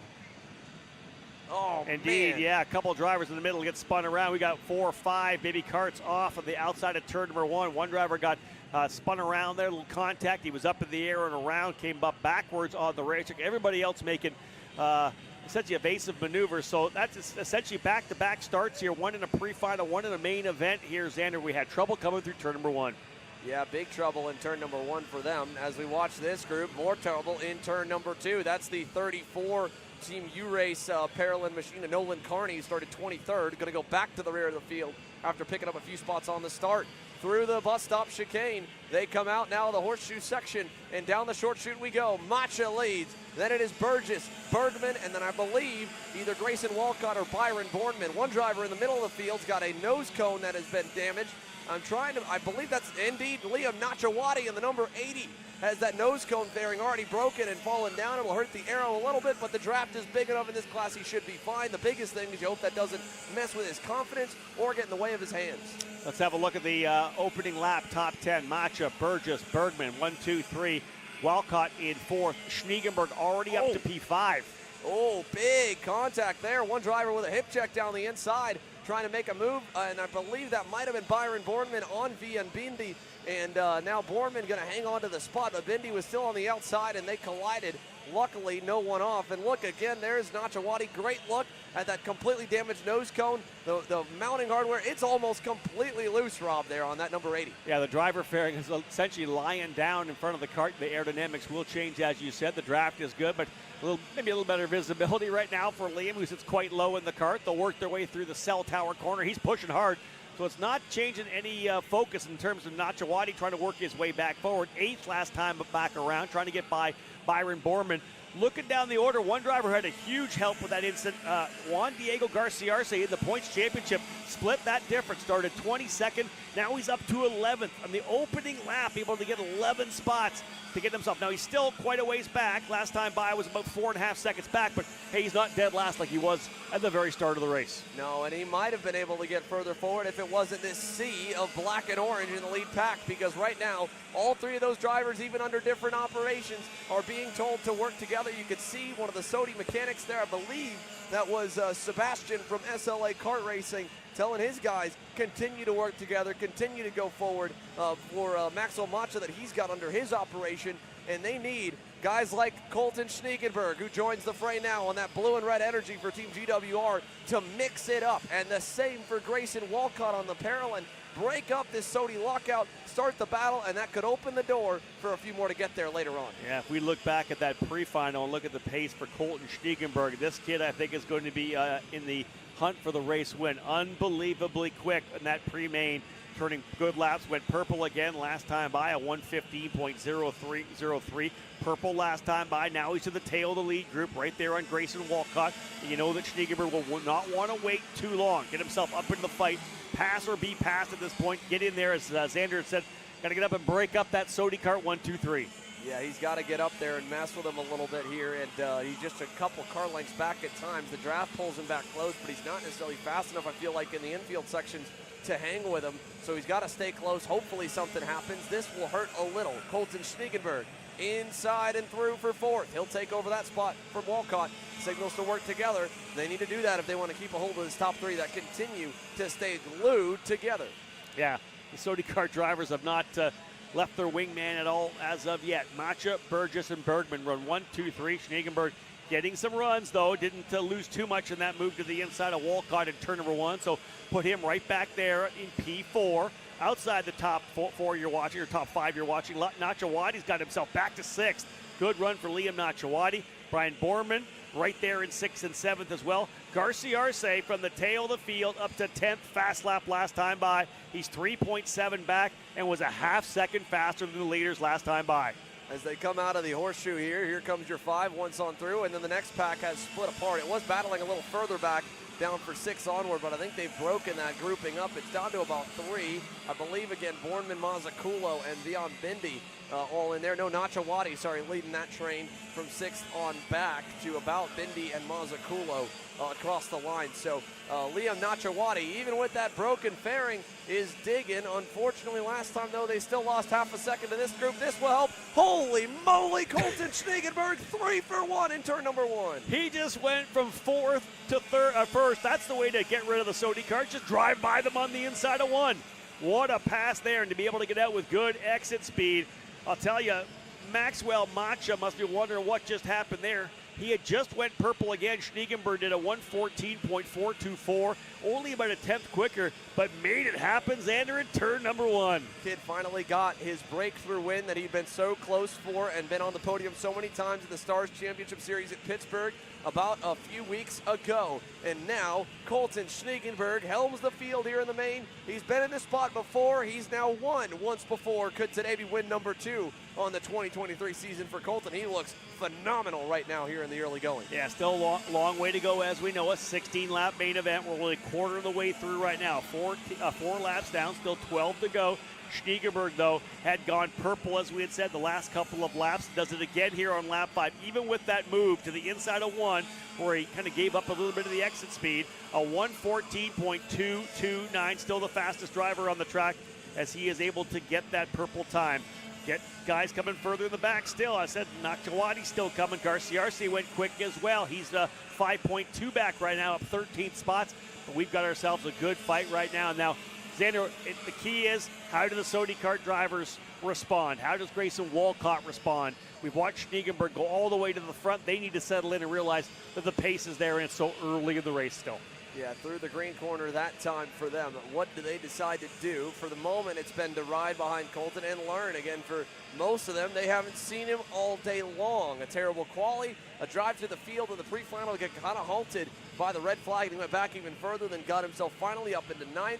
And now they're seeing a different driver at the front. Not that they wouldn't have expected a kid like Colton Schneegenberg with the stat sheet he has in 2023 to not get up to them, but they have no idea where his strengths and weaknesses are. Now they're getting a good look at it, and with plenty of time to go, they can ride in the wake, they can stay in the tow, and they can learn, all right, this is where he's got me beat, but this is where I might have him beat. That's it. Time to go to school. Maxwell Macha, your outright point leader, coming into round number 5 of the SuperKarts USA Pro Tour. At the end of the day, we'll have a much better look at who could potentially be challenging for the championship tomorrow come Championship Sunday here at Newcastle. It is, again, Schneegenberg continuing to lead, although Bergman got the purple lap last time by a 1:13.7. It's, though, Schneegenberg leading the train. Now, here's the key. Are they going to be able to break away a little bit here? We have a 3-driver breakaway indeed, and one of the drivers has fallen back. It might be Zane Burgess. I think he may be back because Walcott's now up into, Walcott up into 4th position, I believe. So it could be Burgess back in the 5th spot. So potential 3-driver breakaway and maybe even a 2-driver, Xander, if Macha keeps pushing Schneegenberg like he is. Yeah, he's doing a good job to keep Bergman away. And like you said, great catch on the sheet there to see something happen this lap to Zane Burgess. If we go a little bit wider, there's a look at the wide shot of the top 5. 5th place is no longer in the pack. Zane Burgess, with a big mistake here this time by, has put himself all by himself in 5th. No partners to help get him back forward. And the next driver on the chopping block, with these guys setting the lap times they are, is going to be the kid in 4th, and Grayson Walcott, because he's already out of the frame of the top 3. Last time by, they pulled 3/10 on him. Again, not even to the halfway point yet here. That'll be this next time by. It'll be 8 down, 8 to go. Macha decides it's his turn to go back out front, putting Schneegenberg back into 2nd. That's going to allow Bergman to get back up here. Not sure if it's going to help Walcott at all, but you can see the Bergman getting a bit closer. Schneegenberg tucking right back in, down to turn number 3 again. So Macha did not like running 2nd, decided he wanted to go back out front to set the pace, and they come back out again out of 3. Turn the kink, turn 4, back into turn number 5. Green corner here, the sweeping left-hander. Back down the hill over the rise, flat out through turn number 6. Same through turn number 7, back into 8, which is the right-hander here, the cell tower corner. 9 and 10, essentially coming through 9 and 10, the horseshoe. Turn number 11 will be the right-hander that leads them back down the short chute into the 12, 13, 14 complex. Through 11, and Macha looking good here right now. Schneegenberg there into 2nd, Bergman 3rd. And again, they're seeing what they can do to potentially drop Walcott. They've done a decent job so far, as that gap's significant now. A little more, I think, than it was last lap. Yeah, here they go through the final couple turns. We'll put another one down. We're past halfway now. 8 in, 8 to go in the 16-lap main. Down the front stretch, Macha and Schneegenberg with the other formation, they were pulling away. With this formation, they are pulling away. Bergman losing just a little bit, and he's kind of on the cusp. If he can't put a couple more good laps together, if he makes any mistakes right now, he's got no help to push him back forward. It could very quickly become a 2-kart battle, which opens the game a lot more. Oh, there it is! Big mistake for for Josh Bergman. A big lock up in that infield hairpin. He nearly spun the car out. It's a heavy braking zone, and he falls back to 4th. And just like that, Rob, we are down to 2 at the front of the field. Indeed. Remember, thinking about this championship battle, it's Maxwell Macha, Juan Diego Garcia, and Liam Nachawati, the top 3 drivers in the championship battle here right now. So key to think about the guys that are really up in the fight here right now. Only Macha's really in the scrap for the championship, so he can be mindful of that, as knowing that even a good, a second or even a 3rd place finish would be good for him. But this is the guy that wants to win races. Sodi Kart wants to win races, as they did at Utah. And right now, Maxwell Macha, though being challenged aggressively here by Schneegenberg, knows that if they can pull away, this thing's going to go to the very end. Yeah, it's a 2-driver battle as it shakes out right now. If they run like this, we're only into the second half of the race. 9 down, 7 to go. If they don't get too racy, Xander, it's going to be a 2-driver battle here. Walcott and Bergman fighting it out right now for 3rd and 4th, the final spot on the podium. But if they run smart, this is the battle for the race win. And I don't think we'll see too much changing or movement right now. So let's take a moment while we do, with a few laps to go, and we can highlight a few more further back. How about this battle right here? This is going to be 6th, 7th, and 8th. Byron Borman in the black helmet on that red and white Parolin leads fellow Parolin of Liam Nachawati. In fact, they've gotten around Zane Burgess for 5th. So they've caught and reeled in the kid that was by himself for a long time. He's now down to 7th. And right on the tail of that group as well as Anthony Mazzaculo on that Trinity Karting Group Kart Republic. And a key run here for Nachawati, even with that damaged nose fairing, for him to be able to run as well as he is. If he can get by and get into P6, he's got to get as many points as he possibly can. We know there's still a drop, factoring about the fact that he is in the championship fight with Maxwell Macha. He has to keep digging. He needs to get that other spot. You know, Nachawati will be trying to get by Borman to try to get to P6, and they're not even that far behind Burgess either. So, indeed, the scrap that we're going to see as they come back around. In fact, Burgess has gone by. Borman now 5th, Nachawati 6th, Burgess goes back to 6th. So Nachawati trying to get himself into the top 5 to get those crucial points he needs when the calculations start happening on Sunday.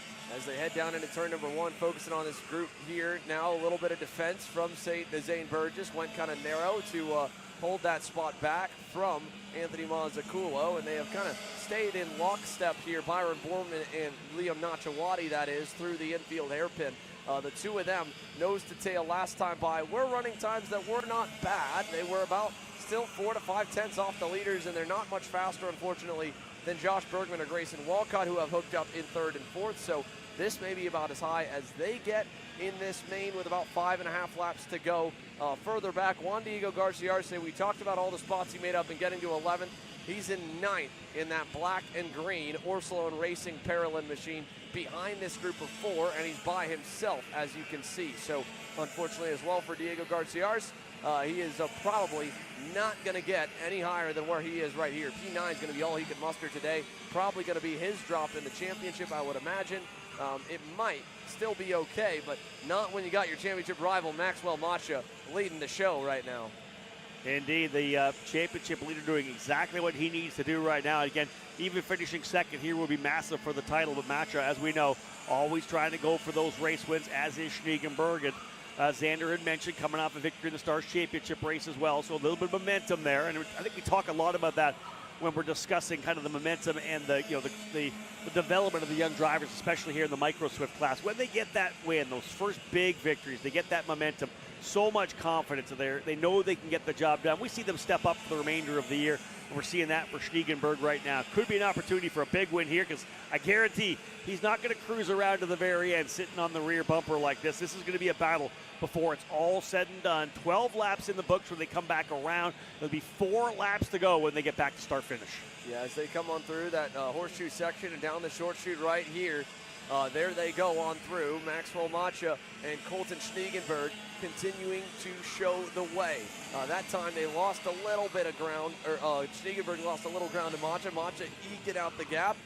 With 4 laps to go, if Maxwell Macha had some afterburners he's starting to use, he might be able to break it away. But Schniegenberg, big run down the straightaway. He'll close back to the bumper by turn number 1 with 4 to go. That's it. Laps winding down. Macha, Schniegenberg, Walcott, Bergman, Borman top 5, Nachawati 6, Burgess, Mazzacolo, Garciarce, and Bindi round out the top 10. Again, 4 laps remaining. And right now, Colton Schniegenberg showing great patience, right? Kind of figure out where it can happen. Here's that battle we saw a little bit further back with Borman, Nachawati, and Burgess, I believe. Indeed, yeah. That's the 9.8 of Byron Borman running P5. This is 5th, 6th, and 7th. The scrap for the final position inside the top 5. You can see they've pulled away from Anthony Mazzaculo. He's now over a second back from these 3, so just going to be them. Here's a nice pass down the inside. Nachawati going through on Byron Borman. So into the top 5 for the broken fairing go-kart, and Liam Nachawati doing a heck of a job. Hard to tell. It looks like the steering wheel's pretty straight on it, but when you have a front-end damage like that to the bodywork, you have to imagine it probably also bent some parts up in the front end of that go-kart. He might be running with a couple bent tie rods or bent steering column. That's impressive. Indeed it is. Back onto the leaders. Here comes Schniegenberg thinking about a run down the straightaway. He'll look to the inside to the kink. Side by side, Schniegenberg on the inside. Does he hold the spot through turn number 1? I believe he will. Book it. He goes through, and that is on lap number 14. We've got 13 down, just 3 laps remaining, and Schniegenberg decides it's time to go to P1. Macha, as Xander mentioned, was there a little left in the tank to potentially pull away? I don't know that Schniegenberg wanted to risk that. Maybe he's got some more. We'll see what happens over this next half of this lap. Whether or not Maxwell decides to goes right back by Colton, we'll see. But Schniegenberg now the new leader. Oh, they just brought the meatball flag out for Liam Nachawati. I don't know if something else fell off or what, but the kid in fifth that's been trying to limp that go-kart home, the injured number 80 Paralyn Machine, has just gotten the meatball flag, I believe, if I'm not mistaken. That's what the intel we just got.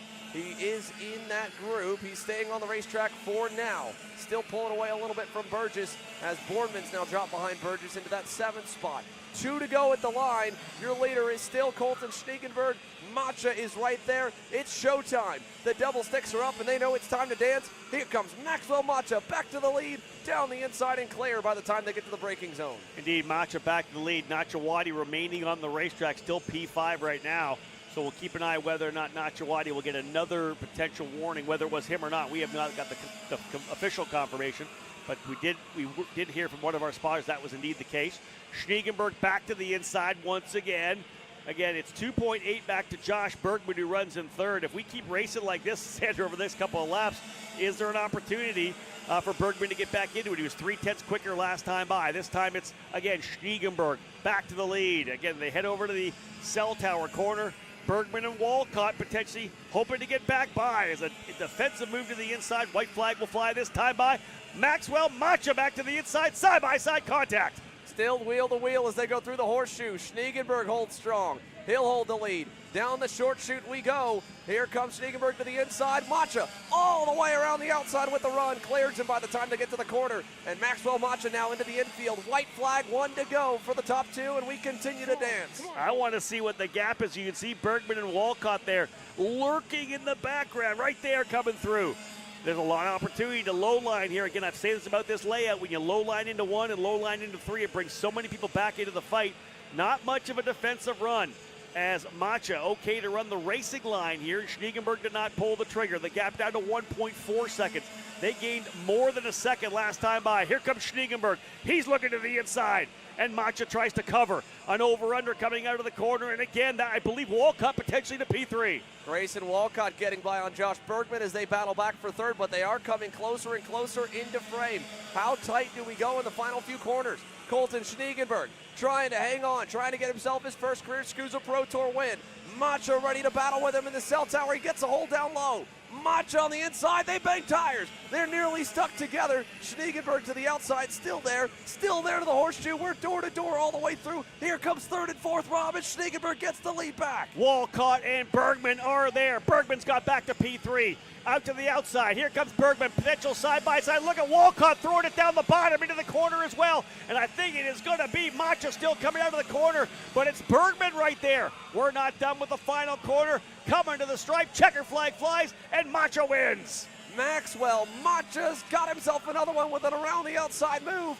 And what a performance. Colton Schniegenberg ends up down in 4th and off the podium at the end. He did the normal route of blocking low on the short chute coming out of the horseshoe, but his momentum was broken so much, and they had caught up to Macha. They pushed him by on the outside lane and followed him through and swarmed him. Bournemouth as well on the inside. Yeah, indeed. He looked to his left and saw Bergman coming to the left. It was Walcott who dove down the bottom into turn number 12. Great run there for Grayson Walcott. Went by Bergman in turn number 3, then was able to position himself to potentially get the job done. There is your unofficial results. What a wild finish for sure. Maxwell Macha with the win. The margin just 97 thousandths of a second. Bergman ends up in 2nd. Grayson Walcott 3rd. Colton Schniegenberg off the podium, sadly in 4th spot. Zane Burgess 5th. Liam Nachawati stayed on the racetrack. Not sure whether or not there was a call for him to come in or not. He ends up in 6th. Byron Borman, Juan Diego Garciarce, Vian Bindi, and Drew Jensen rounding out the top 10. Well, that does it here as the field works its way on in. One main event in, more to go. We'll take a quick commercial break and come back with more live from the SuperKarts USA Summer Nationals. You're watching Kart Chaser's coverage of the season finale of the SKUSA Pro Tour.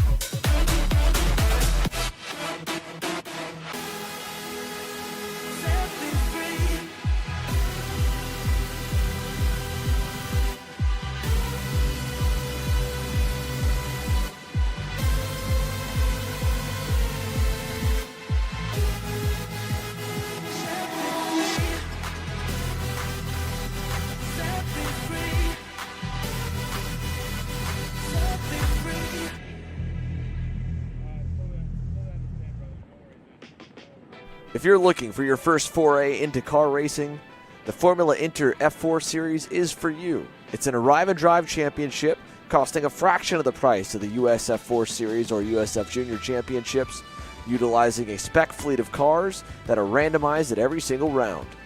You can start with International Motorsports Karting Team and advance through the ranks to the Formula Inter Championship. For more information, follow us online at Formula Inter on all social media.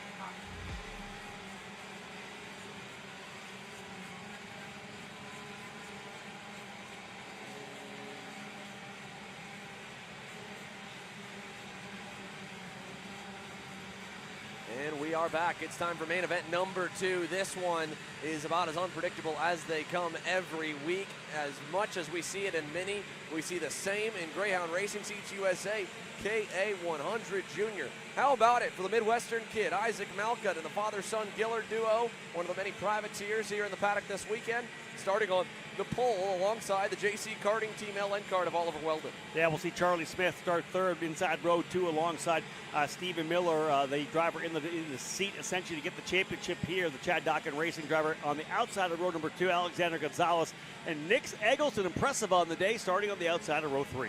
For some reason, I believe Miller might be back one more row. I'm waiting to see. Alexander Gonzalez is slated for that 5th spot. He's lined up on the outside of his teammate right now, and Miller's lined up back on the next row. But it could also be all of them just still sorting themselves out and trying to get onto the cleaner side of the racetrack here on the outlap, to be fair. Back from Eggleston, Max Taylor, Ernesto Rivera for an RPG lockout of row number 4, Alex Mercado, and Enzo Vidmontian on row number 5. Just outside the top 10, Chase Pasaglia in the number 852 starting 11th. Diego Ardiles alongside him on row 6. Carter McMurray and Victor de Alencar on row number 7. Not only is this class massive at 45 total drivers, at over 30 in the SKUSA Pro Tour, you're able to qualify for a purse, and over 20 in the pro classes like X30 and Pro Shifter. These guys were already coming into the weekend to race for $1,000 to win each day, paying down to the top 3. Now they have been the biggest class. They are the qualifiers for the Aspen Green for Green Challenge. That means $3,000 to the overall winner, $2,000 to overall second between the 2 days, and $1,000 to the overall for third. So both days obviously matter in the championship, but now the purse exceeds $8,000. It is the biggest purse in KA Junior history, and we've got problems further back on the grid as all the drivers are all together way back, and we are not going green because of it, because there was a lot of carnage here in this one, including one of them, the 861 U-Race Tony card of Sebastian Rice, as well as the 832 of Remy Andretos on the Sodi card getting turned around. Now here's the other thing, Rob, as you know this as well as I do, they have the commitment line as well as the formation cone. They need to get back into their spots immediately before the commitment point, and then at that point, if they advance their spots, it's a 10-second penalty. Yeah, exactly that. And again, a little bit of chaos coming onto the front straightaway to get that green. Someone obviously checking up. A couple drivers likely trying to get on the throttle, get closer to where they need to be. Leaders will need to get slowed up again as they work their way back through. We saw the fact that they kind of weren't in position quite yet, coming down to 12, 13, and 14. They'll get another shot to do it. I would assume that the clock may be starting right now. This may be considered a race lap as well. So indeed, drivers will work their way back around, looking to go green with Isaac Malcutt and Oliver Weldon on the front row. Malcutt, a driver I knew would be quick here, always is at Castle Motorsports Park, and Weldon, we've documented it and talked about it quite a bit. He's been a guy that's worked his way forward, but man, on the game from the get-go here this weekend. Yeah, here comes the field as they begin to form up now properly with everyone in their right spots. Hopefully this time we won't have them running over. The big reason was the back of the field was single file, then raced to get to double file, so they gassed up. And over time, that makes it a bigger and bigger gap to gun up as it goes from 1 to 2, and there's more room. And then, of course, they had to slow back down to this pace that Isaac Malka has us at. So now I believe just about everybody's back where they need to be. A couple more trying to get to where they need to be, but they're formed up much earlier in the lap at the front and on back, and that should help us try to get this second attempt at the start underway. Coming through turn number 14, the final corner on the racetrack. The start-finish line for the finish line there. Start line, of course, out on the Long Pond straightaway heading down into the I-70 corner. Malkit on that Gallard, number 879. Third-generation driver. His grandfather, Mark Malkit, one of the legendary super late model stock car drivers, engine builders, Captain Sizzle. Good to see Isaac continue to improve on his career. You're going to hear that name for many, many years, as you will. Oliver Weldon, field set, lining things up. Time to go main event racing, and we are green, green, green through the kink, down into turn number 1. Side by side further back. So far, so good. The field a little more spread apart this time. That's helped them. It looks like almost everyone survived this opening corner. So now the train goes down to the inside to block on the opening couple hairpins. Look at the run around the outside. Charlie Smith is getting gutsy. Nearly gets by, but doesn't end up getting anything. But what a run on the outside for Max Taylor. He gets around Alexander Gonzalez. Now Charlie Smith to the inside of Stephen Miller. He'll run in to the edge of the racetrack for third and get clear. And that's going to give the top two a little bit of breathing room already as Taylor's on the outside. He's going to get freight trained. More drivers trying to get to the inside on Max Taylor, who continues to get bullied to the wayside. He'll drop another few back as now he's side by side and gets clear on Chase Buscalia all the way outside the top 10. That's a tough place, right? You're just turning right for like 4 corners in a row. It's not till you get back to the horseshoe where you're able to kind of muscle your way back into position. He did the best he could to try to hold on to spots, but Taylor lost a bunch of them there for sure. Up front, the other drivers kind of settling in here. They'll work their way onto the front straightaway. Here they come across the line for the first time. Malkit, Weldon, Miller with a good jump. Smith into the 4th spot. Gonzalez 5th. Eggleston, Rivera, Mercado, Taylor down to 9th. Vidmonte in holding station. That's your top 10. Move for the lead or move for second, I believe, coming up. And indeed, Miller to the inside. Isaac Malka continuing to get away here, but he's not too far out of earshot from everyone behind him here. Again, what a great run forward for Stephen Miller after getting kind of shuffled back to 4th halfway through the opening lap. Weldon trying to fight back. He's going to get 1. He'll get by Alexander Gonzalez there. And he brought with him, I believe, Nix Eggleston. And in the mix there, you've got Ernesto Rivera. You've got Alex Mercado, Speed Concepts Racing Red Speed, that black and white Tony karts into the line. And then a little gap before you find Enzo Vidmonte and Motaz Sport Kart Republic. So they're going to battle further behind. That'll keep the gap. They battle a little bit in this group as the Nash drivers are back and forth. And Rivera now on the inside of Gonzalez. Door to door, side by side in the short chute. Ernesto Rivera for P7. Nearly off the racetrack, and he is off the racetrack. He'll lose another one. Here comes Mercado to the inside. Yeah, these drivers are really elbows up right now. Everybody trying to get some spots early on in what is a long 18-lap race. Once again, full distance 18 laps for all the categories but cadet that are running 16. So an 18-lapper here very early on. Drivers just kind of feeling each other out. Those who started deeper trying to get their way back forward. Just Buscalia trying to make a move to the inside of Rivera. Coming up into the kink. He'll go deeper into the braking zone and gets by to the inside. Look who's right there as well. Vidmonte ready to attack as well. Not only that, it looked like, unfortunately, Alexander Gonzalez got a bit of a shot. I think, gave a shot, was trying to get around Mercado, and Mercado trying to get around him and got into him. So Alex Mercado now up there is, look at this, my goodness, what a scrum. All the way through, 2 by 2, nearly 3 wide in the green corner further back as the leaders continue to roll into the cell tower with a major gap now in the top 5. That midfield battle is continuing. Look at this here through the cell tower. It is still every position, everybody up on each other. Yeah, there is hardly a gap between any of the drivers. You open up at all, someone's going to dive to the inside. Truly a pass or B-pass kind of situation. Everybody digging to try to work their way forward, and 2 are off. 2 drivers off coming out of turn number 11. Both those drivers tried to spool up, and 1 looks to be down, and 1 a Speed Concepts Racing driver. That's An RPM driver, the number 838, has gone off. Shea Aldrich, I believe, off on the outside of turn number 11. The SCR driver was Nathan Dupuis. Those two were well inside the top 15. They now drop all the way to the rear and will be done. Here's that group further back, but I believe the leaders are starting to shuffle now. Isaac Malcutt's lead has been erased, and there he goes, back to 5th for Malcutt. New leader, Stephen Miller, on that red and yellow DAP cart for Chad Dawkin Racing. Leads the way. Charlie Smith is second. Nix Eggleston. What a weekend, what a day so far. Have yourself one, Nix. P3 and still digging for more on the Ruthless Karting X-Spree. I feel like a majority of the races we're seeing the purple number beside Nix Eggleston. He was so good in the pre-final. He's turning fast lap after fast lap. Has been able to work his way forward. Now up to the 3rd spot. Eggleston having what I would call a career run here in the SuperKarts USA Pro Tour.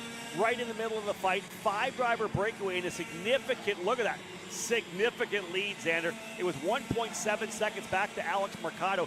Feels like a lot more than that as they'll come and put lap number 4 in. Yeah, 2.2 seconds now is the gap between 5th back to 6th. If they work together, they're going to pull away. No, here comes Charlie Smith. He'll take the lead. And how about 1st to 5th for Stephen Miller? And it's not done. Malcutt side by side banked tires with Eggleston at the end of the corner as Oliver Weldon followed the train through and then went himself back up into 2nd. So Oliver Weldon has fought his way back to neutral finally. And Eggleston hanging on for 3rd here. Little bobble, and that infield hairpin's going to make someone get antsy, and Malcutt is the one to do it. He goes by him. Miller trying, couldn't follow. Miller was looking to go on Malcutt if Malcutt didn't go, but he couldn't get there, and now that split them apart again. So like you said, Rob, at that 2.2 seconds, if they were to have said single file, it might have just been these 5. Right. But we've got so much time left and enough racing continuing in this lead group. That 2nd pack now just a little bit into the back of the frame as we follow the leaders coming out of the horseshoe. And you have to wonder if Oliver Weldon maybe was, maybe a little, not so much impatient, but hey, I didn't like this. I qualified on the outside of the front row. I don't want to be back here P5. I don't deserve this. I'm quick. And so he's going back to where he needs to be. And I think, again, this is one of the situations where the drivers know they're fast. They want to get out front because if there's an opportunity for a 2-driver breakaway, 3-driver breakaway, they want to be part of it. They don't want to get hung out to drive back in 5th. This is when they're digging hard up front for sure. I think it's not surprising to see those drivers pull away. This is that next group now, 6th, 7th, 8th, and 9th. That's Taylor, Mercado, Rivera, and Gonzalez. Yeah, nice little pass there down the inside for, I believe, Rivera getting by on Mercado in turn number 1. And so he's now got his teammate in front of him in Max Taylor. They can see up the road to Stephen Miller and Nix Eggleston. So those guys not terribly far away as this group of 4 here from about 6th back to 9th has a major gap back to Enzo Vidmontien, and Vidmontien was moving forward for a little bit as they swap again. That was both Gonzalez on Mercado for 7th and Taylor losing the spot to Rivera for 6th. So synchronized passage in the cell tower. Ernesto has got himself now a net gain of 2. Indeed, early in the run here for the drivers at KA100 Junior. Just plugging our way through the main events. We've got things dialed in here nicely for sure.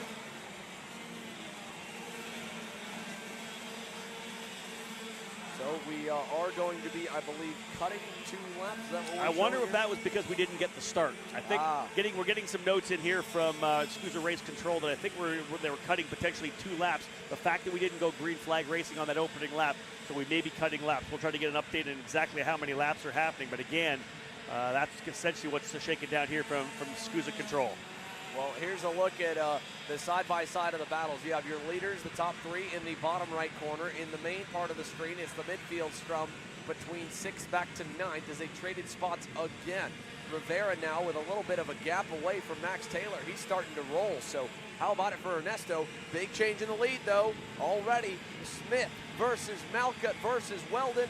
Malcutt gets through into 2nd. I believe Smith didn't lose the lead, but he had to fight for it, and now that's brought Stephen Miller and Nix Eggleston back into the fray. Yeah, we talked about the fact that they had a 2.2 second lead over 6th place just a couple laps ago. 1.3 and maybe more as Ernesto Rivera has gone purple. That's that driver chasing from the 6th spot. He goes purple again, 1.3 back now, 109.380. He was 0.4 faster than Charlie Smith last time by 1.9 total from the lead. If this pace continues, this delta continues, 5 laps, we should see Rivera in the lead. Now, I'm not saying that's going to happen, but the guys got the pace, and the guys up front aren't running like they're trying to get to the last couple of laps. Malkut through to the lead there in the infield hairpin. He gets around Charlie Smith. And Isaac Malkut is back to the point again. They also shuffled behind him. Miller and Eggleston got by Oliver Weldon. What was so impressive about Ernesto Rivera hitting that lap, though, he's by himself. He's not getting the push. Yeah. He's not in the tow. He, again, 2 laps in a row is our fastest driver. Better than everyone in any other pack on the racetrack. And like you said, Rob, down to 1.3 in closing. Yeah, behind Rivera, he's got a bit of a gap. They're at a half a second back to Max Taylor. That's allowing him to be able to focus forward and not have to worry about anybody making a dive bomb move on him. Alex Mercado there as well. You can see the second group right there coming through. That is, again, 6th, 7th, and 8th coming through turns 12, 13, and 14. So a good look at the gap. The leaders kind of settling back in again. We're looking at the midway point here. This next time by will be 9 down, 9 to go. It's 2/10 better than the race leaders last time by. So this group of 3 is about to make it an 8-car lead train. Charlie Smith, Stephen Miller, Malkut, Eggleston, Weldon. Look out, boys. Does it happen next time? Let's see it as they cross. There it is. 2 to go. Oliver Weldon leading the way. Isaac Malkut trying to get a big-time win. This is such a dynamic race. You think about these young drivers, right, in their ages, having to focus on everything that's happening. You're just reacting to what the other drivers are doing. You're having to change your strategy. For a guy like Rivera, who had gone to 3rd, then gets shuffled back a little bit, he's trying to press the reset button. These 2 leaders stretching out, 2 of the shortest guys, the most diminutive drivers in this junior category, both Weldon and Malkut, looking to work it up to get onto the podium. Who's going to bring it home? A couple laps to go. White flag will fly next time by. They've got some breathing room right now, which is huge. You can see how much of a gap they have as they work back over to the cell corner. And right now, Malkut showing a lot of patience. Is it going to be a last lap move? It will likely be. Weldon looking for that big win. Malkut continuing to push away. Isaac Malkut, of course, calls Castle Motorsports Park his home national racetrack, and so he's raced here a ton.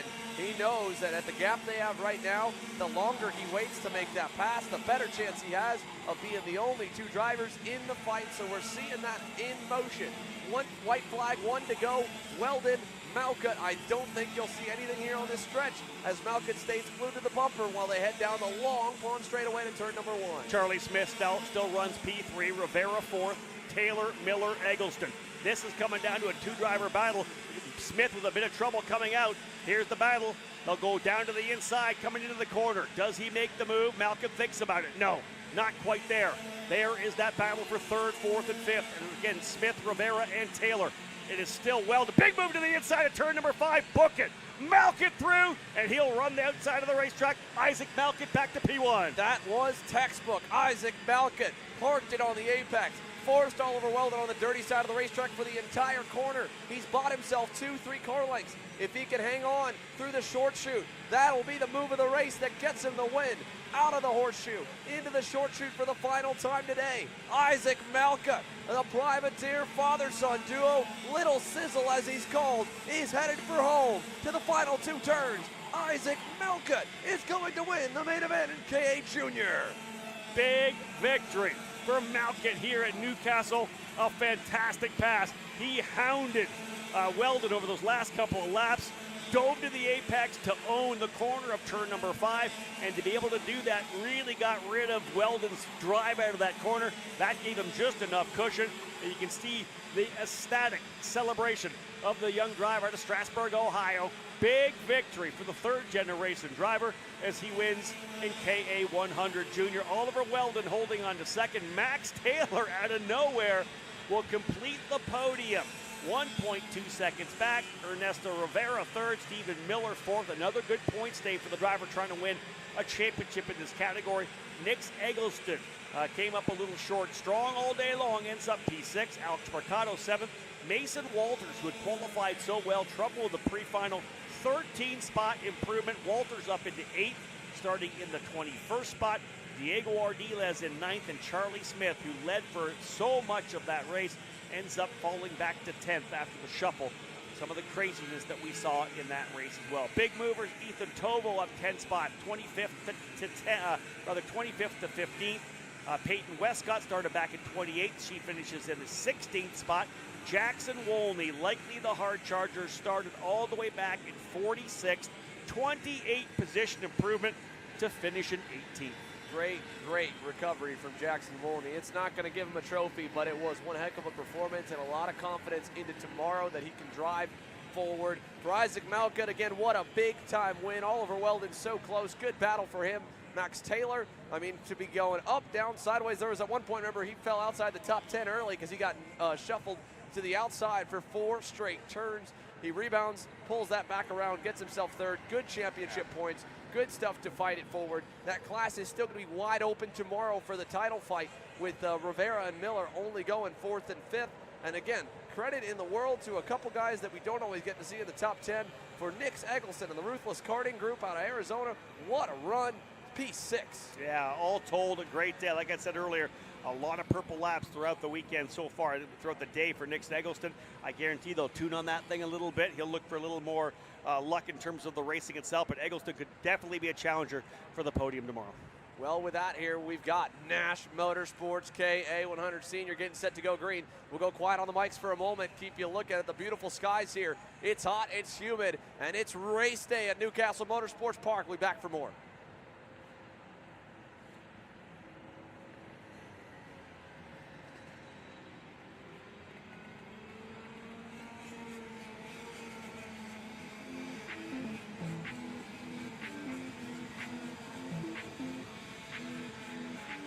Well, let's shoot him on out to the track here. Nash Motorsports KA100 Senior getting set to go green. And this one, we watched the pre-final with Henry Wheeler having a phenomenal day. Was able to get himself a pre-final win in that kind of big group that was all really scrapping it out about 5 or 6 deep the entire race. Mick Gabriel joins him on the outside edge of the front row. One guy who was so fast by himself in qualifying and the pre-final. I think it probably scared a handful of the regular contenders at the front. Aiden Levy enters the weekend after drops, leading the championship in the fight with Colin Lloyd. He starts 3rd, Lloyd back in 9th. Work to be done for the SCR Red Speed, but completing that 2nd row with Aiden Levy, his hometown kid for the Jimmy Simpson Racing Red Speed, Eli Warren. Yeah, I feel like Warren's starting to get a feel for it, as is Ivana Richards. She'll start 5th alongside Gavin Bailiff. John Burke and Vinny Miskelis on row 4 and 7th and 8th. You mentioned Colin Lloyd already in 9th. I had a quick chat with Oliver Calvo, former champion in the category, winning here at Newcastle Motorsports Park. He feels like he's putting everything together. They're getting better and better every time, kind of clearing out the cobwebs. He'll start on the outside of row 5.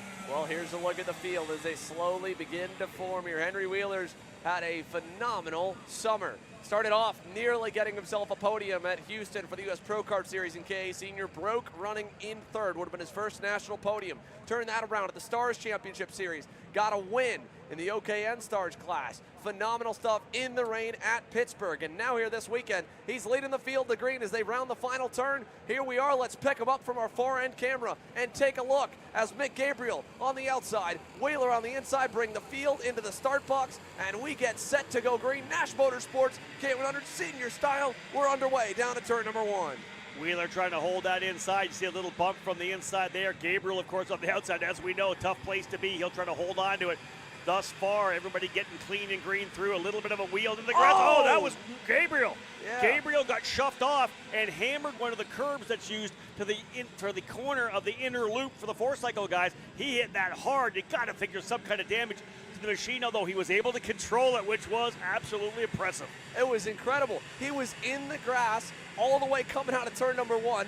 Pedal to the floor, trying to get place in line. He's still there, getting knocked sideways there as another one goes on by. The off-pole man, all the way outside the top 10. He's got no room to get down low. We got another one off. That's in the middle of the pack. That's Colin Lloyd, the championship points leader before drops, and Gabriel gets spun around out of the cell tower.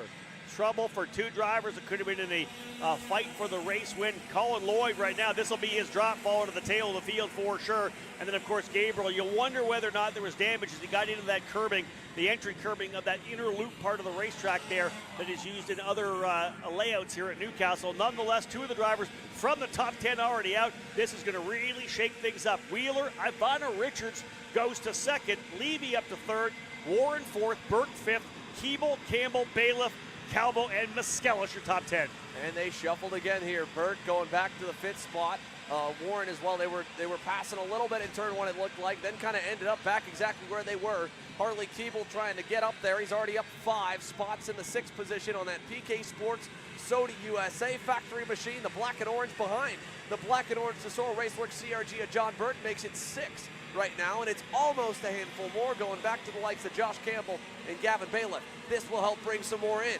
Warren to 3rd, gets around the fellow rookie Ivana Richards and closes up to Aiden Levy, who is all over Henry Wheeler. Levy obviously doesn't know what's happened to Colin Lloyd, but knowing that he already leads with the drops, a good day today would make tomorrow very easy for Aiden Levy to try and close out the championship. Yeah, I think a big start as well for Harley Keeble. He was 6th. He's gone into 5th spot, getting by John Burke. Started outside the top 10, and the Sodi car driver jumping now up into the 5th spot. Keeble looking pretty aggressive here in the early couple of laps. In fact, he went purple last time by. Watch for him to potentially look to the inside. No, it'll be Ivana Richards. She'll go now down to the inside, I believe, of Eli Warren. So move Ivana Richards now up into 3rd. She's having a great run right now as Wheeler and Levy try to pull away up front. Yeah, they are staying hooked up right now. Good stuff for Aiden Levy as another move. Harley Keeble going by Richards down in the infield hairpin, so he'll pick her off and move himself into the top 5 again. Actually move himself up into 3rd, getting around her and John Burke looking on there in the 5th spot, ready to go. Look at Oliver Calvo, by the way, folks. Oliver we haven't talked about yet. How about the bright yellow helmet and his return to the seat after being out for nearly 8 months to Las Vegas last year? Oliver Calvo won here a year ago in spectacular fashion, getting his first big win in a long, long time. And the Speed Concepts Racing drivers hooked up with that same winning outfit. At the end of the group, he's already looking on Warren. Not close enough, but he's in the pack now. Yeah, there's Calvo right there, putting all the pressure on, trying to find his way forward. He is right behind Eli Warren, local driver who knows his way around this Newcastle track for sure. Calvo, as I had said before, talked to him earlier today, felt like he was just starting to get, clear out the cobwebs, getting a good feel for it again, and he is definitely starting to get himself into the point where we could be talking about him. But again, I'm really impressed with Ivana Richards as well. But again, the driver I said was on the move is now going to go, I believe, is that into the lead right now? Is that Keeble to P1? What a lap that was. He was 3rd across the line. Put Keeble, the Brit, back to the front. Harley Keeble won in Utah, got his first win on American soil in the KA senior class and was oh so close to doing the same the day sweep in the X30 Pro Division later on, where Oliver Hodgson got that stunner win on Sunday. So Harley Keeble right now, he's a little bit off of where he needs to be. Looking at the X30 field, he looks strong here in this KA senior field as he leads his group at 9. Now, 11th to 1st in 3 laps, you wonder, tire pressure? Did they go higher on the tire pressure to get him up the front?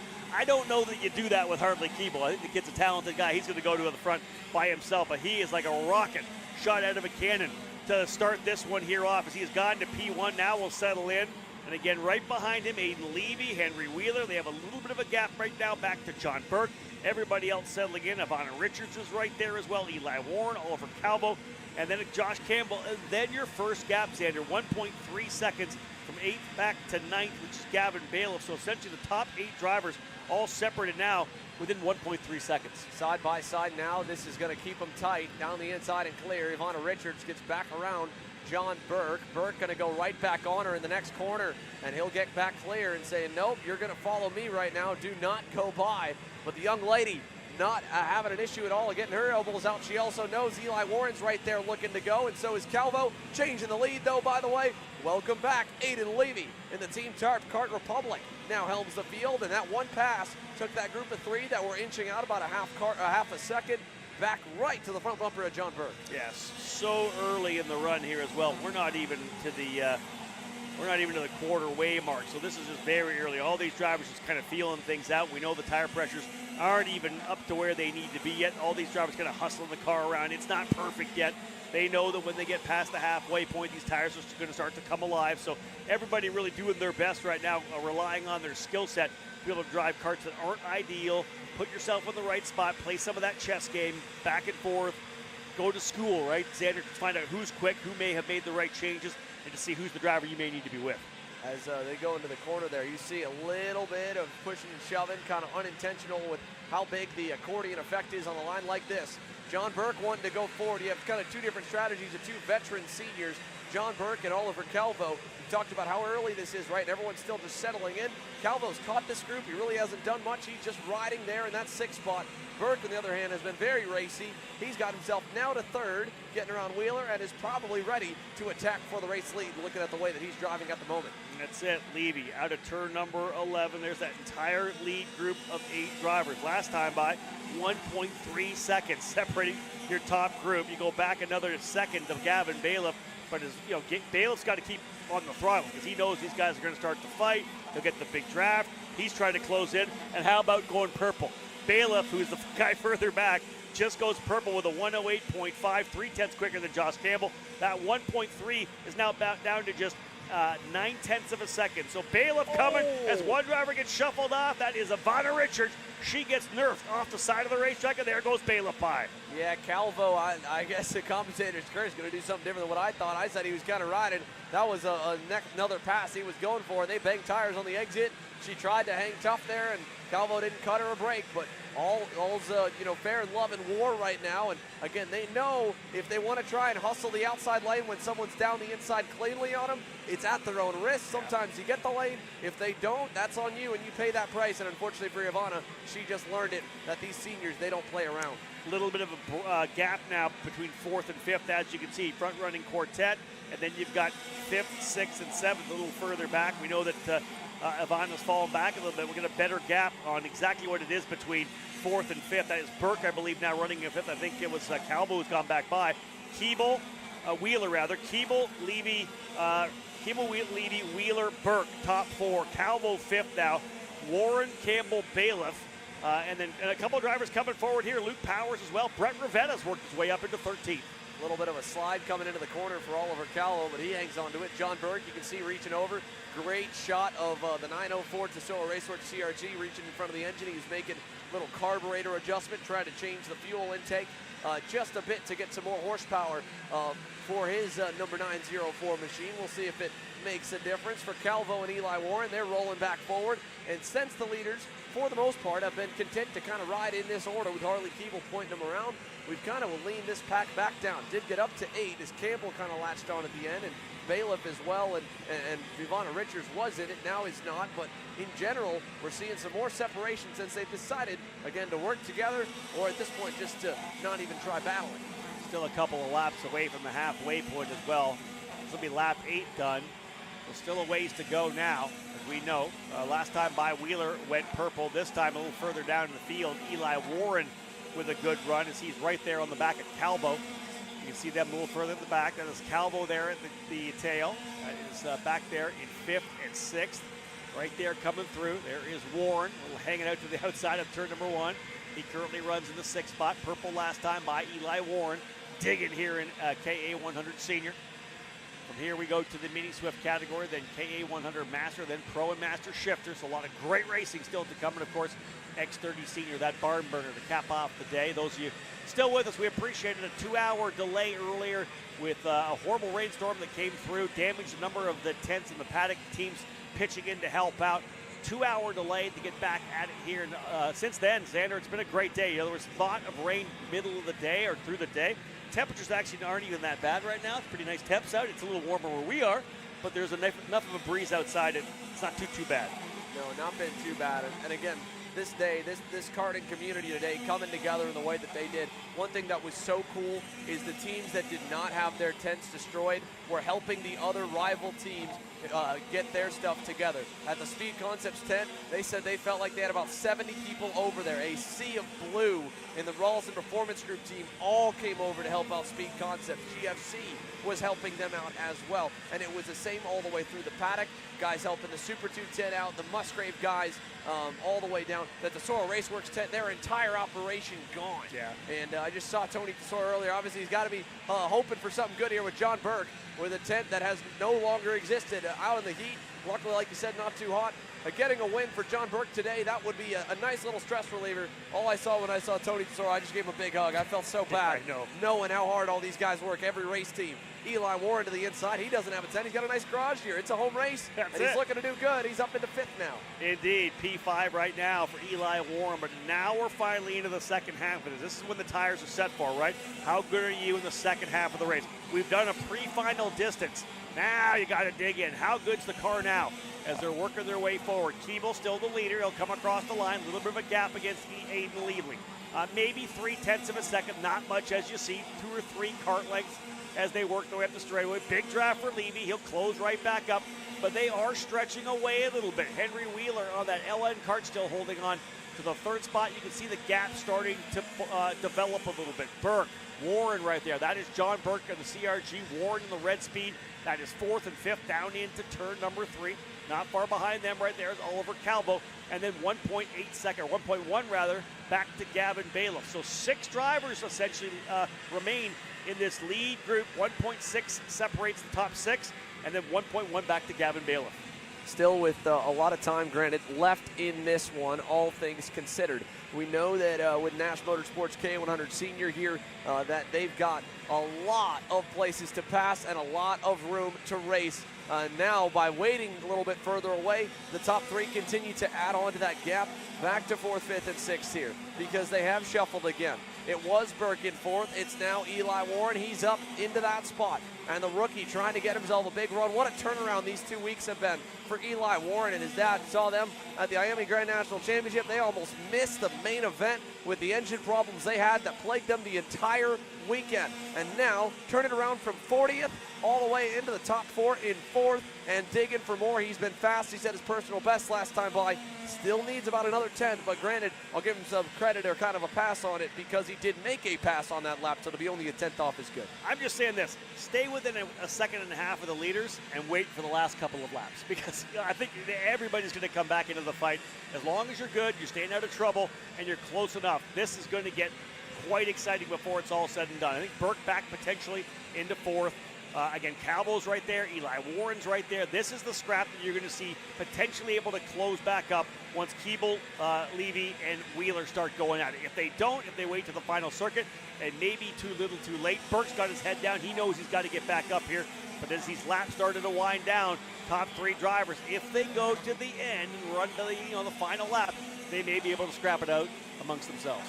As they come out of the final corner here, we're now down to 6 to go, and still nothing happening for the lead yet, but this could be it. Look at the run Aiden Levy's got all the way to the bumper. No, not going to do it. I thought he had enough as he started to kind of shimmy in the braking zone, but he's going to stay behind. Harley Keeble continues to lead the way here as he looks for KA Senior win number 2. He's, of course, out of the championship, so he's a guy that Aiden Levy has no problem following around. The same for Henry Wheeler. He has no dog in that points fight. If Levy just finishes 3rd out of the 3 in this pack, it is still a major championship swing and a big points push. Comparing his rival in the championship, Colin Lloyd, where has he rebounded back to? He's driven his way back up to 15th after going all the way to the rear of the 30-plus driver field. Unfortunately, that's still not enough to secure the title.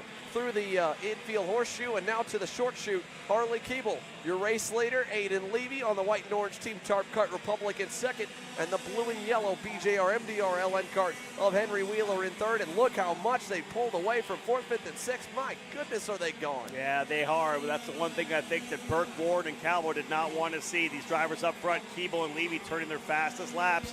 1:08 flats for both of those drivers. They have now developed a 1.8 second lead over the next trio, which is Burke, Ward, and Calvo. Bailiff trying to catch that group actually to get himself potentially into the top 5. But this is coming down to a 3-driver fight. Sodi Kart, Kart Republic, and then Lando Norris Kart here. So a bunch of different manufacturers ready to scrap it out here. Keeble, though, leading the way.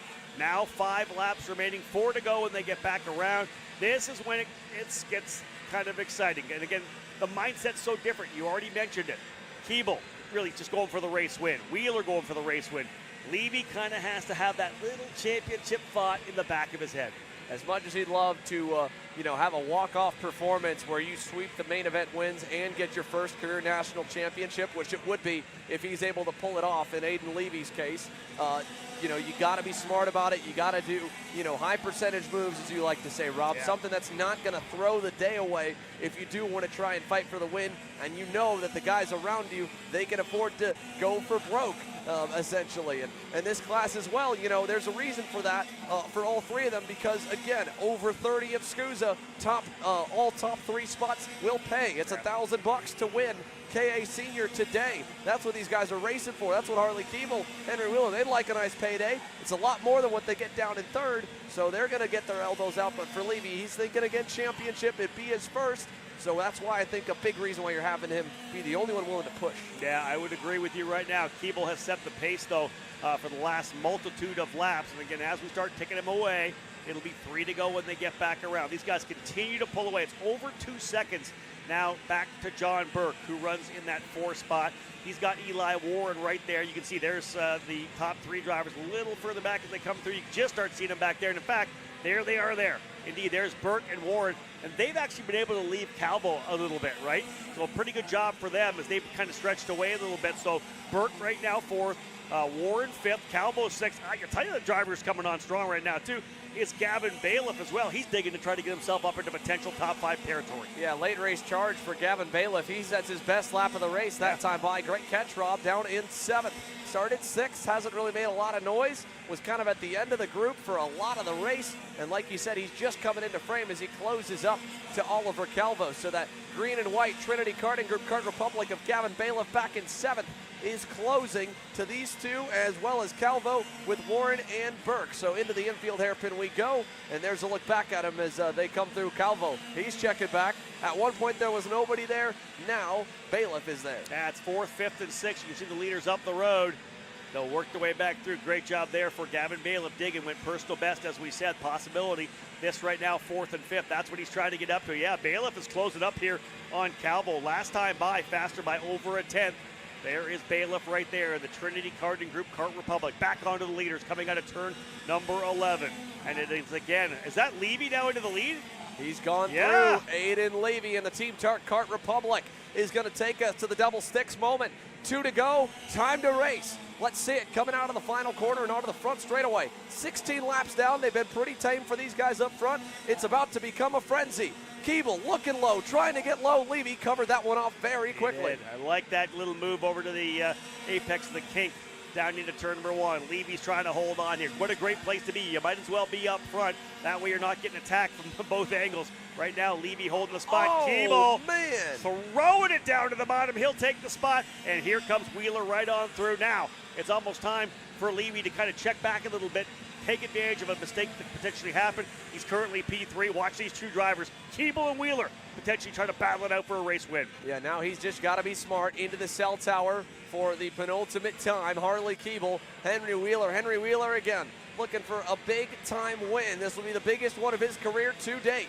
Going up against the likes of Harley Keeble and Aiden Levy. It's double the field size that he won the OKN Stars event in Pittsburgh. And that one he got the lead early and pulled away in the rain. This one he'll have to get his elbows out and fight for it. Into the final couple turns here this time. We're coming to the white flag. 1 lap to go for your leaders as they head onto the front straightaway. Harley Keeble commands them. Wheeler 2nd, Levy 3rd down the front stretch.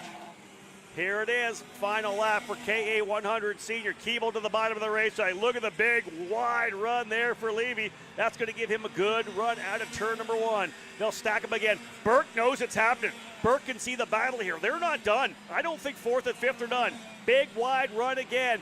Watch for Levy to try the over-under, and he does get it. They're sideways, side by side coming out through. Levy's going to get the inside. Does he throw it down the bottom? Here comes Burke as well. 4th and 5th have arrived. Look at them sneaking in. Wheeler's going to get pushed to the outside. He's still door-to-door with Burke. Burke is off the racetrack now, hung it on the outside and paid the price. And the Tesoro Raceworks CRG's out of the mix. Back up front, they battle still for 3rd, but watch Levy and Keeble. They're close enough. Keeble's going to have to worry about him in this final sector. As they come out of the horseshoe, Harley's going to take that look over the shoulder. He sees him. He knows he's not close enough yet. It would maybe be something in the left-hander if Levy does it. I don't think he will. He does not. Harley Keeble is KA Senior main event win number 2 as he wins in Newcastle on Saturday. fantastic drive for Keeble with the victory. Levy, a solid point-scoring day in second. Henry Wheeler third. Calvo fourth. Gavin Bailiff works his way into the top 5. What a great drive over the last couple laps for Gavin Bailiff. He had to put himself in the right spot to get it done, and indeed he comes through in 5th. Eli Warren 6th. John Burke 7th. Noah Rosser up 5 spots. Ivana Richards ends up in 9th.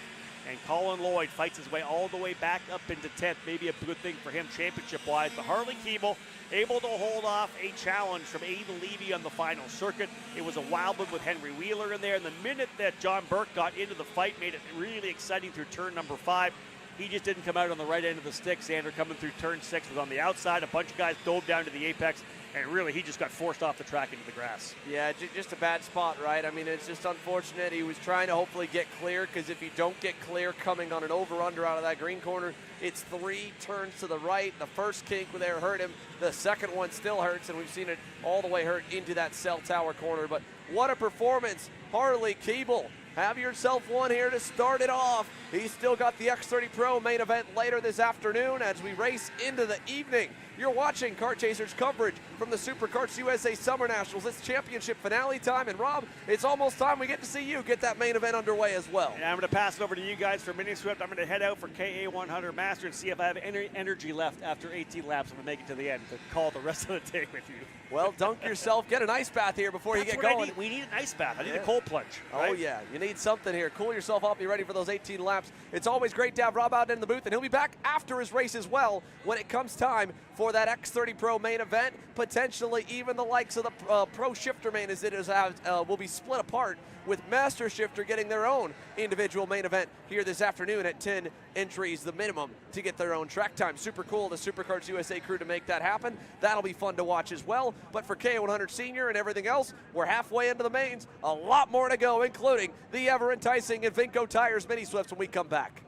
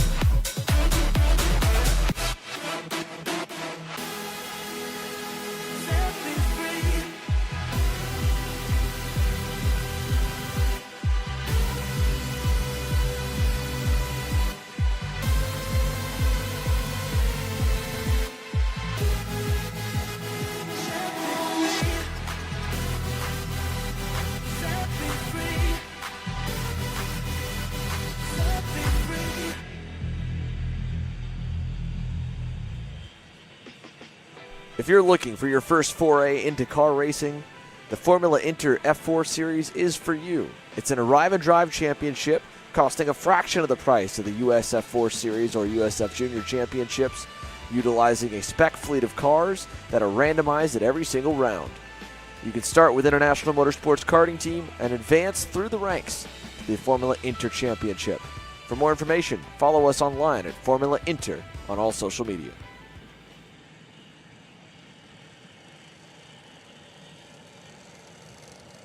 Welcome back to the SuperKarts USA Pro Tour. Simon Sykes will step on into the booth here to help join us as we get set to also go down side by side for interviews once we go green in Invinco Tires Mini Swift. And it's a Trinity Karting Group Kart Republic front row. Travis Pettit on the pole. Lucas Palacio. The two of them nearly collided, and both could have been starting at the rear with a crazy final lap in the pre-final. But Travis able to get it done. He's been so close all year long. Travis Pettit has at getting his first career national win. Is today the day? We are now 16 laps away from finding out. For the Avinco Tires Mini Slips, row 2's got Ashton Woon on the inside and Marco Romero on the outside. Bronson Custis on the inside of Marco Salmon in row 3. The field is together, they're lined, and we're spread apart in green all the way up the hill and down into turn number 1. And Palacio with a bit of a rough start there. He's going to lose a spot or two off of the start, as all of them seeming to make it through clean through one, but as I say that, a couple drivers losing it on the exit. Oh, that was our pole man, Rocco Simone, topping qualifying on the yellow helmet off the racetrack in the grass. So Simone out. Good pass by Romero to get to third quickly on Lucas Palacio. Palacio trying to answer back in the green corner, not going to happen. Romero covers it off and defends there, as does Ashton Woon, and it kind of all bottlenecks them backwards. Now Bronson Custis closes up there on the Nash Motorsports Energy Kart. Back in 6 and 7, they got a couple RPM machines. Looks like Michael McGoy, I believe, is one of them. I think Jackson Tovo is the other, and Tovo is 6, McGoy is 7.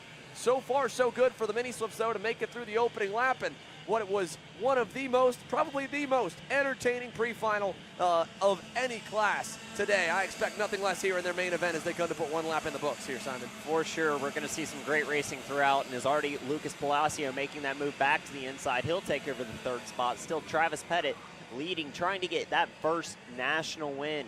He's done so well all year, come up just short, but now leading this event. Needs to hold on for 15 more laps as we see Lucas Palacio getting passed back for fourth. And they work their way through turn 1. We have about 6 karts single file in the top group, then a couple of kart links back to your next group. Look at Palacio there in P4 trying to make anything work. Everyone going defensive down into the hairpin on the first couple of laps through. So a lot of defense out here early, Xander. Yeah, I mean, it looked like the entire lead group was all the way down on the low side, but nonetheless here, we're expecting a big battle and a long battle as well. 15 laps to go. Let's go side by side down to 1. Happy Britt standing by here with David Land. Dave?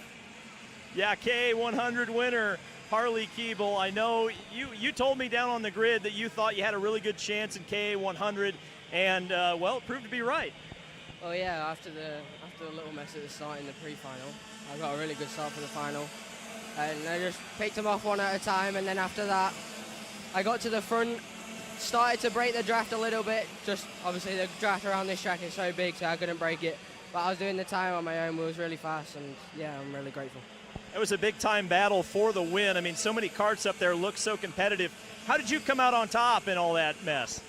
Well, I don't know, actually. Obviously, you defend on the last 2 laps, as you do, and I looked behind and I had a gap, and yeah. Harley Keeble's looking to double up later today in X30 Pro. $1,000 richer for Harley Keeble with that awesome performance as he wins the opening main event in K100 Senior. The minis as well, they're also competing for a paycheck at 32 drivers here with a payout to the top 3 in this class as well. So a lot of cash, a lot of checks ready to be written, and already we saw a little bit of craziness right there on the racetrack. Here's some more. Palacio versus Romero. They've been going at it for quite a while. Palacio gets back around him for the 4th spot. Great run to go forward as well. Was the like of, I believe, Troy Ferguson or Ashton Woon to move forward. It looks like the Parolin machine into 3rd. That's Trusho, Alessandro Trusho. What a drive forward here up into P3. He was 7th last time by the line. Great run forward. Let's go down to David Land for a little bit more down from KA Senior. Dave? Yeah, so give us the view from your cockpit in that battle. It was intense there at the end. What was your side of it? Yeah, so I passed Harley with 3 to go, and he tried to make a move on the front stretch, but he didn't quite get me. And when we went down towards the back hairpin, he sent it from really far back, and I wasn't really expecting it. But and then it was just kind of chaos from there, and Harley got the win. So we'll go for tomorrow and see what happens. Well, that's the thing about the SKUSA race weekends. You get another one tomorrow. What'd you learn today that you could take into tomorrow to try to get a dub? Probably just seeing where everyone's at a little bit more, and making some more moves and making the racing more interesting tomorrow. Good stuff. Back up to you in the booth, Xander. Hayden Levy extends his championship lead with that awesome performance today. as now he heads into tomorrow with a great second place result that's going to put him in a major, major place to fight for it. Speaking of fighting, more fighting, new leader. Bronson Custis leads us now, but here comes Pettit. He wants it right back. Travis Pettit is not letting anyone take this win away today, Simon. Been a lot of action at the front of this race already, starting off hot. Defense early on lap 1, followed by a multitude of passes up in this lead group. Now Travis Pettit retaining the lead over Bronson Custis. Alessandro Truchot sits there in P3 just in front of Lucas Palacio. And then it is Jackson Tovo with the fastest lap of the race so far, rounding out your top 5. They are all nose to tail, all on the bottom of the track headed into the hairpin. The leader all the way back to 7th, down to the bottom line, defending into the hairpin. That's going to stack everyone up.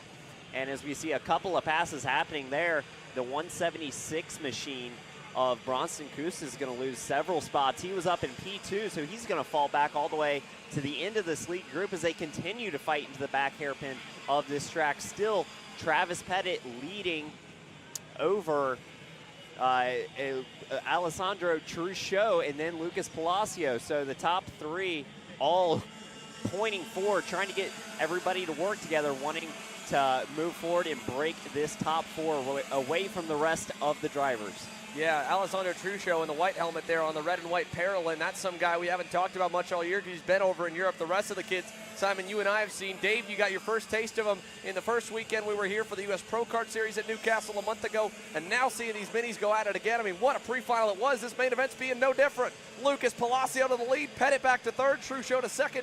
It's just going to keep on changing. Yeah, I think I said it at the end of that pre-final. This was going to be crazy, and at the moment, it certainly has lived up to the hype.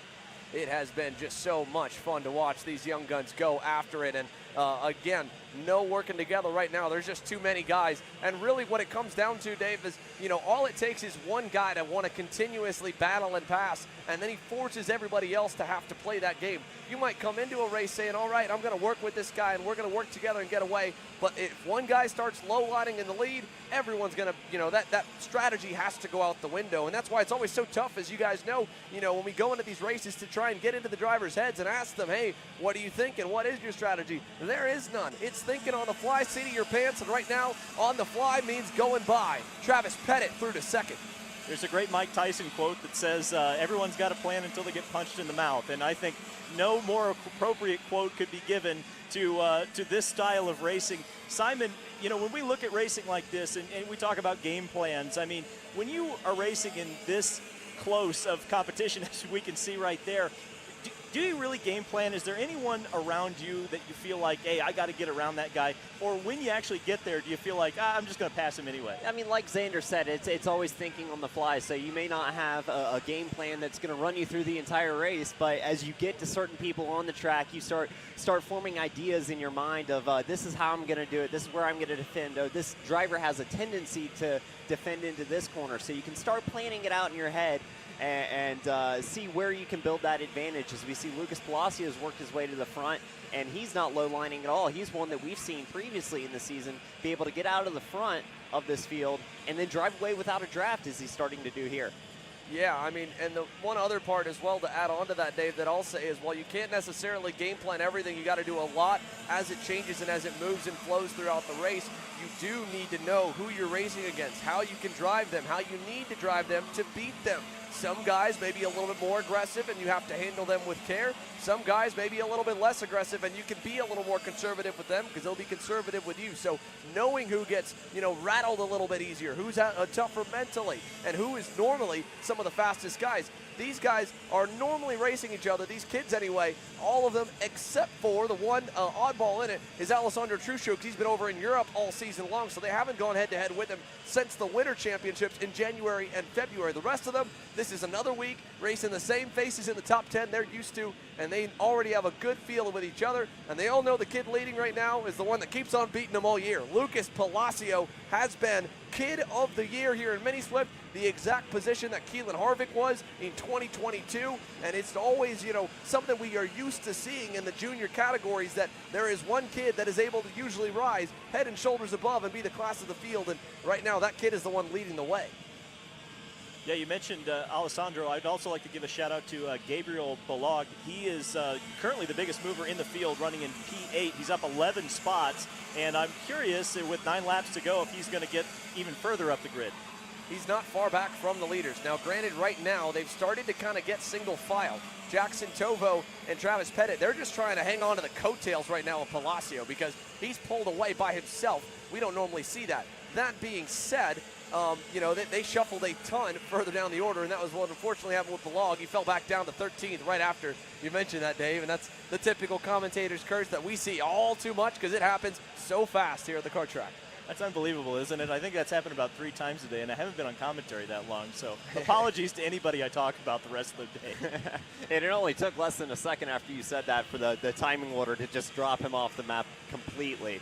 So, unfortunate commentator's curse. We're going to hope Gabriel Balaga makes up for our unfortunate circumstances that we have imposed upon him saying his name. But back up at the front of this field, they're nose to tail, first through third.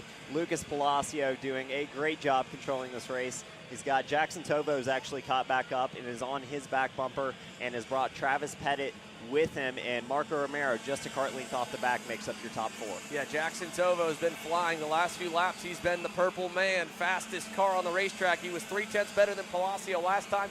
He's going to eat another good bit into the gap this time, but the purple lap goes the way of Travis Pettit. You can see on those tight shots how close they are together. Every moment, those wheels are straight. Travis Pettit is pushing Jackson Tovo, and Tovo wants the lead. Palacio knew it, so he blocked low, but now Pettit's going to throw him and said, all right, I use you to get up front, and now I'm going to go back to it. He gets to second, and Palacio, feeling the heat, stays low. Pettit says, go forward, I'll push you. Tovo was looking for second. He's pulled back in line, and all the while, also, who we haven't chatted about as much, Marco Romero in that blue and orange Team Bennett with the bright yellow gloves. He's followed those two up as well as Tovo getting back to second there. Nice move. We've seen so often throughout these finals that it's often the guy who waits till the second half of the race, and we're seeing right now, it looks like that may be Romero. He's charging right now. My goodness. Lucas Palacio, bump and run as Jackson Tovo moves him wide, and Marco Romero through to the lead. Palacio had been blocking, continuing to defend, and it's still so early. We're only just past halfway, and Jackson Tovo said none of that, and now as he drives down Travis Pettit to try and close the door, he shuts him off, and look at the lead it's given Marco Romero. My goodness, Simon. Wow, that is some hard, aggressive racing just halfway into this race. Palacio lost multiple spots. He's all the way back down in P5 or P6, going to have to work his way back up through this field, and that's given a healthy advantage out front to Marco Romero, who has about an 1/8 of a lead over this next group, who's going to try and work their way back towards him if they can just stop battling for 2 seconds. It's been so aggressive. Everyone low-lining, defending, a few late moves here and there, and wild stuff has allowed Marco Romero to extend his advantage over this field. Slick moves by Troy Ferguson, kind of bobbing and weaving. He's got himself to third now on that Bennett. Pettit back into second.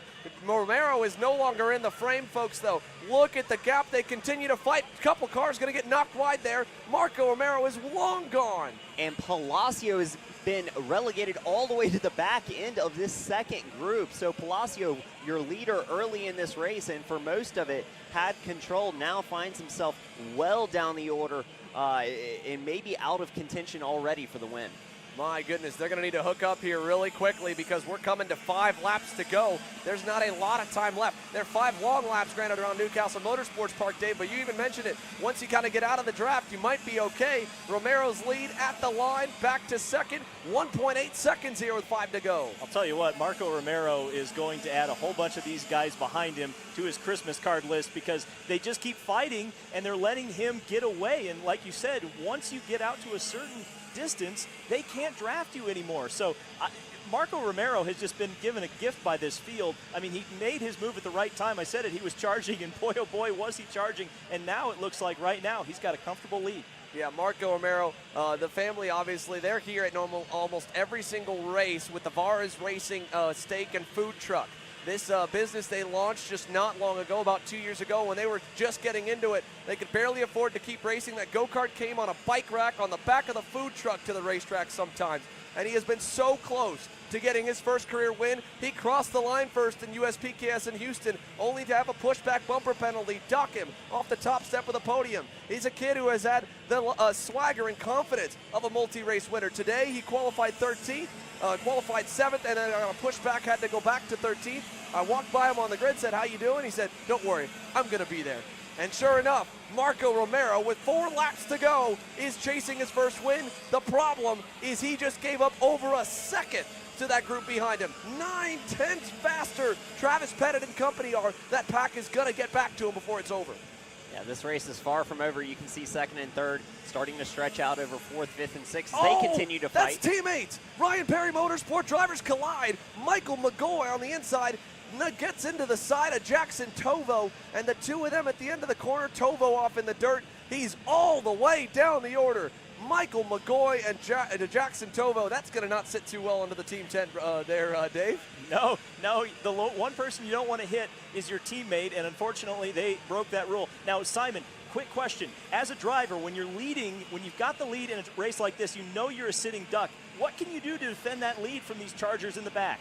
You can drive the race the best you can, but if they're in draft range and they're hunting you down, you're kind of at their mercy. It's going to bring this group back together. Oh, and no! You can see him pushing for everything he's got. Just overdid it a little bit on that exit of turn 11. Will drop a tire and he'll bring this fight back to him. Now top 3 all nose to tail. Now that's the one thing you can do. You saw him go to the middle of the racetrack into that left-hander. You can try and defend, but then they'll start getting creative and look at new holes to get around you. 3 to go. Marco Romero fighting for his life right now out in front, and luckily they're fighting behind. Pettit back to 4th. Here comes Romero's teammate Troy Ferguson, but look at the kid, Sandro Truscio, down the inside in the bright white helmet on the Parolin. He would love to come back and curb stomp these guys as he returns to the U.S., but he's going to have to get back going because after getting to 2nd, here comes the cavalry to the inside. He'll lose 3 spots in turn 2. A lot of racing happening at the exit of turn 3. One of our best places to pass on this track, and Marco Romero has seen all of his advantage disappear over the past lap. He's now got a fight on his hands if he wants to hold on and win this thing. He has a charging Troy Ferguson and Travis Pettit heading towards him, and it's now a 5-kart battle. It's going to be all he can do. He's got his fight, a fight on his hands certainly. And one thing I want to point out is you make all these moves to get inches and tenths and hundredths on your competition, and one mistake can see it all go away. Like we saw earlier with Lucas Palacio, he went from 1st to 13th in 1 lap and has only made it back to P9 so far. So any mistake can cost you the race entirely. Well, now they just got the 2 to go signal. Double sticks in the air, and that changes the tension and the feeling of everyone on the racetrack because you kind of lose track of time when you're battling too much. Now you know it's time to go for the win. Ferguson nearly down the inside on Romero. That's the 2 Bennicks up front. Look who's up in the mix. Michael McGoy has gone to 3rd in the Ryan Perry Motorsport machine. Where did he come from? Long way back. Everyone on the inside behind, and the lead is going back up again as Ferguson blocks for 2nd. Romero has got himself a 7-car length lead to the green corner, Dave.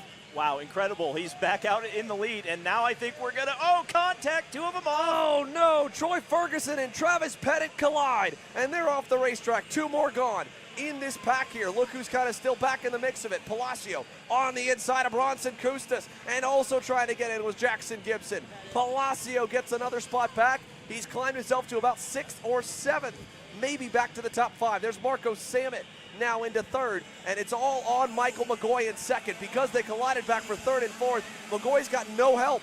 This could be the day.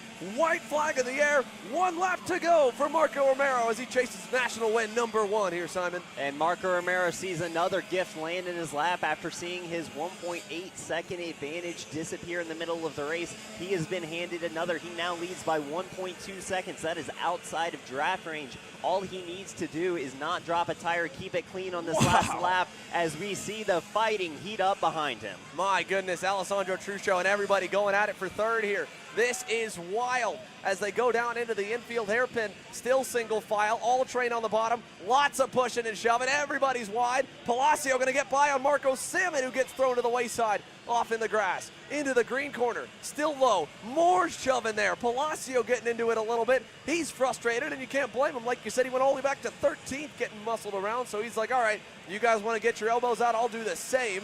In the middle, there's Balog, there's Moore. They're all still all over each other in the cell tower. But through the horseshoe, for the final time, Marco Romero has never won a national race before. The Varistake Food Truck Company, the Team Benek machines, are going to be on top of the podium today. 2 turns to go. Marco Romero is a national race winner as he wins in Newcastle. And you can see he's fired up. Finally, Marco Romero gets that first Mini Swift national win. And there's still a dirt on the sidewall from that mistake earlier. As Simon mentioned, a bit of a gift to him with all the battling behind it. Look at this final lap. Ashton Woon was in that pack. He got collected. A bunch of them did, Simon. So did Lucas Palacio. He's dropped all the way down to 26 as it sits. Farther down, he will DNF this race, not able to finish. So a lot of chaos on that last lap, fighting for the edge of the podium. About 10 drivers all going for one spot. It has been a wild race, and Gabriel Balog making up that for you, Dave? 15 spots. He made me look smart at the end of it. I'll tell you what, Marco Romero, what an impressive drive. He kept a cool head after making that mistake. You know, he dominated the race. They came back to him, made a mistake, but somehow managed to keep it and get his first national event win. I was really impressed with that. So cool to see. And again, like you said, you asked Simon earlier here as we look at the rest of the top 10, down from Truchot up a ton to third. Balog up 15 spots to fourth. You go down the order. That's what happened to Troy Ferguson, Ashton Woon, Lucas Palacio. A ton of drivers collected. Obviously, Travis Pettit was off as well. He ends up in the mid-20s, 23rd for him. Palacio gets 31st. The rest of the top 10 will cycle back on through as it goes on with Vega, top 5. Martin Jaramillo, good run to 6th. Kusta 7th.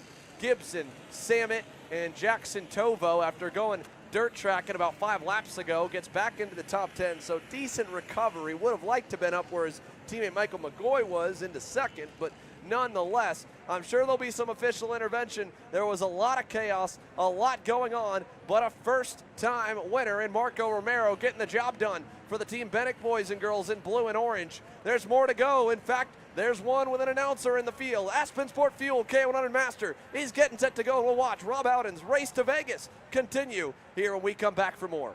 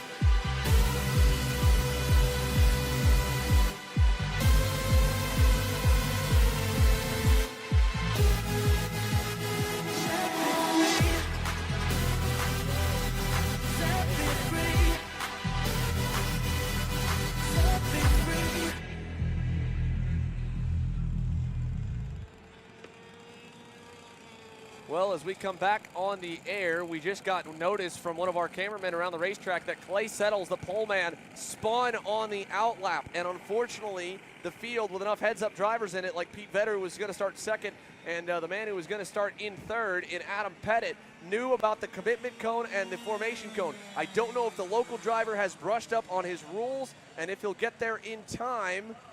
It looks like they're going to let him get back into his spot, which is a courtesy by all the masters there. Granted, it's a gentleman move from everyone. I think they would probably, even if that was after the cone, let him start where he wanted to start. So K100 Master is going to get set to go green here, and then we're going to go down and talk to some of our top mini Swift drivers in a crazy crazy main, but let's get this one at least green down to turn number 1 here first. Aspen Sport KA100 Master coming down the front straightaway, getting set to go. It's Clay Settles, the local hero, on the inside of the blue and white top cart from Indiana. He's pitted out of his garage here. On the outside, it's Pete Vetter and the RPG Cosmic. We're green down to 1. Can we keep them all here through turn number 1? Looks like they're all going to quickly play nice, get into line, and we'll race them out of turn number 1. Let's go side by side down to here. From our most recent race winner, Marco Romero is now a national race winner, and he's standing by with Dave. Yeah, Marco Rivera, first national win, and you did it in style.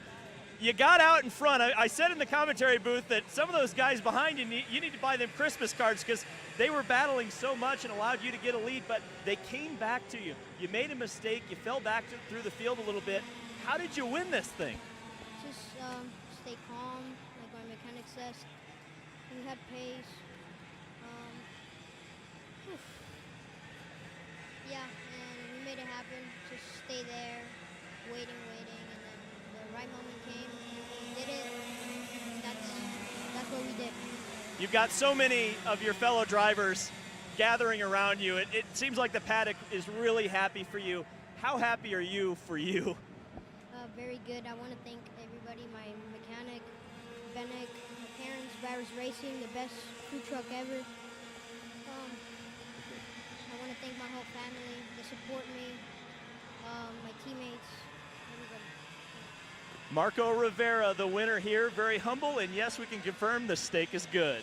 Hey, I'll give you a break on that one. It's Romero, but so close, Dave. Hey, nonetheless, what an awesome job, and no surprise whenever you get a first-time winner, especially when you are the family that's cooking everybody's food. It's one of the coolest deals that I've seen here, and so cool to see so many guys coming out and supporting that kid. He's so much fun, and if he gets a few more interviews, I think we'll open up. He's got a fun personality. I'm sure a little bit nervous for interview number 1, Simon. Absolutely, but what a fantastic job to get that first national win, and he absolutely is not lying. That is possibly the best food truck on the whole planet. Vara's steak truck is delicious, and we're always happy to see when they show up at a weekend ready to cook that delicious steak for everybody. But back on to track now for your Aspen Sport KA100 Master category. It is Clay Settles, the driver who spun early, currently leading this one. Now, actually, I'm sorry, that's incorrect. That is Pete Vetter out in front. Clay Settles has fallen to second. Adam Pettit in third, and Rob Howden's made up a spot. He is now up into P4. But the top 3 all nose to tail as Clay Settles starting to work his way back to that rear bumper of Pete Vetter. Vetter the fastest last time by about a second on the field. As we continue to work through the hairpin, and nose to tail this time by, he won't share that same advantage. Yeah, and to his credit, with Clay Settles and Pete Vetter, we've seen this happen. This is exactly kind of how the pre-final played itself out, where Clay Settles, while granted he was miles above everyone in qualifying, wasn't the best to start the pre-final. He kind of came in a bit late, but then eventually did string the field out and pull away. Adam Pettit just watched his son Travis there come so close to getting his first career national win. Unfortunately, ended up off in the grass, and a rough result for young Travis. But now he at least gets to kind of have a bit of a pick-me-up and root for Dad, who's going out there and racing in his third at the moment as they come on around. And they have pulled away from everybody else. Rob Howden was with them in the pre-final. He's back in fourth. Adam Roberts, fastest car on the circuit, 1:11.0 back in fifth. He's closing up, actually. It might be a bit of a battle. Howden might be under fire. And indeed, Adam Roberts into P4. Rob back to position number 5. And a little mistake out of Rob there in that first corner cost him some more time. He'll find the pace. Just give him a few laps. But always great to see Rob out on track. He is, like you said, currently in P5, just lost out a spot to Adam Roberts, but the top 3 working nose to tail. They know it's a long race, still 15 laps left to go, so no need to get too crazy too early. Just ride it out, make sure it's you 3. You don't want to fight enough and let the rest of the pack back into this fight. I'm sure Rob would like that. But these guys, already starting to throw a nose as Clay Settles looks to the inside of Pete Vetter. Not going to get the job done there. They'll work through turn 11. Top 3 still nose to tail, but Clay Settles starting to get a little impatient, looking for a way around your leader, Pete Vetter, in the number 425. Yeah, Pete Vetter there on the RPG Cosmic still showing the way as they go through the right-hander on another lap completed. This time we've got Dave now back in the booth here for this class that we did see earlier today. And look at this, actually, Simon. We've seen this a couple times. We're seeing it more and more. It seems like when they show on the stream, then we double it by the next races. Pettit nearly trying to get by for second, but that lead, slide your butt forward in the seat, get your head low that way. Instead of the normal tuck we're used to seeing where you pull yourself up to the steering wheel, seeing guys do these kind of Harley-Davidson type of riding on the car and lean backwards. And Pete Vetter just did it. And you know what? He's winning the race, so I bet you more will do the same. I think it's awesome. It's against the norm. You always see everyone lean down in front of them, but sliding back in the seat. Personally, I think these guys look great when they do it. I love to see that, and it's clearly working out front. Pete Vetter has extended his advantage just to about over a kart length. It was a little bit closer last time by, but as we work with 14 laps to go, they'll come through turn 11, and the top 3 still in the hunt for this win here, David. I think it's important to note that Clay Settles was about midway through the race earlier. His tires fired off about halfway through, so we're not even close to halfway through this one. I'm curious if once the tires come up to pressure and operating temperature that we're going to see, and we've already seen him go purple in the last lap. So my suspicion is we're going to see Clay Settles pass Pete Vetter here within the next couple of laps. Yeah, I mean, he definitely was able to move himself forward in the course of the race, as it went on, just better and better and better. And that's what it's looking like right now. Granted, Pete Vetter still good, but we've got an attempt there in turn number 2, but couldn't get it done. Settles wanted it, couldn't get by, and Vetter holds the position for now. Adam Pettit there, still riding along on that Trinity Karting Group Green and White Kart Republic. That seat actually was meant to be for team owner Sean Bailiff to come and join the K Master Fun, but he's got a list of big events coming to the Motorsports Country Club of Cincinnati for the first time in history. The U.S. Pro Kart Series is visiting there. That's the next stop on the Pro National calendar for most in about a month's time in August, so they've got a lot of work to do at the home front, a couple hours away in the Midwest here in Ohio. So he said, hey, you know what, Adam, we'll get you an extra mechanic. I was going to get one for myself anyway, so that way they can help cover the go-karts. You can race and get back out there again after a couple of years of just being a dad and a tuner. And now again, what a cool memory it's got to be for Adam Pettit and Travis Pettit here now as he goes purple, to have your dad racing and you racing on a national weekend. We don't really see that a lot. No, it's funny because we've seen it at almost all levels of the sport, but to see it here is really special. And back-to-back, it just worked out that the schedule was such that both father and son are going to be on the grid at the same time. So really neat stuff. And I'll tell you what, Adam Pettit is closing in on these 2 leaders. Like you said, he set the fastest lap of the race on the last circuit by, and now we've got a 3-kart battle for the lead. Yeah, he is continuing to close on up now with a great run last lap. Granted, great lap as well for Adam Roberts. He's just as fast as these top 3 right now. Unfortunately, just kind of missed the boat with a not ideal start, having to come from the rear. He had an issue, of course, crashed out on lap 1, turn 2 with Tom Gerstner in the pre-final. That put him on the back foot, but the Marinello driver for the Vermont Kart Company, the red and yellow machine there in 4th, he's digging. And I think this lap might even be a little bit better than last one, so he might be able to make it 4, having a party at the front of the field. Further back, things have kind of situated themselves well. Rob Howden into 5th, Alfonso Santiago 6th, Tom Gerstner 7th, DJ Ortiz in 8th. Settles still pushing on Pete Vetter. I don't know if he's trying to get him away or no, he was setting him up for this. Pass for the lead. Clay Settles through, and Vetter, he was tight on him in the corner there, David. A little hip check as he had to go by. Yeah, I think he had to do that because you see Pettit and Roberts are closing in. You have to get around the guy that may or may not be holding you up. It'll be interesting now to see him in the front if he tows all these guys ahead and keeps that pack together. I'm kind of curious how that's going to work out, but we've still got a 3-kart battle for the lead as Vetter really hit the curb hard there. That hurt him a little bit, and now Pettit is all over the back of it. Well, we talked about it with you earlier. Obviously, we know that when they go offline, like off the racetrack in the dirt, it takes half a lap or a lap to recover. It's the same at this point in the weekend. The amount of marbles and dirt and dust offline, even when you go to the outside for a single corner as you get past, that'll make you slip and slide for a little bit. So part of it for Pete Vetter. Now by this point, he should be back to normal and can try to hunt back down Clay Settles for the race lead, and we're seeing it as he pulls away from Adam Pettit. And now we are at 8 down, 10 to go, just about halfway. And this is about the point of the race here for Rob, especially on the endurance test. He's been up here with us. We're in the scale tower here at Newcastle Motorsports Park. with a couple mobile AC units, but it's hot up in here for sure. And so he goes from this sweat box to going and putting a heavy-duty suit on, putting the helmet on, and getting out in the heat and humidity here for 18 laps, trying to make it the whole way. Sure looks like everybody's starting to fall off just a little bit pace-wise. Like you mentioned, Vetter appears to have cleaned his tires off, and now he's closing in once again on Settles. We have to remind everyone that Settles qualified half a second clear of the field, and really we haven't seen that in the pre-final and now the final. We haven't seen that pace quite show itself, and now Pete Vetter really all over the back of him. It looks like this sector of the course is where Pete seems to have the advantage over Settles, but once they get over towards the important part of the track, the finish line, that seems to be where Settles has a bit of an advantage. Let's see if Pete can clean up the rest of the lap and close it in here on Settles.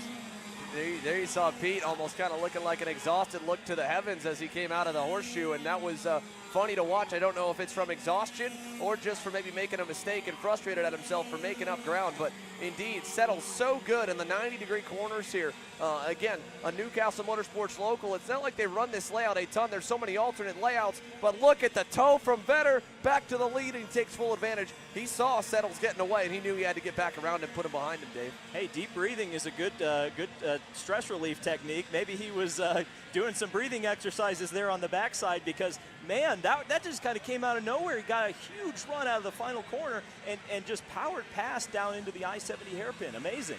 Yeah, I mean, with the K100 motors, typically, you know, there is no rev limiter on these things, but they don't normally try to gear them to rev, you know, past a certain point, because the performance on the dyno kind of falls off out a little bit. That said, if that thing's still revving to the moon and it's in the draft, it's going to go, whereas in the X30 classes, you'll see them hit the rev limiter, and to a degree, the draft will work, but once you pound the chip, you're not going any faster. In that class right there, you got a great look at how important the toe is here at Newcastle. And just like any other racetrack or the Indianapolis Motor Speedway down the road, a headwind or a tailwind makes the world of difference in how quickly that closing rate can be on this long stretch. Let's see if Clay Settles can do the same thing right back here to Pete. He starts the straightaway about a car length back. Does he get a big enough run? I think he may be on a little bit different gearing judging off that, and it would explain why he's so good in some of the tighter sections of the racetrack, but not as good here on the long run.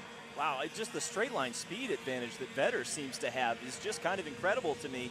On the lap that he took the lead, he cleared the fastest lap of the race by 0.2 as Settles took a look down to the inside but couldn't quite make the pass. Not ready to go yet. Yeah, and again, that's the second time he's done that in that corner, going back to earlier in the race when he was first trying to get to the lead. In both times, I think he pulled out a line thinking, I've got momentum. Then he gets out, hits the air himself to punch his own hole, and all of a sudden, Vetter still keeps on going. So Clay Settles, with the setup that he's got, just lacking that top-end speed compared to Pete, but so good in the infield stuff as he tries to carry the momentum through.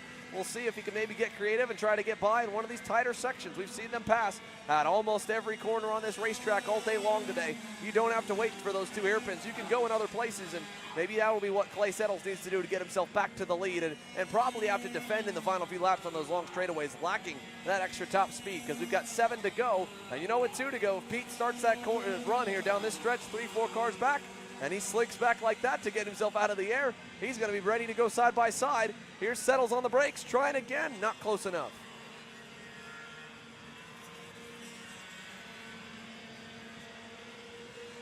And as they go side by side for second here, you have Adam Pettit on the outside lane still, not able to get by. Remember, we haven't talked about him. We've been talking about Settles versus Vetter this entire time. Adam Pettit has stayed quietly in the picture. He has not gone away. The Green and White Trinity Karting Group, Kart Republic, set its fastest lap last time by, right when you want to, turning up late, second half of the race. Adam Pettit looking like he's starting to feel the flow a little bit more. And again, do not forget Adam Roberts back in that fourth spot. He is faster than these guys, or even lap to lap. If they pass a couple more times, he can get into that ever elusive draft window, as there's a mistake from Adam. You saw him drop that tire. Commentator Curse hits again. Yeah, but you could see him on the straightaway actually scrubbing the tire, trying to get that clag off of there as quickly as possible. I wonder who's in the best position right now, whether it's Pettit. Obviously he's fallen back a little bit, but in him falling back and really not out of draft range there in third place, he might be falling back far enough to Roberts to pull him back into this fight. Yeah, that's great for Roberts. That's a great point of kind of using him to leapfrog and get himself up as he drops the tire again out of the final turn, and probably frustrated with himself for it. But we also saw them changing the lead. Back to the inside, Pete Vetter wants to keep it. He'll go back through on Settles, and you saw him kind of throw his hand up when they came around that final turn. Pete was frustrated because Clay was hitting him in the center of the corner, and there's nothing more frustrating in driving these things than getting that one little love tap just in the middle of the turn. It's no different than short track oval racing where you just kind of, you're not even moving him, you're not doing anything, you're just kind of pestering him, tapping in the center of the turn. And I think from Clay's point, he's like, I'm trying to pass you, and you keep going in too deep. But from Pete's point, he's like, every time I get to the center of the corner, I feel a hit, and now I'm frustrated. That's the old Dale Earnhardt or Rusty Wallace bump and run, and we're seeing it on a road course here at Castle Motorsports Park. But I'll tell you what, Pete Vedder has really done a great job of holding off this assault from Clay Settles. And as they continue to battle, I think as the intensity ramps up, we are going to see a 4-kart race here for the finish of this deal. And I'll tell you what, Settles was in the grass coming off of the final corner there down the long straightaway. He is throwing everything at Vedder, and right now, Vedder's holding him off. This is impressive. Yeah, Vedder's doing a great job. You saw him go a little narrow there to finally cover off turn number 1. He didn't want Clay trying to do it again. Adam Pettit, sorry. Oh no, big mistake. Big time bobble from Clay Settles there in second. Pettit goes on by. Pettit is on the cusp of being too far back from Pete Vedder for the lead and the win to stay in the tow. And again, game on. Adam Roberts there in that 4th spot on that red and yellow Maranello for Vermont Kart Company. He's closing in. He's now into the shot and into the frame and in the tow. Here you go. This is exactly what I said. We're going to have a 4-kart battle here with 5 laps to go. Adam Roberts is absolutely in this thing, and now you potentially have the 2 fastest karts start running 3rd and 4th with 2 potentially slower karts ahead. This is going to be one heck of a battle. But again, Pete Vedder has done such a good job of defending that lead. I think we're pretty sure that Adam Pettit isn't quite there pace-wise to battle with Vedder. It looks like really he was betting on Vedder and Settles getting into each other. Well, now he's in second. The question is going to be how quickly can Settles or Roberts get around Pettit and challenge Vedder for the wheel? Yeah, how quickly can they get around him here? That's going to be a great question because he doesn't have time on his side, right? 4 laps to go as they head through the infield hairpin. More than anything, though, I mean, Pete Vedder that time by was still another good lap compared to these guys. The only one quicker was Adam Roberts by 0.2, but he's 1.7 seconds back. He needs a flyer from Adam Pettit. He needs a flyer from Clay Settles to close up, mess with the leader, bring him for the ride, and then they can all fight. But we're coming to 3 to go. Adam Pettit right now, I don't know how big of a dent he's making, if anything, on Pete Vedder's lead. The RPG Cosmic continues to pull away, and while Adam Roberts' drive has been solid to go from 8th up to 4th, it's not enough yet to get himself on the box. Yeah, looks like it's going to be a battle for second right now. Clay Settles is closing in on Pettit pretty quickly. And when they get side by side, I think that's going to be the opportunity for Adam Roberts to come up there and really mess with these guys. I'm also curious, you know, we talk about this a lot in open wheel racing, is clean air versus tire wear. I wonder, Adam Roberts running by himself for so long, I wonder if that's going to be an advantage toward the end of this race. It does help a little bit. Again, we hear the drivers talk about when we come to this racetrack, that tick of air wash in the long sweeping flowing sessions of running right behind someone. It's just a bit of understeer. It's not a big bubble like normally in open wheel wing cars, but here it's just a little bit, and you work those fronts a little more and keep them a little bit hotter, and you burn them up. As we watch Settles still work in the back bumper of Adam Pettit, he's low on time. That one mistake might have unfortunately just cost him a shot at the win, but he should be able to fight for second. Into the cell tower corner, down the inside, clear and through. He's back up to second. He's got a long way to go and only a lap and a quarter to get there. Personal best laps on the last lap for both Settles and Roberts, but it's not enough, I don't think, right now for Settles. He's only a 1/10 of a second faster on the last lap than Pete Vedder. It looks like right now, and I say this with knowing how much of commentators cursed this day, it looks like Pete Vedder's in the catbird seat right now, but we're going to see as Clay Settles sets the fastest lap of the race on the last lap. So here we go, 2 laps to go from Aaron Likens. What's going to happen? Yep, 0.2 better than Pete Vedder as well. So he did mark into the gap. He got to that 9/10 window. Still not close enough. He's going to get a lot of help, and unfortunately nothing behind. Pettit drops another tire. Here comes Adam Roberts. He wants to get on the podium. He sees it. He can sniff it. He's close. gets him right to the rear bumper to maybe just let him know he's there. But unfortunately, not a good exit for Adam. He falls back now a couple car lengths away. So we'll keep a tab on this fight for third. That's continuing to grow. And again, looking towards the front. Settles is moving. He's found a little bit more. He's dug a little deeper. It would mean the world to him to get a national win at his home racetrack, his first ever. Clay Settles, 4 car lengths, 5 car lengths back from Pete Vedder here through the horseshoe. Coming to the white flag. It's going to be close of if he can get there here. Oh, maybe a little mistake there from Vedder, and he lost some time coming out of the horseshoe. It's down to 3 car lengths. Yeah, he's definitely in the draft now. There's no doubt about it. He's going to have an opportunity. Can he take advantage of it, Xander? He's so close. So will they, won't they? Tension, right? Trying to see, is he going to get there? He's right there, but again, we know this is the weak point. This is Vedder's strong point, the 2 straightaways. So I don't think he's going to have anything for him in 1 or in 2. Beck behind him. Pettit, on the other hand, he's outside the window of these guys now with the mistake he had a lap ago, and he knows Roberts is coming, so he's blocking the inside there for position number 3. Adam's still pressuring. Look at this, right there on the bumper. Clay Settles, final lap. What do you want to do to get yourself a SKUSA Pro Tour race winning trophy? Not close enough there, and no change back for third either. We go to the green corner. Vedder has done such a good job this entire race with defending. Here's the move. Down the inside and clear. He gets himself through. Clay Settles to the lead. Was nearly spinning out on his own in the braking zone just a few moments ago. Fell back to third, nearly 2 seconds back, but he's dug deep. He's found the speed. He set his fastest lap of the race on lap 16 of 18. No problem for physical endurance for Clay. The kart's been good. And now aboard the top kart, a chassis that has not won in a long time. Through the final 3 turns, Clay Settles, have yourself a Saturday afternoon in Newcastle on the national stage. He wins in Masters. Excellent win. Just a really excellent win. What a drive there the last 2 laps. It looked like he was out of range, and look at the emotion. That's awesome to see. He fought for that one. He clawed his way back to the lead there by the end. Got Pete Vedder by surprise. You can see he can't believe it as he puts his hands on his helmet. How much this means to Clay Settles. He was so stoked to be here, so stoked the class got added and decided, all right, I'll go up against the national guys that'll come into town and I will try to get myself a SKUSA Pro Tour win, and he's done it. Congratulations, Clay Settles, as he points to his friends and family over by the garages and to Aaron Likens as well here at the officiating side. It's going to be one happy camper when he comes in. Here's how the field, rest of them stacked on up. Of course, Vedder second, Pettit third, Roberts fourth. Rob Howden rounds out the top 5, about 15 seconds back, but was close in the pre-final and some glimmers of promise for himself. Alfonso Santiago 6th, DJ Ortiz 7th, and at least for everyone getting to run the full distance of 18 laps down to Gersner even, just spread apart as the race continued on. But that was a good little fight there at the end, and what a way to get your first win by having maybe a little mistake you wouldn't have liked to show on TV, but then making up for it and driving all the way back through. And I guarantee he's going to be pumped up as he pulls it into the scales here, Dave.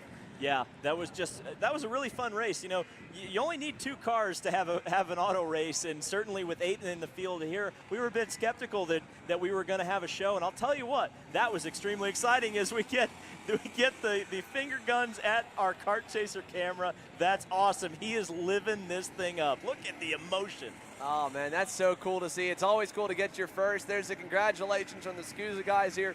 Clay again, local driver. He's probably followed the majority of the SKUSA Pro Tour, and now he can say he's a race winner. How about that? There's the congratulations from Adam Roberts and the rest of the field.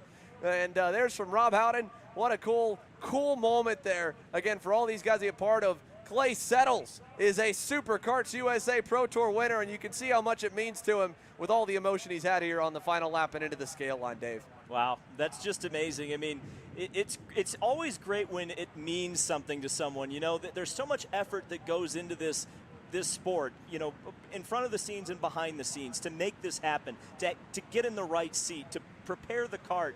And then when you go out there, you make some mistakes, but you know what? He absolutely drove the wheels off that thing at the end of this deal, and the pole sitter wins day 1. Yeah, he does. He completes the day sweep. He's not just a race winner. He won everything. Pole and qualifying, pre-final win, main event win as well. So he gets that one done. Dave, we'll let you hop on out of the booth here because it's time for Master Shifter to go on the racetrack, and it's time for us to get some intel from the Pro Shifter drivers making their way over to the grid. So we'll let Dave step on aside and work his way on down, and Master Shifter is making their way on the racetrack, getting set to go green.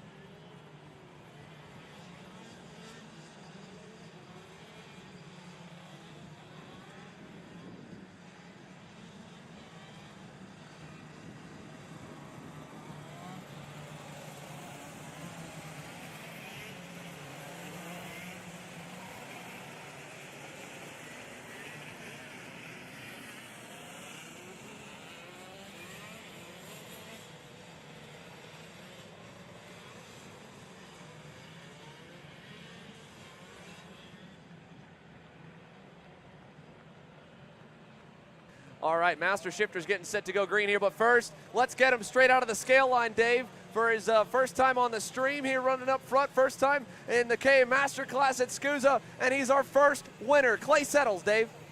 I'll tell you what, the emotion was apparent from the moment you crossed that line. This is a popular win, a local win. You are just ecstatic right now. Just describe what you're feeling. First and foremost, I got to say thanks to my super sexy fiance. She's been here all weekend, sweating, putting in the work on the range. So Molly, thank you. About the race, I mean, how many times can you be a jabroni and still win? Looped it on the outlap, about looped it in scoreboard, but I knew I had a good top cart, just kept my head down, kept working, and was just fortunate to pull out the win. The podium is stacked. Pete Vedder, Pettit, you know, it feels really great to win. Well, it's amazing. You know, you swept the day. I think that's extremely important to mention. I mean, how gratifying is that? Because you mentioned how tough the competition is in this class.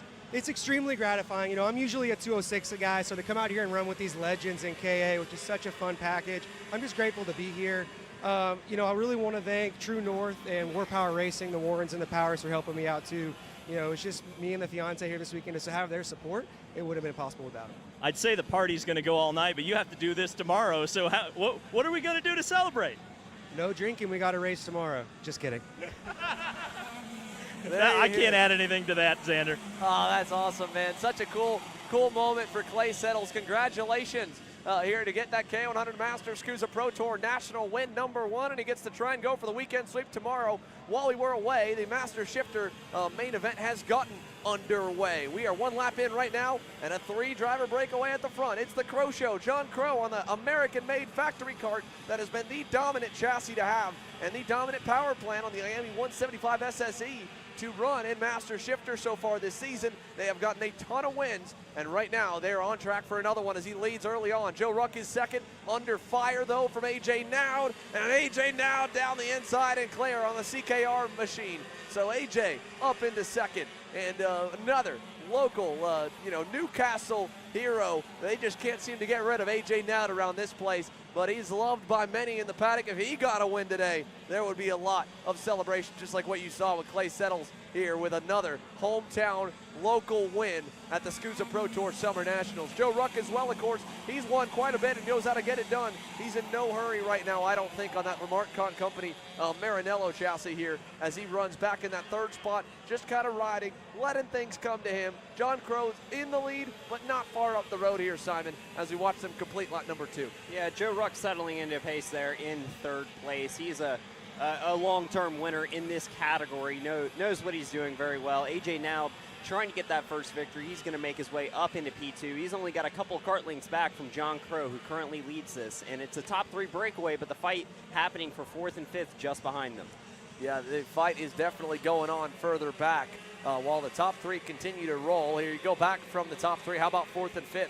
Couple of Maranello machines. You have Justin Kelly on the black helmet, the Vermont Kart Company teammate to Joe Ruck, and then fellow Maranello entry on the SRP factory team, Michael Gouache, P5 right now for Mike, and not far off of where he needs to be, not far off for Justin Kelly. Lap time wise, just about a 10th or 2 early on, but again, a lot of time in this one still to go. Justin Kelly was phenomenal at Pittsburgh for the Stars Championship Series here about a couple weeks back, going toe-to-toe with Joe Ruck. Joe's had the edge on him, it feels like, for most of this season, but Justin Kelly has been awesome so far, and again, still close here, but needing a little more at Newcastle. But a guy, again, we mentioned, he knows how to get around this place. You can't miss him when you come to the racetrack. AJ Nowd on the CKR. He's your fastest driver. He's closing up to John Crow on that Musgrave Racing Company factory kart. A very impressive start for the 606 machine as AJ continues to work his way forwards towards John Crow, the fastest kart on track again last time by a 10th of a second, running a 103.8, closing that gap into John Crow. Now he's all over that rear bumper as they head into the back hairpin, and already John Crow going defensive, feeling the pressure from AJ Nowd, so a fight starting to heat up for the lead here already, Xander.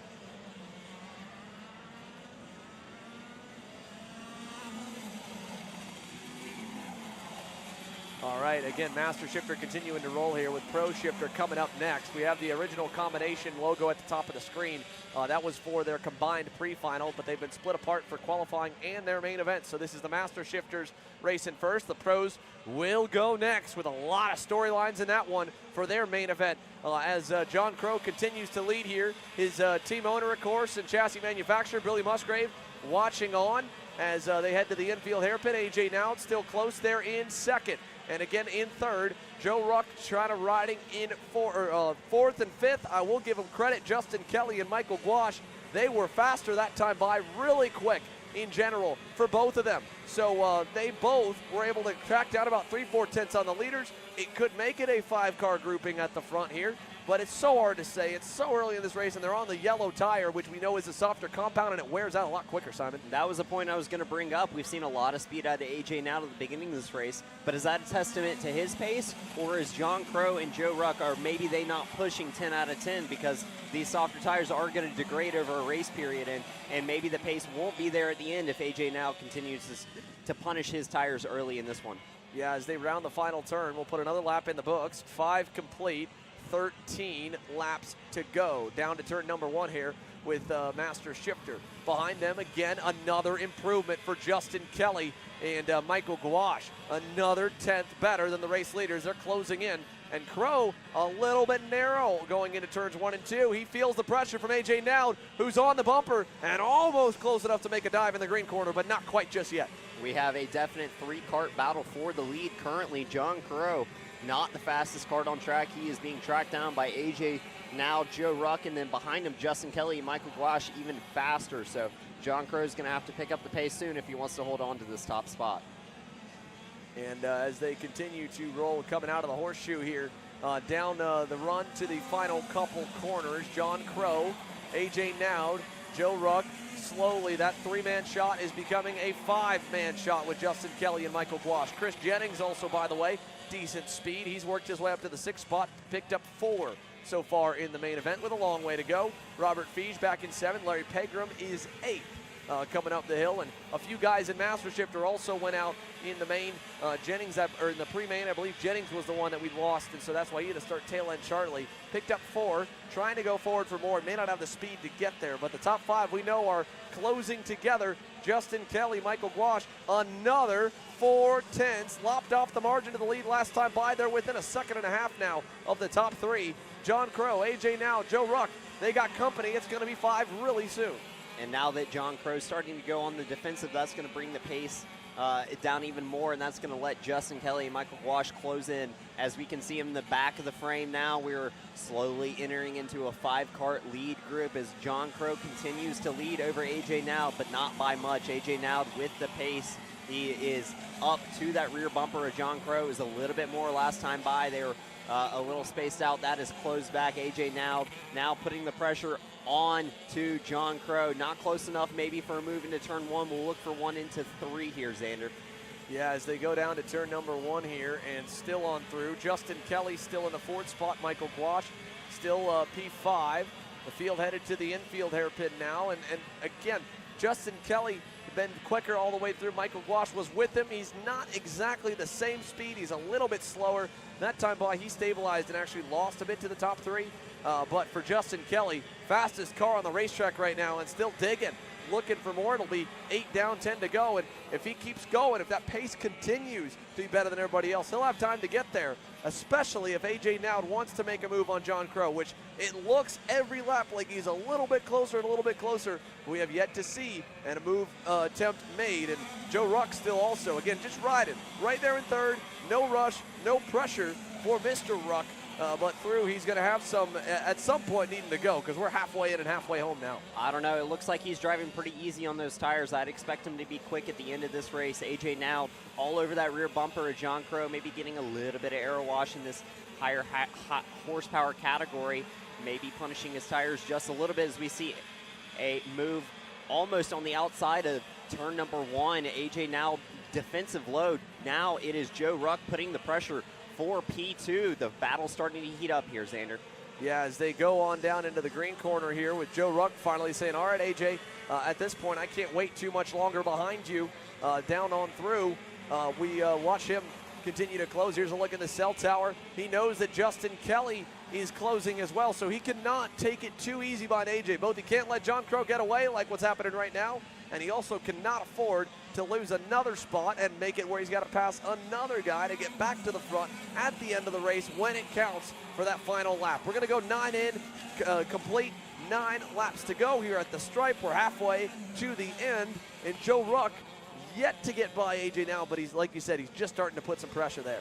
Yeah, and AJ Now may be starting to back off a little bit, get some life back in those tires because he has been pushing so hard to start the session. That has allowed Joe Ruck to close up to that rear bumper. Now John Crow has a several kart length lead, and Joe Ruck the one putting all the pressure. AJ Now was the aggressor earlier. Now he is on the defense. Yeah, as they go into the green corner here, Ruck still all over now, no pass yet, nothing else moving and shaking on the racetrack. Jennings still 6th. He went fastest on the circuit last time by, did the Magic Kart driver. So Chris Jennings, a good amount of speed, just too far away. He's 2.5 seconds back from Michael Gouache. Might get to him before the race is over at that rate. That'll be about it, though, just for P5, because the top 4, they're still running fast enough. They're far enough out. It won't be enough to get there. I'll give AJ Now some credit, though. Feeling the heat from Joe. He's turned it back up. This lap's looking a little better for AJ Now. Let's see what it looks like across the line. 10 complete. How about purple looking better, Simon? 103.242 for AJ Now. A 10th better than the leader.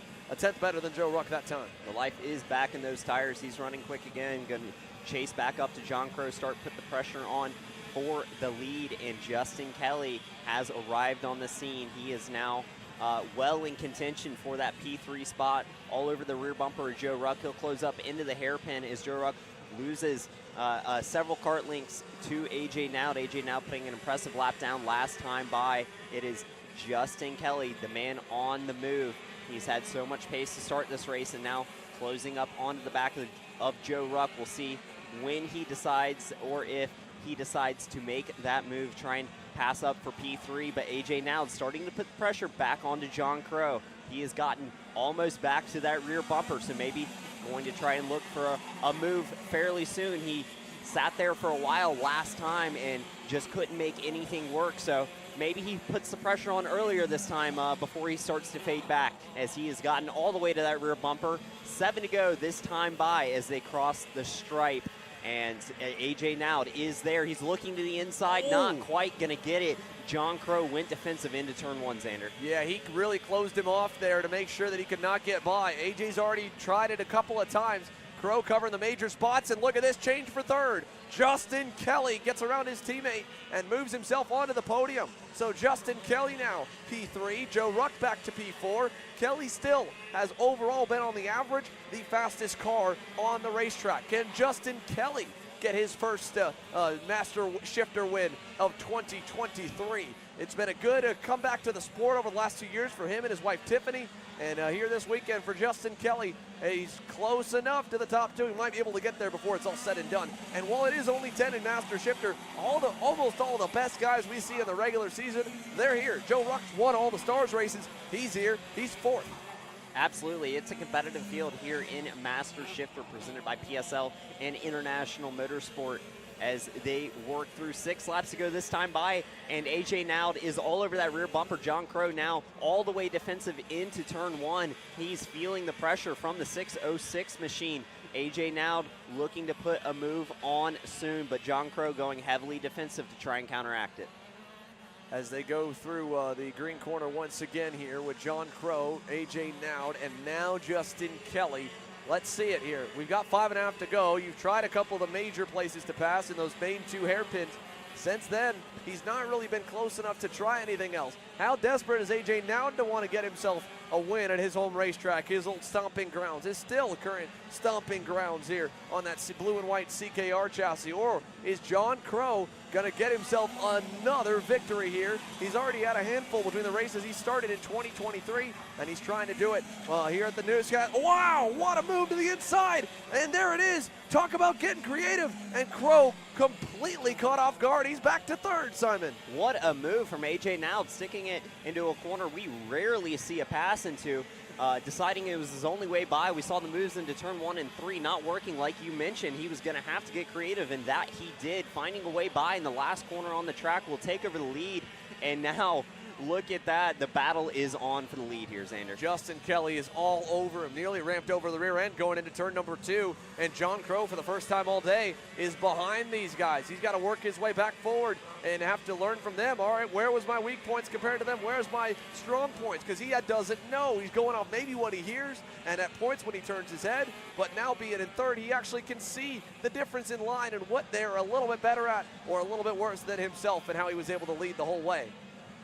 Let's go side by side here really quickly, though. With 4.5 laps, coming to 4 laps to go, we've got the big guy. Danny Formal is standing by here down with David Land in pit lane before his main event, and it's a long way to go forward, unfortunately, after tragedy struck with a broken throttle cable in the main event. Dave? Yeah, just real quickly, it was a tough pre-final. You had the pace, but something happened. Give us a description of that and what your expectations are for the final here. Yeah, first of all, it's great to be up there fighting. We had a really struggled year last year, actually the last 5 years around Newcastle, and we've been quick all weekend. Yeah, the go-kart was great in qualifying. I think it had a rolling of be enough to be in the pole. Yeah, AJ was really quick, but at the first couple laps, I felt really strong. I caught AJ. I got the pass done coming back down from I-70 when he did a small mistake. When I passed him, I started feeling a little stretch on the throttle, and I didn't really think anything of it.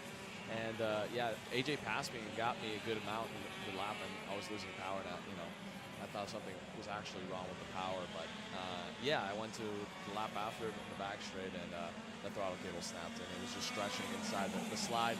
So unfortunate. At least we have the pace. It'll be a fun race. I think 6 laps, not a big deal on the tires, but it's something. We have the pace. Get a good start. Try to get as much position as I can in the first 2 hairpins and the first 2 laps when everyone's trying to warm up the tires. I'm quite fast on cold tires, and let's see what we can do. And we got tomorrow, and hopefully bring another win to RPG today or tomorrow. Danny Formel going to be really exciting on those first couple laps.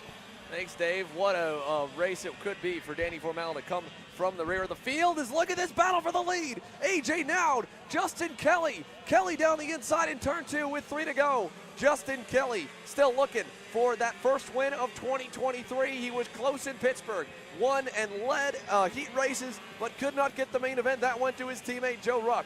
Ruck continuing to fade, falling just out of frame there, and AJ Nowd once again has to get creative because we know that based on where we've seen his strengths and weaknesses, it's not at the end of the straightaway where he can dive into those 2 major hairpins like Kelly did to him, or with Crow being able to close him off. Can he try that move he did on John Crow right here again? Nope, not close enough in the switchback left to right. 2 to go, 3 drivers together. One of the best master shifter races I've seen in quite some time, Simon. It's going to go to the wire. Kelly leads us down to 1. Absolutely, 3 drivers in contention. I have no idea who's going to come away with this one. Down to the inside, AJ now looking for the move, trying to get the lead into turn 1. He's going to lose the spot out of that. Justin Kelly will hold on, and John Crow will come back to P2. Now he's going to start to put the pressure on Justin Kelly, looking for a move around the outside of the hairpin, turn number 3, and he's going to make it stick. Xander, what a move. What a way to get back to the lead for the Crow Show. Rob Howden joining us for the best part of this one, the final 2 laps. My goodness, 3 guys all with great storylines to win. Now the local guy, Justin Kelly, win number 1. The Crow Show to add on to that ever-stacked resume, and the American-made factory kart that has been the winningest go-kart in Master Shifter and overall between the 2 classes all year long. Right now, it leads the way coming to the white flag. Such an amazing story for John Crow, as we know, works for Andretti Autosport. I was talking to him earlier about the tires that he brought with him. He said he went with his cart in the back of a pickup truck to the Supernats when he left, filled it with used tires. That's what he used all day on Thursday and Friday, about 1 set of fresh tires. This is going to be big for the Crow Show, but again, like you said, Justin Kelly got his first win here last year. Can he duplicate it here once again? Looks like now, fading off a little bit at the end, could be a 2-driver battle. Yeah, Justin Kelly loves this racetrack, loves this layout. He's been good. He's gotten to the lead, but again, Crow was able to get around him. Final time down at turn number 2, Simon. John Crow just needs to kind of close it off. He seemed so strong on corner exit. I'd be surprised if they could get back to him before it's over. Absolutely. Defensive into turn 3 is going to prevent any moves there as they work through towards the back section hairpin. It'll be Justin Kelly looking for a move, but John Crow down defensive to the inside, Rob. He's a veteran driver, folks. Motorsports. He's been karting for 30-plus years, stock car racing, you name it. Again, to have Crow up front, he's a guy who's very tough to get around. Kelly, new to the sport just last year. He's putting the pressure on Xander. Bring him home. All the way to the final 3 corners. The Crow Show has rebounded with an amazing around the outside pass, and the used tire practice day, no matter. John Crow wins in Newcastle in Master Shifter in one of the best Master Shifter races we've seen. What a battle. AJ Nowd, a nice sign of respect there, said, hey man, you got one on me, awesome stuff. And the same to Justin Kelly. He looked to the heavens when he came out of that final turn number 1 and just was like, man, so close. They're talking to each other right now as they come in. Xander, I've been covering shifter car racing since about 1997, right? Supernats, and I launched my magazine in 98. That was one of the good ones, man. 3 drivers battling it out. Last couple of laps, moves everywhere on the racetrack. Veteran drivers coming home for a win. And what I like, super clean. No one doing any bumping and running. It was all giving each other enough room.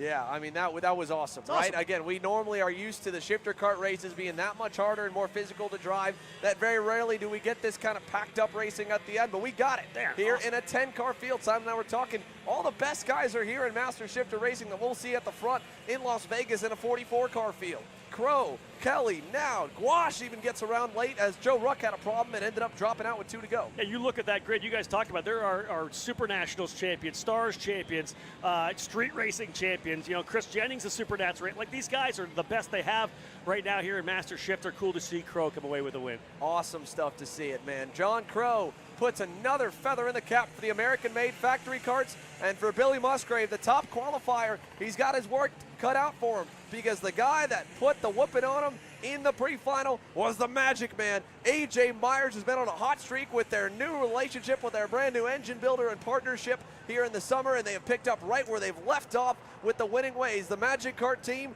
will start from the inside lane after qualifying P2 to Musgrave, and he will lead us off here in Pro Shifter, but there's so many lines as well to talk about. We talked to Danny before this one. He's out. He's got to go forward. The same for Tim Troger, who was the guy to dethrone AJ Myers a month ago here at Newcastle for the Stars Championship Series race. He's in the back of the grid. There's still enough guys up front. You know, Kremers is looking better this weekend, and the GFC Miami-powered machines, we know they find a way to come to life when we get to Saturday and Sunday. You talk about the strength in the Master Shifter class. You have to go back quite a way since we've had this deep of a field in a Pro Shifter category here in the Pro Tour as well. That's fun. Yeah, this is going to be wild. This is going to be fun, and we know they always kind of keep a little bit of the tricks of the trade to themselves in those heat races, and they save them for the final. What do you got, boys and girls, here? There's also multiple other drivers coming from the back of the field. Hunter Pickett, major crash down in turn 1 earlier on in the heat race. He's also coming from the back in 22nd. Formal from 21st. Troger, 23rd. All 3 of those guys could have been our podium today. They got a long way to go, but you heard Danny in the interview. He said, you know what? I'm pretty good on cold tires. I'm pretty good in this opening couple laps. Let me see how many guys I can get by lap 2, and then we'll talk about how good this race might be for me. Yeah, you mentioned it, though. AJ Myers up front, Billy Musgrave, Marion Kremers. Listen, we have talked about this. So these are the guys that we've been following for the last handful of years up front, Xander. So have the big guns up front here right now. Those deeper in the field are going to have such a tough time to get themselves back forward. Well, you go back from the deep end of the field. Let's go to the front end. We know AJ Myers will start on the pole, and for our viewership poll, 44% of you believe the Magic Man's going to get it done here in Indiana today. He won here a year ago, was his last SKUSA Pro Tour win, I believe. So to do that again here this weekend, especially, you know, to go back in the start of the year that AJ had, then finally getting his first win of the year in Houston. He almost won here with the Star Series before Troger tracked him back down. Almost won here with the U.S. Pro Kart Series. Got tracked down by Kyle Wick, and he got the win. So AJ Myers winless at Newcastle, but I think he's probably led the most laps of the 3 shifter events we've seen in 2023. He's only got 1 win to his name. He's got a long way forward, and he's out of the championship after missing Utah. But the Magic Man gets the pole, starts on the inside alongside the factory car to Billy Musgrave for row 1. Yeah, 4-time Super Nationals champion Billy Musgrave on the outside on that American-made machine. Row 2, Marion Kremers, former world champion. Alongside him, the driver dominated the Spring Nationals at Utah, Jacob Gulick for GFC. Filip Nimkevich starting on the inside of row number 3 alongside Talon Yackel. Both those young drivers looking to have career days here, starting in 5th and 6th respectively. And then young Jay Irwin as well. Great start for him up into 7th. Kyle Wick on the outside, starting 8th. Here comes the rest of the field on back, and there's a look at the big man. Danny Formal already had an up and down weekend, And Marian Kremers commented on the post of him earlier with the throttle cable going, said the big man just cannot seem to catch a break this year. Well, let's see if he can get one in this main. Musgrave, Myers, green flag, and away we go. And again, a terrible launch for Billy Musgrave, just as it was in the pre-final. He drops back to third or fourth, as around the outside is Jacob Gulick. Trying to get it, not going to get it. Back to P4, still side by side. Look at Gulick. He won second on Kremers. Not going to happen. Kremers closes him off. Yeah, he covered it down pretty quickly there. Musgrave still getting a handle on these KC starts, not able to get off the line well. That allows Myers to pull away. Kremers slots into the second position. We talked about Gulick up into third spot again. Fourth now is Musgrave, but he's going, looks to the inside there, thinks better of it, tucks back in, just getting things underway on the opening lap. Yeah, my goodness, as they go side by side further back here. In the opening couple laps, we've spread them apart. A.J. Myers versus Marian Kremers, one of the hottest rivalries over the last 2 seasons, and they are now first and second. Where's the rest of the field? Look at the big man in the middle. Danny Formal's up a good bit. That going by was also Tim Troger on the pink and chrome International Motorsport with SRP Factory Team Maranello. He's picked up a lot on this opening lap. Let's see exactly where they are here, Rob, as we go back to Musgrave and Gulick. The update on Formal. Lap 1, 8 spots, 13th for Danny, and down to the inside goes Billy on Jacob Gulick. Yeah, it's a pretty good start for Formal. I don't think he'll be overly disappointed with that, but he's got to keep digging forward. As you said, though, Musgrave finally settling in, get the heat back into those Avinco tires. He goes to work and slides by the GFC of Gulick to move Musgrave now up into the third spot. He'll go chasing after the world champion, former world champion Marian Kremers. Trefeloff up a couple of spots too. Xander 9th up to P5. So David Trefeloff working his way up. It was cool to hear Billy Musgrave's interview earlier today saying, you know, I'm not normally good here. This is a place I normally go at, and I expect to struggle. And to be able to put it on the pole and still run in the top 3, top 4, that's awesome. Here's a look at Formal carving some more. That's Vincenzo Saraceno behind him on the red and yellow Maranello machine. Formal, I believe he's working on potentially Charlie Steins, maybe, I believe.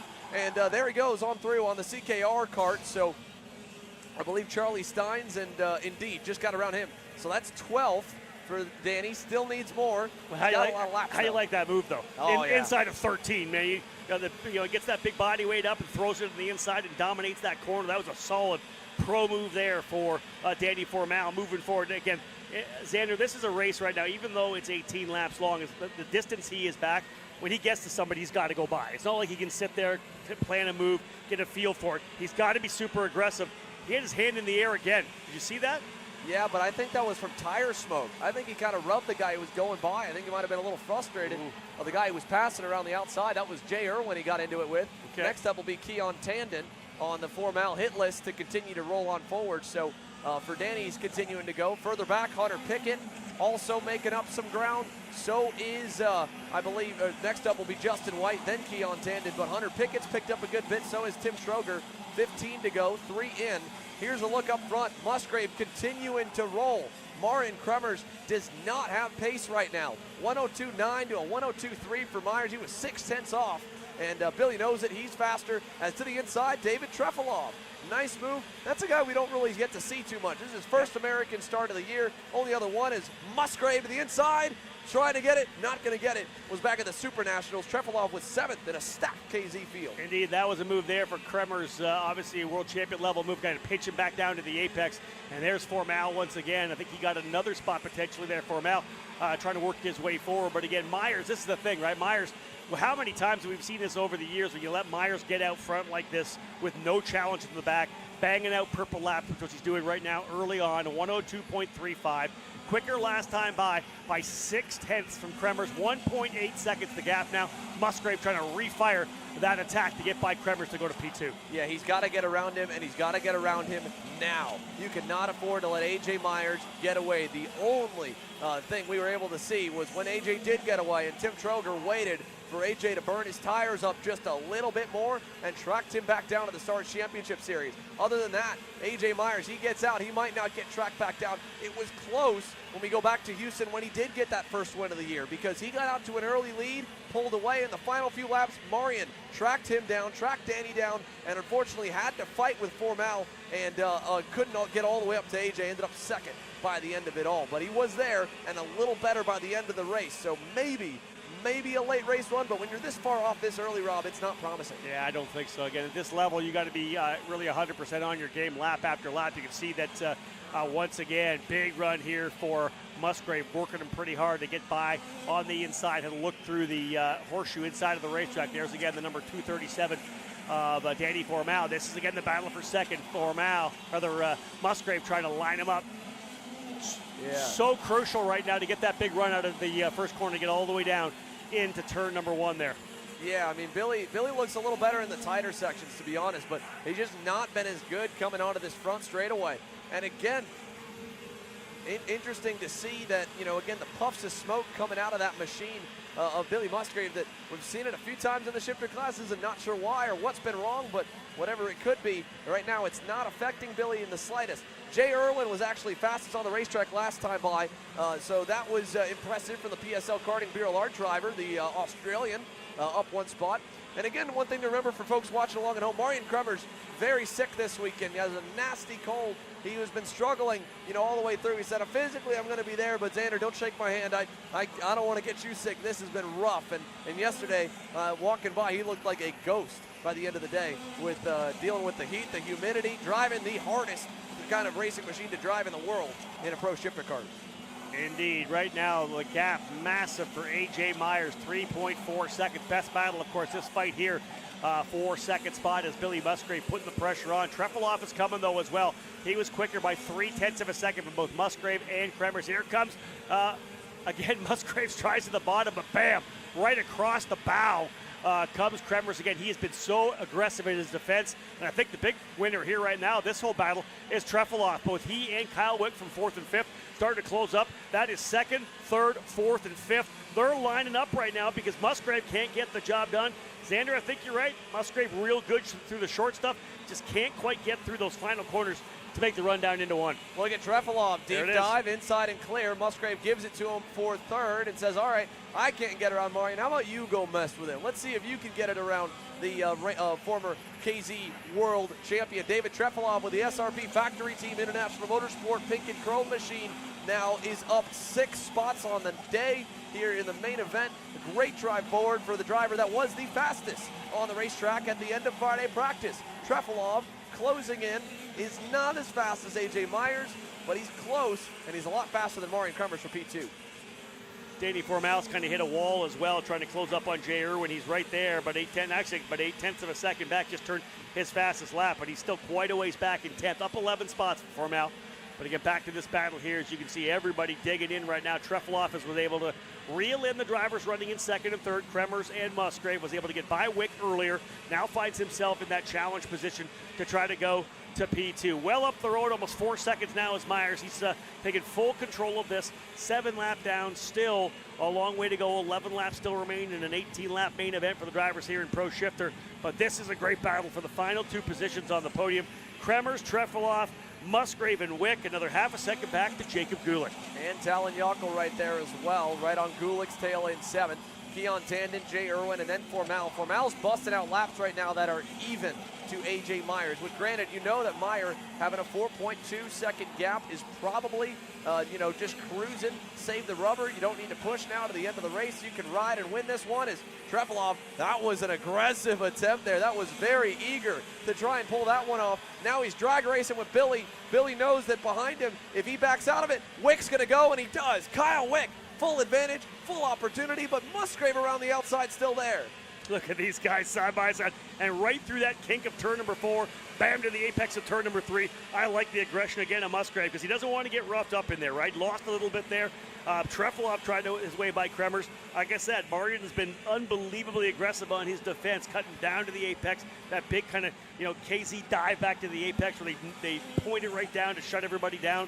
You don't get a great run out of the corner because of it, but you're pinch the guy behind, and that's what allowed Musgrave to get a run to go side by side with Trefilov, and he had to get aggressive, not to lose P4 to Wick. Yeah, he definitely had to get aggressive on it, but kudos to him for pulling it off. Now we are still only right at the halfway mark in this one. 9 in and 9 to go on this 18-lap main here. A.J. Myers just had his fastest lap of the session. Marian Kremers, again, 4.6 back, leads this entire group that goes all the way back to the big man. Danny Formal back in 10th. Wow. second to 10th. Again, to see a shifter, top half of the group be this close and this many guys. You look at everyone that we've added in. Obviously, Keon Tandon coming back from his GT car schedule to come and race this weekend. And you add in, again, the SRP factory team with the International Motorsport Group bringing over the SRP house guys, Trefilov and Troger. And it just continues to add and elevate this already budding and versioning pro shifter KZ category. We've got 3 healthy manufacturers putting in an effort in the U.S., and that's awesome. Now, I'll tell you, Xander, I'm so excited. Again, SuperKarts USA, you think about it, it was born as a shifter kart organization, right? So when we saw it kind of struggling a little bit, those of us who have been around for a long time are like, no, this is about shifter karts. Yeah, we have all the other karting as well, but shifter karts really at the core, the DNA of SuperKarts USA. And to see so many guys come in, different manufacturers of the engines, of course, the different teams that we have, and so many great drivers, some coming over from Europe as well. Great to see. Here's the move this time. Trefilov's got to go to the bottom, own the apex, own the exit. New driver into second. Yeah, book it on through for David Trefilov to second. And look at Talon Yockel. He wants to pick up a spot. He'll go to the inside on Gulick. Nice work for Talon Yockel on that black, blue, and yellow Factory Magic kart. He gets around the GFC. Not only is that chassis Magic versus GFC, that's TM right there with the Magic kart operation, and Miami with the KZ for Jacob Gulick on the GFC black and white kart. And again, up the road, look at this. Now Billy is like, oh man, I thought I might have been able to follow Trefilov. He couldn't. He's back exactly where it was 8 laps ago. Marian Krummer's in front of him, and he's got to find a way around him or he's going to lose another spot to Kyle Wick. Well, you saw how Trefilov had to get it done, right? He really had to commit down to the bottom of the corner to get by, because we know that Kremers was going to come across the bow from left to right. Trefilov aggressive, like so many of the Europeans are, made that move down to the bottom, and I think you're going to see that out of Musgrave here pretty soon. Look, he's all over him right now. It looks like they're pretty much even. Oh, here we come to the inside. Oh, a little touch. Oh, a little touch of the kink right now. You can do that. You can start leaning yourself over there a little bit to try to cover it off. Musgrave's only going to take this for so long before maybe starts getting a little bit more aggressive to try to get on that bumper. I was going to say that again. Marian and Billy, they've been racing each other full-time on the Pro Tour for a couple of years now. And Kyle Wick trying to get in now. Billy's going to do the Marian treatment. He'll hold the outside, keep Wick behind him. Great catch there. And now Talon Yockel goes to work on Wick. The sophomore in the class, surrounded by 2 veterans of the sport now, is Gulick. Gets it down the inside and gets around Yockel. Irwin's going to follow, and right there at the end is Tandon, and the big man, Danny Formal, at the end of that train is already. So there's so many. One mistake, one guy gives. You saw that was the difference of, I think, some veteran experience. Yeah. Marian chopping on Billy, Billy chopping on Kyle, Kyle chopping on Talon, and finally Talon, being the youngest and least experienced, he actually gave the spot up, and he ended up losing 4. I'll tell you, spectacular back-to-back shifter kart main events. We saw a great battle we saw there in the Master Shifter race. Top 3 drivers diced it out. These guys a little more aggressive, a little more contact for sure, and everybody with obviously a focus on trying to get themselves forward. 5.9 seconds to lead for AJ Myers, but look at the battle we got here. Formal's trying to close back up again, still running in the 10th position. Big contact. Jay Irwin is out. Jay Irwin must have just gotten completely over the side of someone as we pulled away for a moment. And the moment you look away from that pack, and we went back to show Formal making the move on Keon Tandon, Jay Irwin, and he was right there at the line with either Jacob Gulick or Talon Yockel. So I don't know which one he went after. Might have been trying to go by Gulick and ramped over the side of him, trying to look and see who really got burned out of that. I think it was Gulick, because Talon Yockel is now behind Kyle Wick, and Jacob Gulick colliding with Jay Irwin, and the 2 of them are going to drop down the order. Yeah, 4 to go this time by when they come across the stripe. Let's give you the run of 5 to go, pardon me. Myers, Trefilov, Kremers, top 3. Musgrave 4th, Wick 5th, Yockel in 6th spot. Now Gulick back to 7th.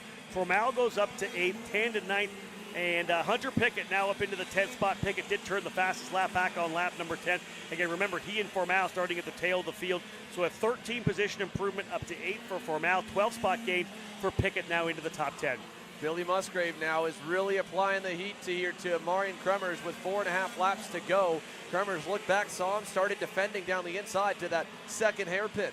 Let's see in the cell tower. Is he close enough? Not really. And Krummer's going to narrow his entry up and take away that opportunity. And again, it just pushes him right back to the front bumper of Kyle Wick again, and it also allows David Trefilov to get further and further up the road. And again, Marian, Billy, Kyle, I mean, these guys do this again for Marian and Billy. It's a full-on living, right? And there is money on the line for third. There is no money for fourth, so Marian's still hanging on. He wants a paycheck here when we get to podiums later tonight, Rob. I 100% agree with that. Both these drivers have to be a little different mindset in terms of putting some cash in the pocket.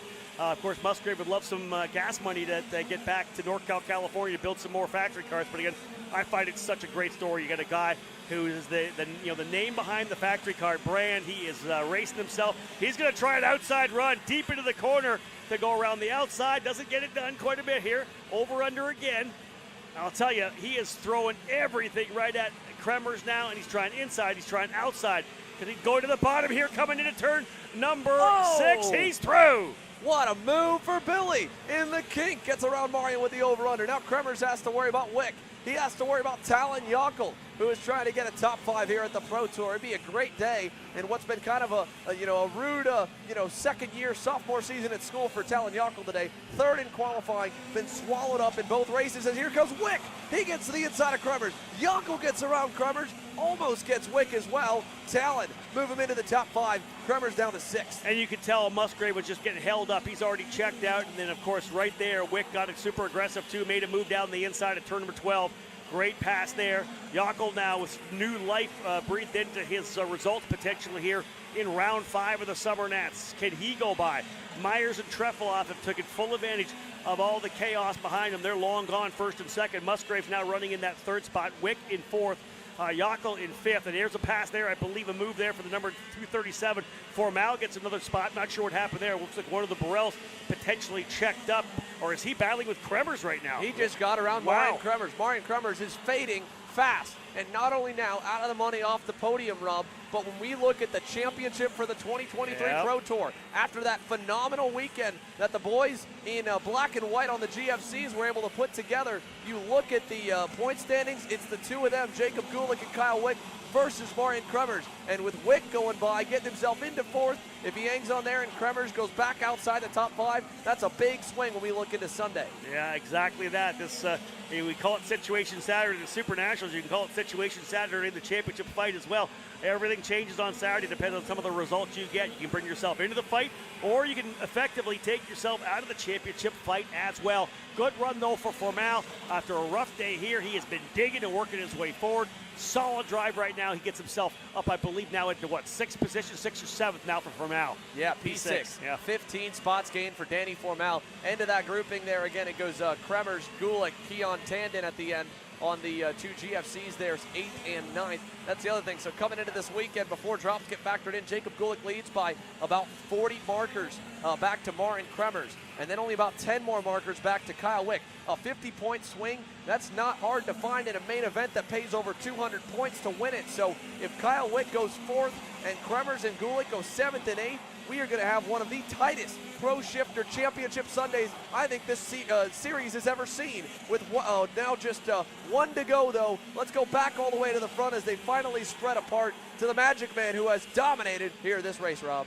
He really has. Let's be real. Like I said, you just can't let A.J. Myers get out front like that with a good kart, good power, and when he's in the right mindset. When he's got nobody pressuring him, he's making it happen. This is the guy, one of those machines that can just knock off good lap after good lap. His fast lap at lap number 9, a 102.074. He's about a half a second off that, but he's got a 6.5 second lead. He's in cruise control right now to come home to a massive victory. You think back to that big win he had many years ago with his dad, putting that cart in the back of the pickup truck. They rolled in here and put a spanking on everybody out of the back of a pickup truck, and he's been a top driver ever since. He loves this place, and he knows it's coming. Over 7 seconds. What a performance. A.J. Myers wins on Saturday in Pro Shifter, and he nearly stops it across the line, and there's the shrug saying, yeah, where was everybody?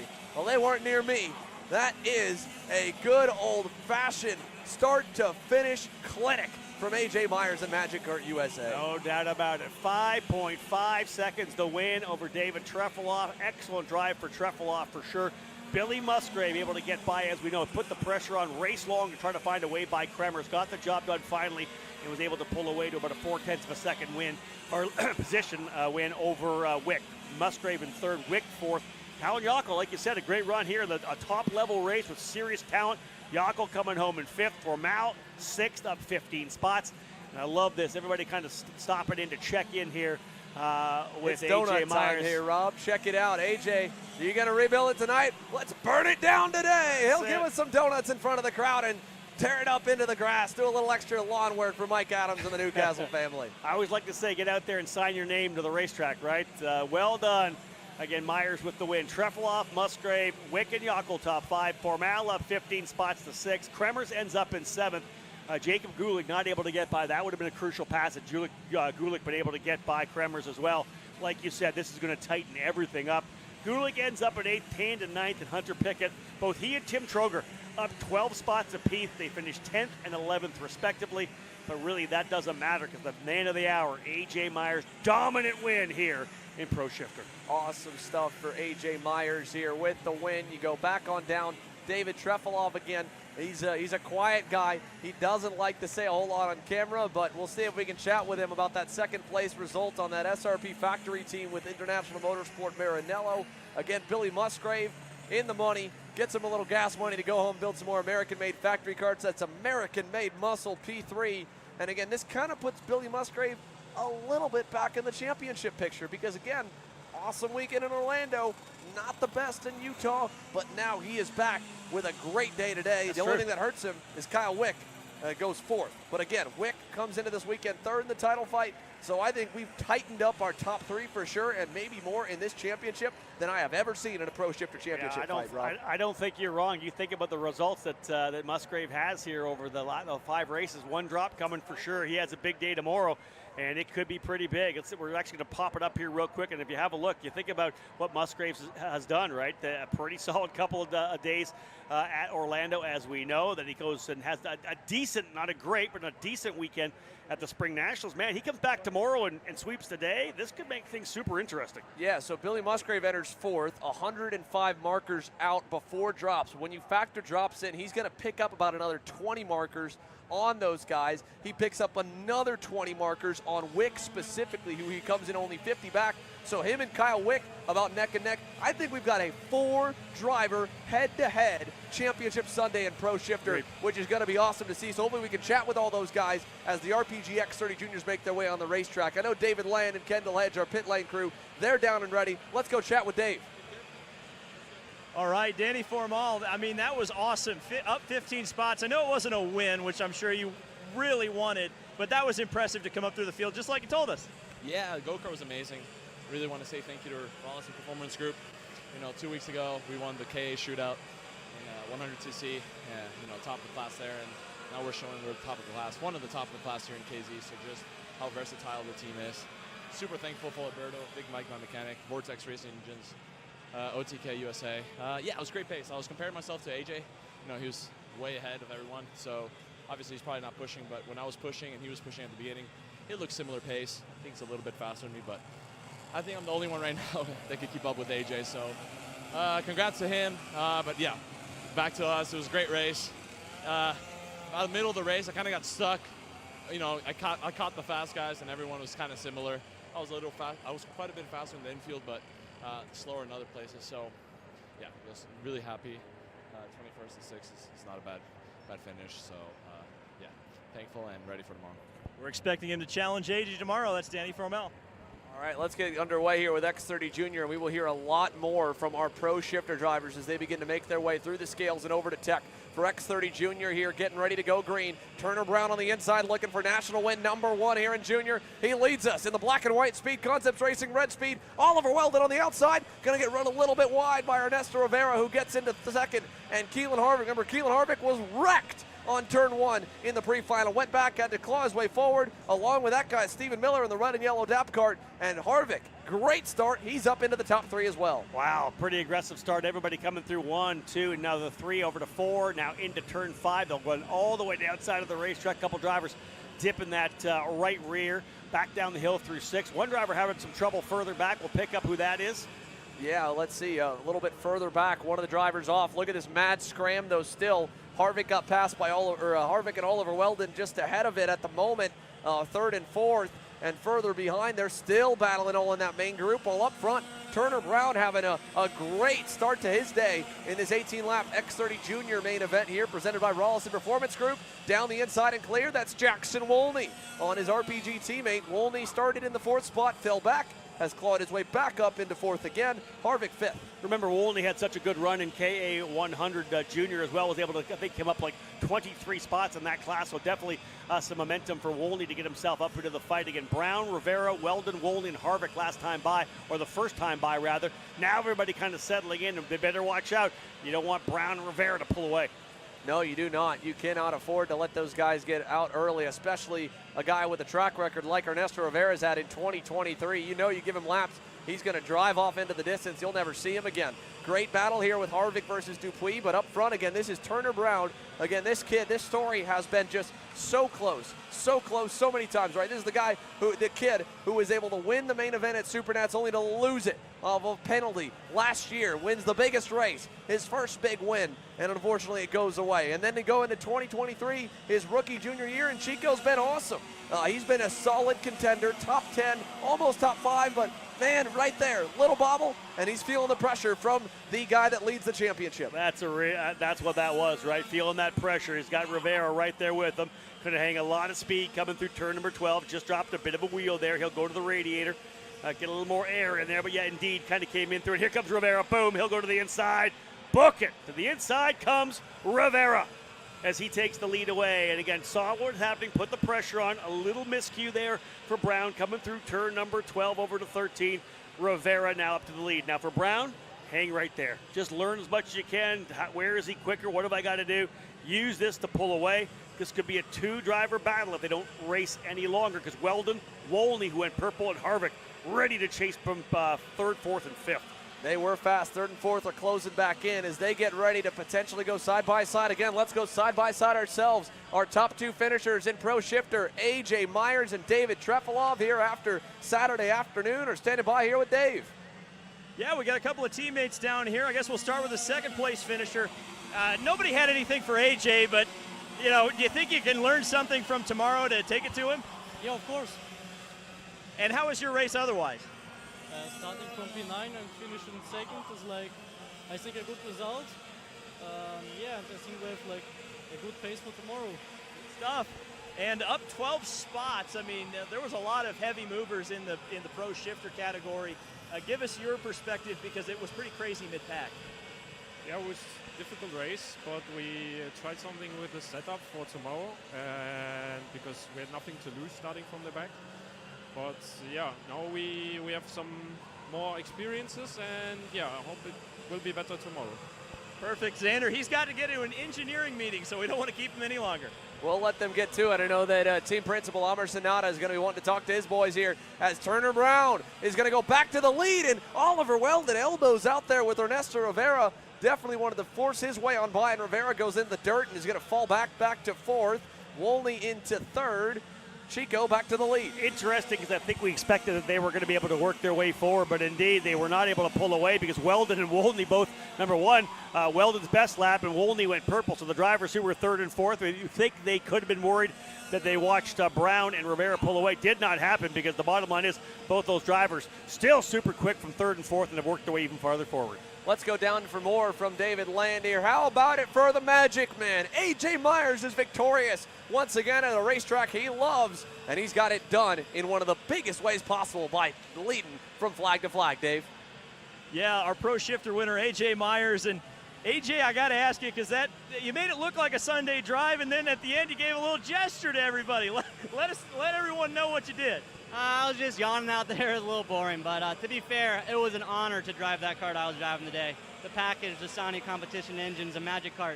We haven't changed the kart all day. We haven't done anything. It's been a privilege, and looking forward to hopefully doing it again tomorrow. How gratifying is that when it's that good? I mean, you stomped a very, very professional and highly skilled field. I mean, that's got to mean so much to you. Yeah, I mean, I expect this out of myself. You know, it's been a rough year, and I've won a couple races. I've struggled a couple races, so it feels good to really put my foot down and show, like, I can do it.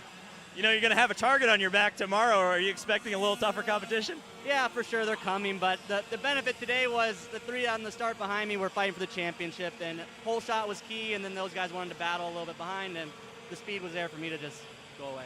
AJ Myers, a dominant performance today in Pro Shifter. Back to you, Xander.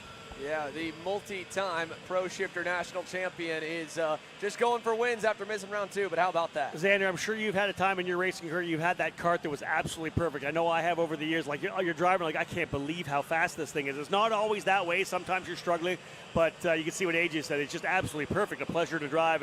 And when you can get something like that, you're out front like that, it's just so good when it feels so fast. Oh, yeah. And again, you know, with the drivers at the highest level, AJ Myers being one of them, you know he's not happy unless he gets that go-kart. But when he gets that go-kart, then he's smiling. He's having a good day. And, yeah, there's nothing like it, you know. I mean, you don't even have to try. Yeah. You're not going back and trekking, you know. As long as you just drive decent half the time, it's so good. You don't even go back and look at your own driving to get better in terms of the data or the video because you're like, I'm the fastest guy out there, and I ain't even trying, man. This is easy. So I guarantee AJ Myers has just been strapping a helmet on and then helping the other drivers under the tent today based on what he just said right there. That's super cool. Now, back to this on track here. Turner Brown has started to pull away a good bit, actually, as he chases win number 1. Now, we're still very early. 18 laps on the main. We've got 12 to go. Oliver Weldon about a second back with Jackson Wolney in third. Ernesto Rivera, he was so fast early. I don't know if there was damage from that contact with Weldon when he went off or what, but last time by he was half a second off. He's dropped to 5th. And that was his fast lap, too. He did actually go with personal best. He was green with a 107.8, but like you said, a half a second off that of Turner Brown,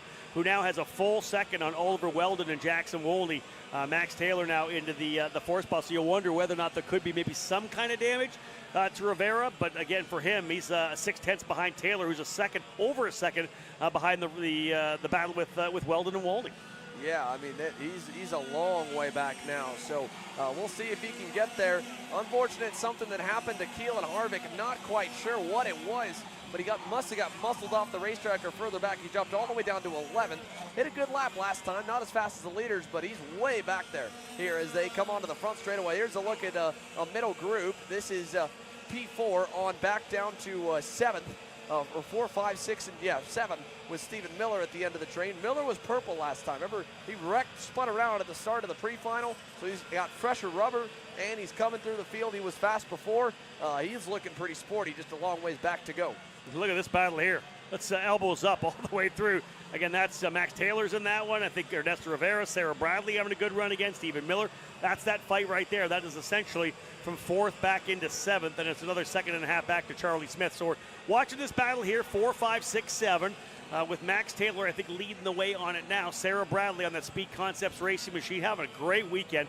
She's running 6th. This is just letting this front trio, though, pull away of Brown, Weldon, and Wolney. And still almost a full second for Brown up front. All by himself, Weldon and Wolney need to work together. Here they are again. This is the gap right now. That's first to the right of the screen. Second and third right there, Weldon and Wolney. Another purple lap for Turner Brown. Man, he's putting it down here early on.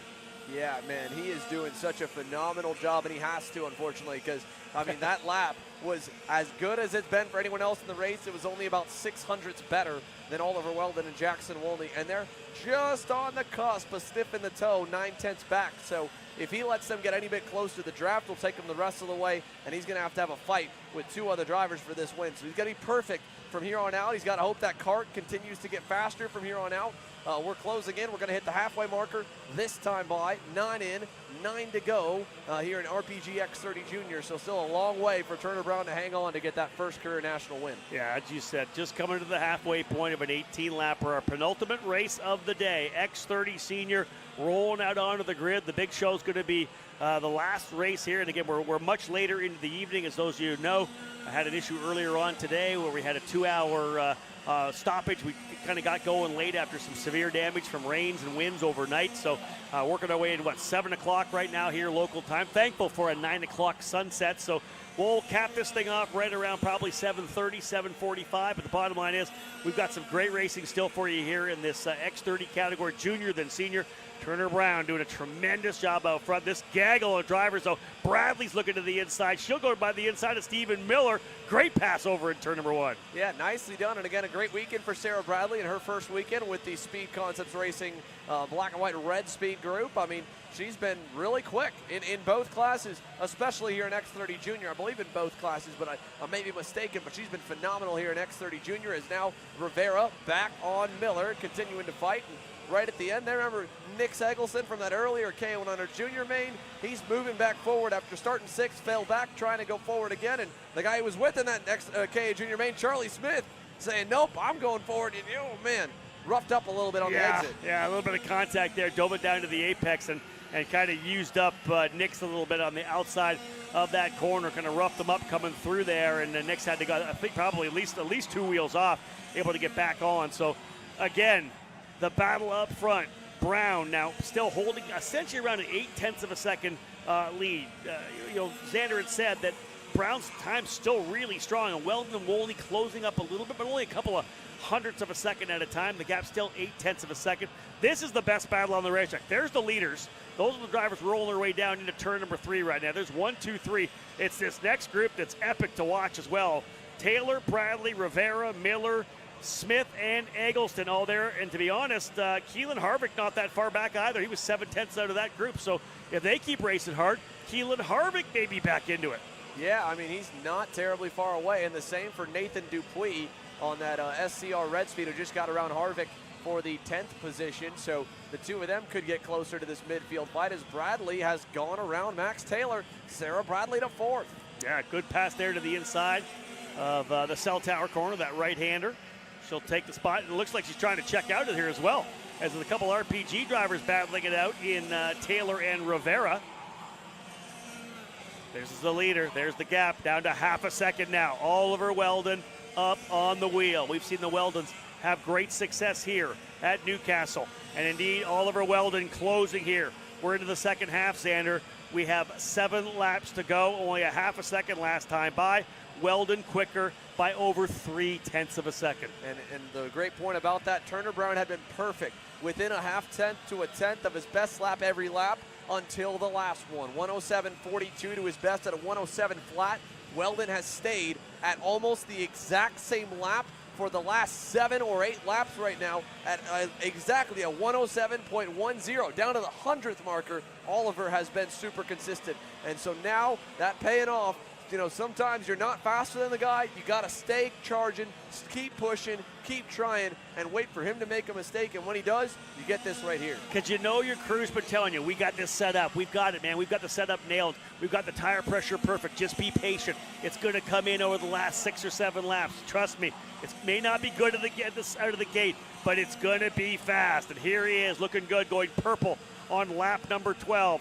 107.038. Here comes Weldon. Does he try it in 1? He does not, but he is on the scene. And not only is he on the scene, I think even more importantly, he has dropped Wolney by about 0.8 of a second as well. So he's not having to worry about anybody behind him trying to pull that position away, or if he tries to make a move, he can lose it. Right now, he can focus nothing but forward. One thing I thought was cool coming by the start-finish line, you saw one guy get up on the fence in a JC Karting shirt. That's the team owner, Leo Coleman, and he pointed to his head, and that signal telling Oliver, be smart, use your head, think about this move. You've got the car to win right now. You are the fastest guy on the racetrack. He went purple last time by. You've been the best. You've got it in your hands. The race is in your hands now to try and win it. Be smart about it. Don't throw it away on a bad move. And more importantly, right now, exactly where he's at, do what he's doing. Still wait. If you're faster than him, you're going to stay faster than him at this point in the race. You can give a lap or two to make sure that you keep putting that gap on Jackson, because if you go around Turner Brown and he goes back around you, all of a sudden Jackson Wolney's back in. There's that signal right again from Leo.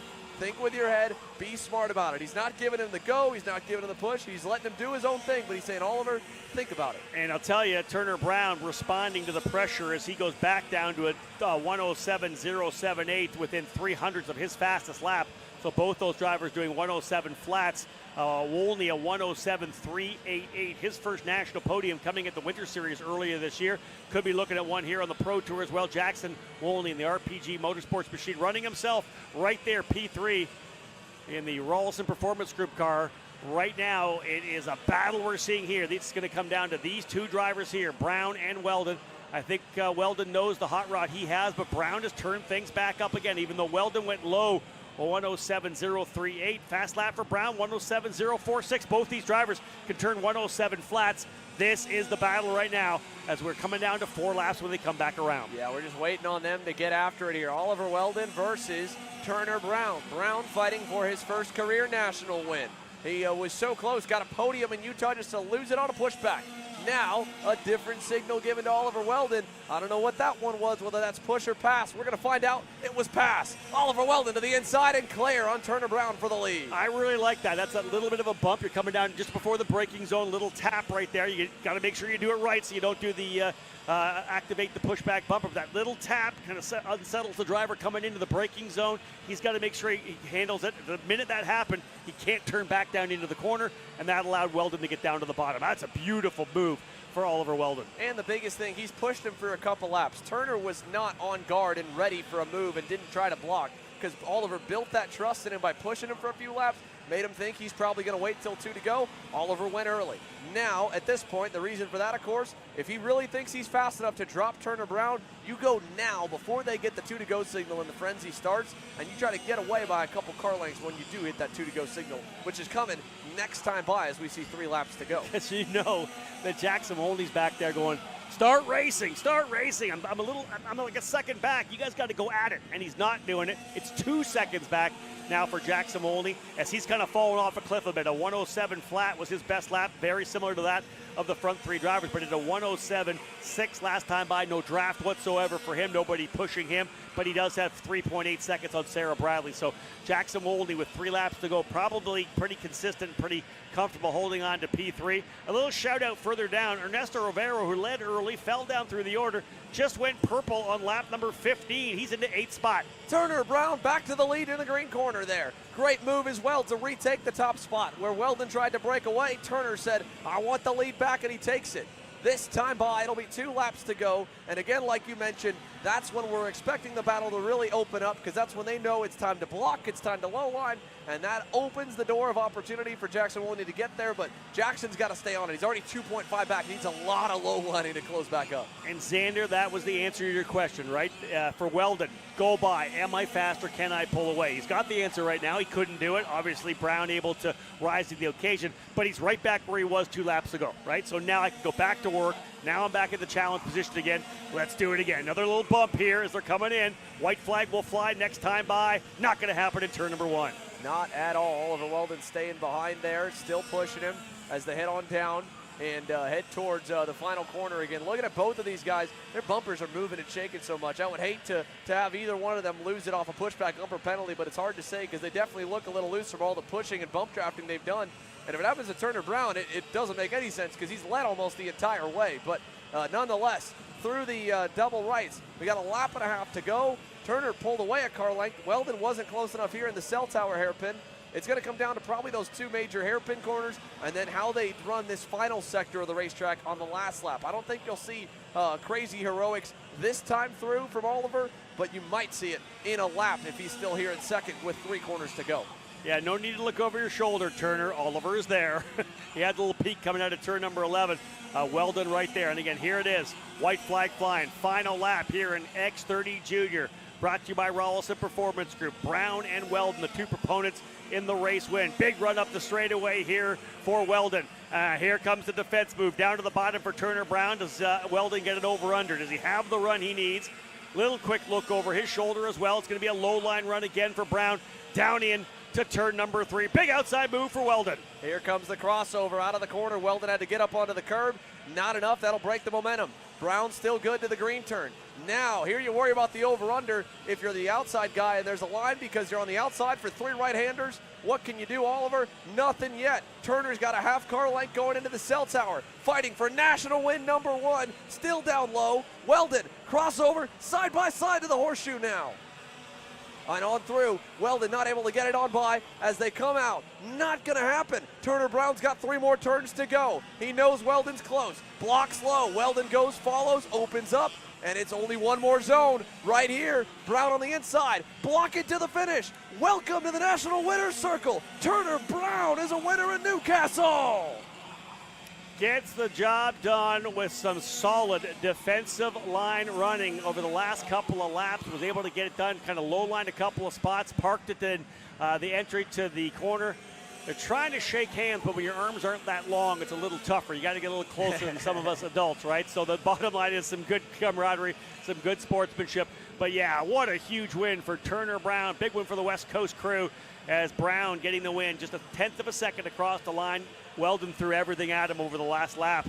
Xander couldn't have asked for much more. Well, only a strong run to P3 as well. Max Taylor and Sarah Bradley with the top 5. And again, so cool to see the Speed Concepts Racing guys win today after having their operation completely destroyed, right? Same cool for the Magic Kart guys. They got moved to a completely different pit spot because all their tents were gone for AG to go and win.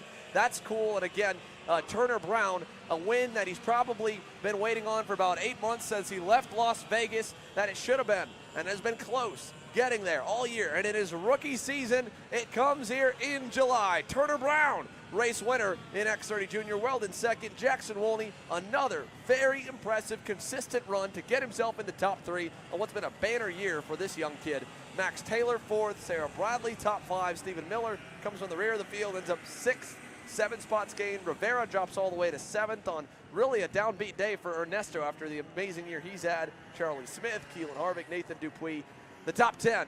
And now we get time for the final class, the action-packed heavy hitters. X30 Pro Senior presented by Speed Concepts Racing next up. And we got another guy looking for, well, it's not going to be win number 1 in the career, but it'd be win number 1 of the season. Ryan Norberg after dominating the pre-final here, Rob. Indeed, Ryan Norberg looking for that win, and he needs it if he's going to be able to get himself a championship number 6 here on the SuperKarts USA Pro Tour. We'll see who gets the job done. Norberg will start on the pole position, but right alongside him, the winningest driver here in 2023, Joe Turney for Chad Docker Racing on the Kart Republic. This is going to be a barn burner between these two drivers. Then you throw in everybody else behind him that's ready to work to P1 as well. Oh yeah, we look on back there between those two, and again, this is what we saw coming together in the pre-final was Joe Turney turning it up late and really closing into Ryan. And it was funny to hear from Ryan. He said he learned around at one point, started cruising, and thought he saw, you know, the guys further back and missed Joe, and then he looked back again, and then he realized Joe was close and had to push again. Blake Nash, he loves going backwards here at Newcastle, man. On this reverse national layout, he is spectacular year after year after year. All 3 years he's been here now in X30 Pro Senior, I believe, or 2. I mean, he's been in the front. He put it on the pole here a year ago. I mean, he's quick, and he starts 3rd. Mateus Morgado was also very fast in that pre-final to start. 4th, Alessandro DiTullio, the only guy pace-wise that was even to the top 2. Agreed. He drove up 13 spots. Dalton Haynes looking to roll off that success that he had down in Mooresville. He'll start on the outside of row number 3 alongside DiTullio. We'll go now into row number 4 here momentarily to give you a lineup of who we got set up there. It's going to be Jorge Ortiz on the Sodi kart in the 7th spot. Aiden Ingrata for Speed Racing. Speed Concepts Racing as well. Aiden Ingrata looking for a big run here. Nate Cicero looking good in his return. Paulie Massimino as well. That'll cap off your top 10. Go back to find yourself rookie Caleb Gaffera, who had a rough start alongside the guy who starts with him, Diego Ramos in row 6, 2 guys that qualified well inside the top 10 and got collected in a turn 1 skirmish. Harley Keeble will start 13th after what's been kind of a under the radar type day for the Sodi factory driver, and Gia Cicero completes row number 7. Yeah, Eli Fox and Ian Q will be on row number 8. Row 9, Brandon Carr. Look for him to work his way from deeper in the field. 17th for Brandon Carr alongside Patrick Ronvo. Well, here we go as the field begins to follow itself all the way through. It's not 40 deep, but we've got nearly every one of our major contenders here this weekend. Ryan Norberg and Joe Turney are ready to do battle again, and it has been the battle that has been a lopsided one in 2023. It has all gone the way of the Brit. 7-time, the 5-time SKUSA Pro Tour champion, 7-time Pro National champion, still looking to get the monkey off his back and get that number 1 plate back to victory lane. It's time. This is the SuperKarts USA Summer Nationals X30 Pro Senior underway down to turn number 1. Indeed, and Norberg will run to the bottom. Let's see here. Turney comes out from the outside of the front row. Always a tough place to start here at Newcastle, running reverse national. Look right now, he is P3. They are 3 wide. Keeble's on the outside. Ortiz is in there.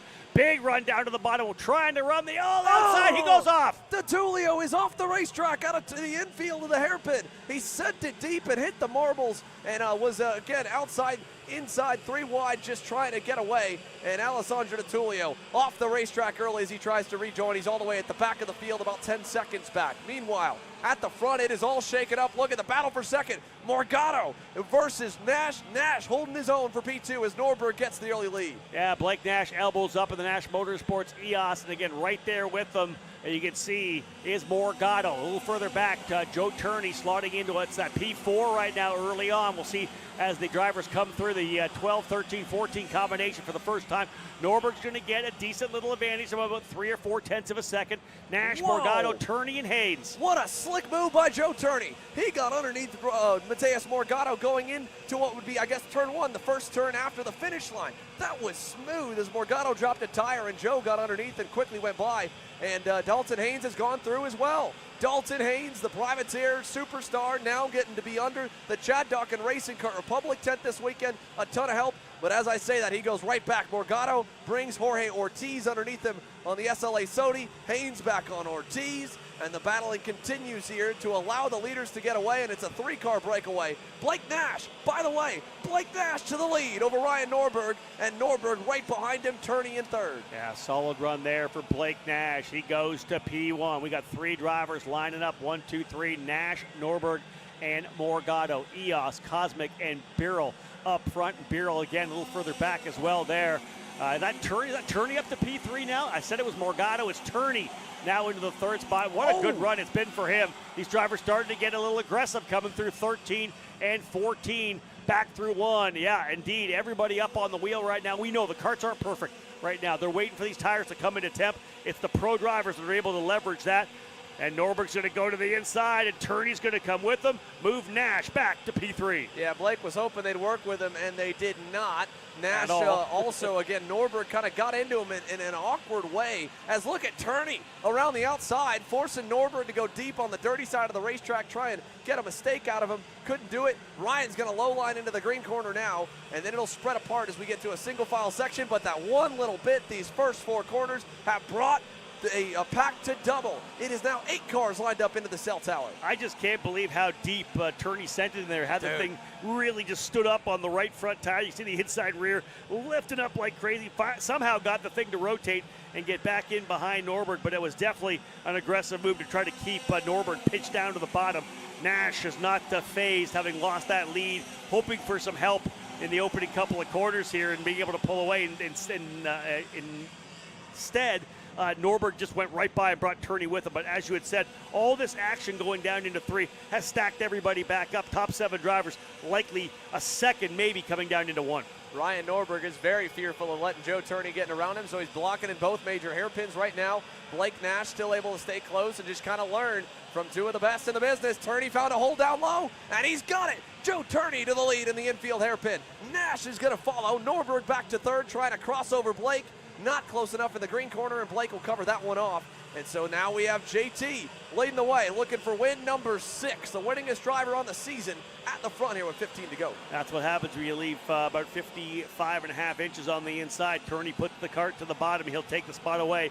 Norberg back into the 3rd position right now. So the racing back behind them, they're kind of seeing it all happen. These drivers scrapping it out. No one content to line up and keep going. Morgado still runs in 4th, but he's getting challenged now, I believe, by Aiden and Grada. You've got Jorge Ortiz on that Sodi card up in the fight. Nate Cicero having a good run. Ramos up a couple spots. He's into the top 10 as well. Yeah, best weekend on the Sodi card for Jorge Ortiz in that 6th position since he's made the switch to the SLA kart racing team. Now up front here, let's see what Blake Nash does now, having gotten past a little bit. I think he's going to ride for a moment behind Turney. As long as he's not feeling like Turney's starting to walk away on him, he'll continue to go. And Blake going back to Ryan and saying, dude, come on, man, it's the 3 of us. We don't need to be blocking. I'm down to follow whoever. And Angrada on the inside and clear for 4th, and that's going to help solidify Blake's deal with Ryan. Ryan says, no, Blake, I'm not trying to do that. Blake hanging on the outside anyway, and now that disagreement is going to give Joe Turney the biggest lead we've seen today. This is something you can't do. We've seen it time and time again. You can't battle it out like that aggressively and expect Turney just to hang around for you. If you give him open opportunity to pull away, he's going to do it. He's already given himself probably 3 or 4 kart lengths Norberg made a move to try to find his way by Nash. Nash didn't want to give it up at all. He's looking for some help.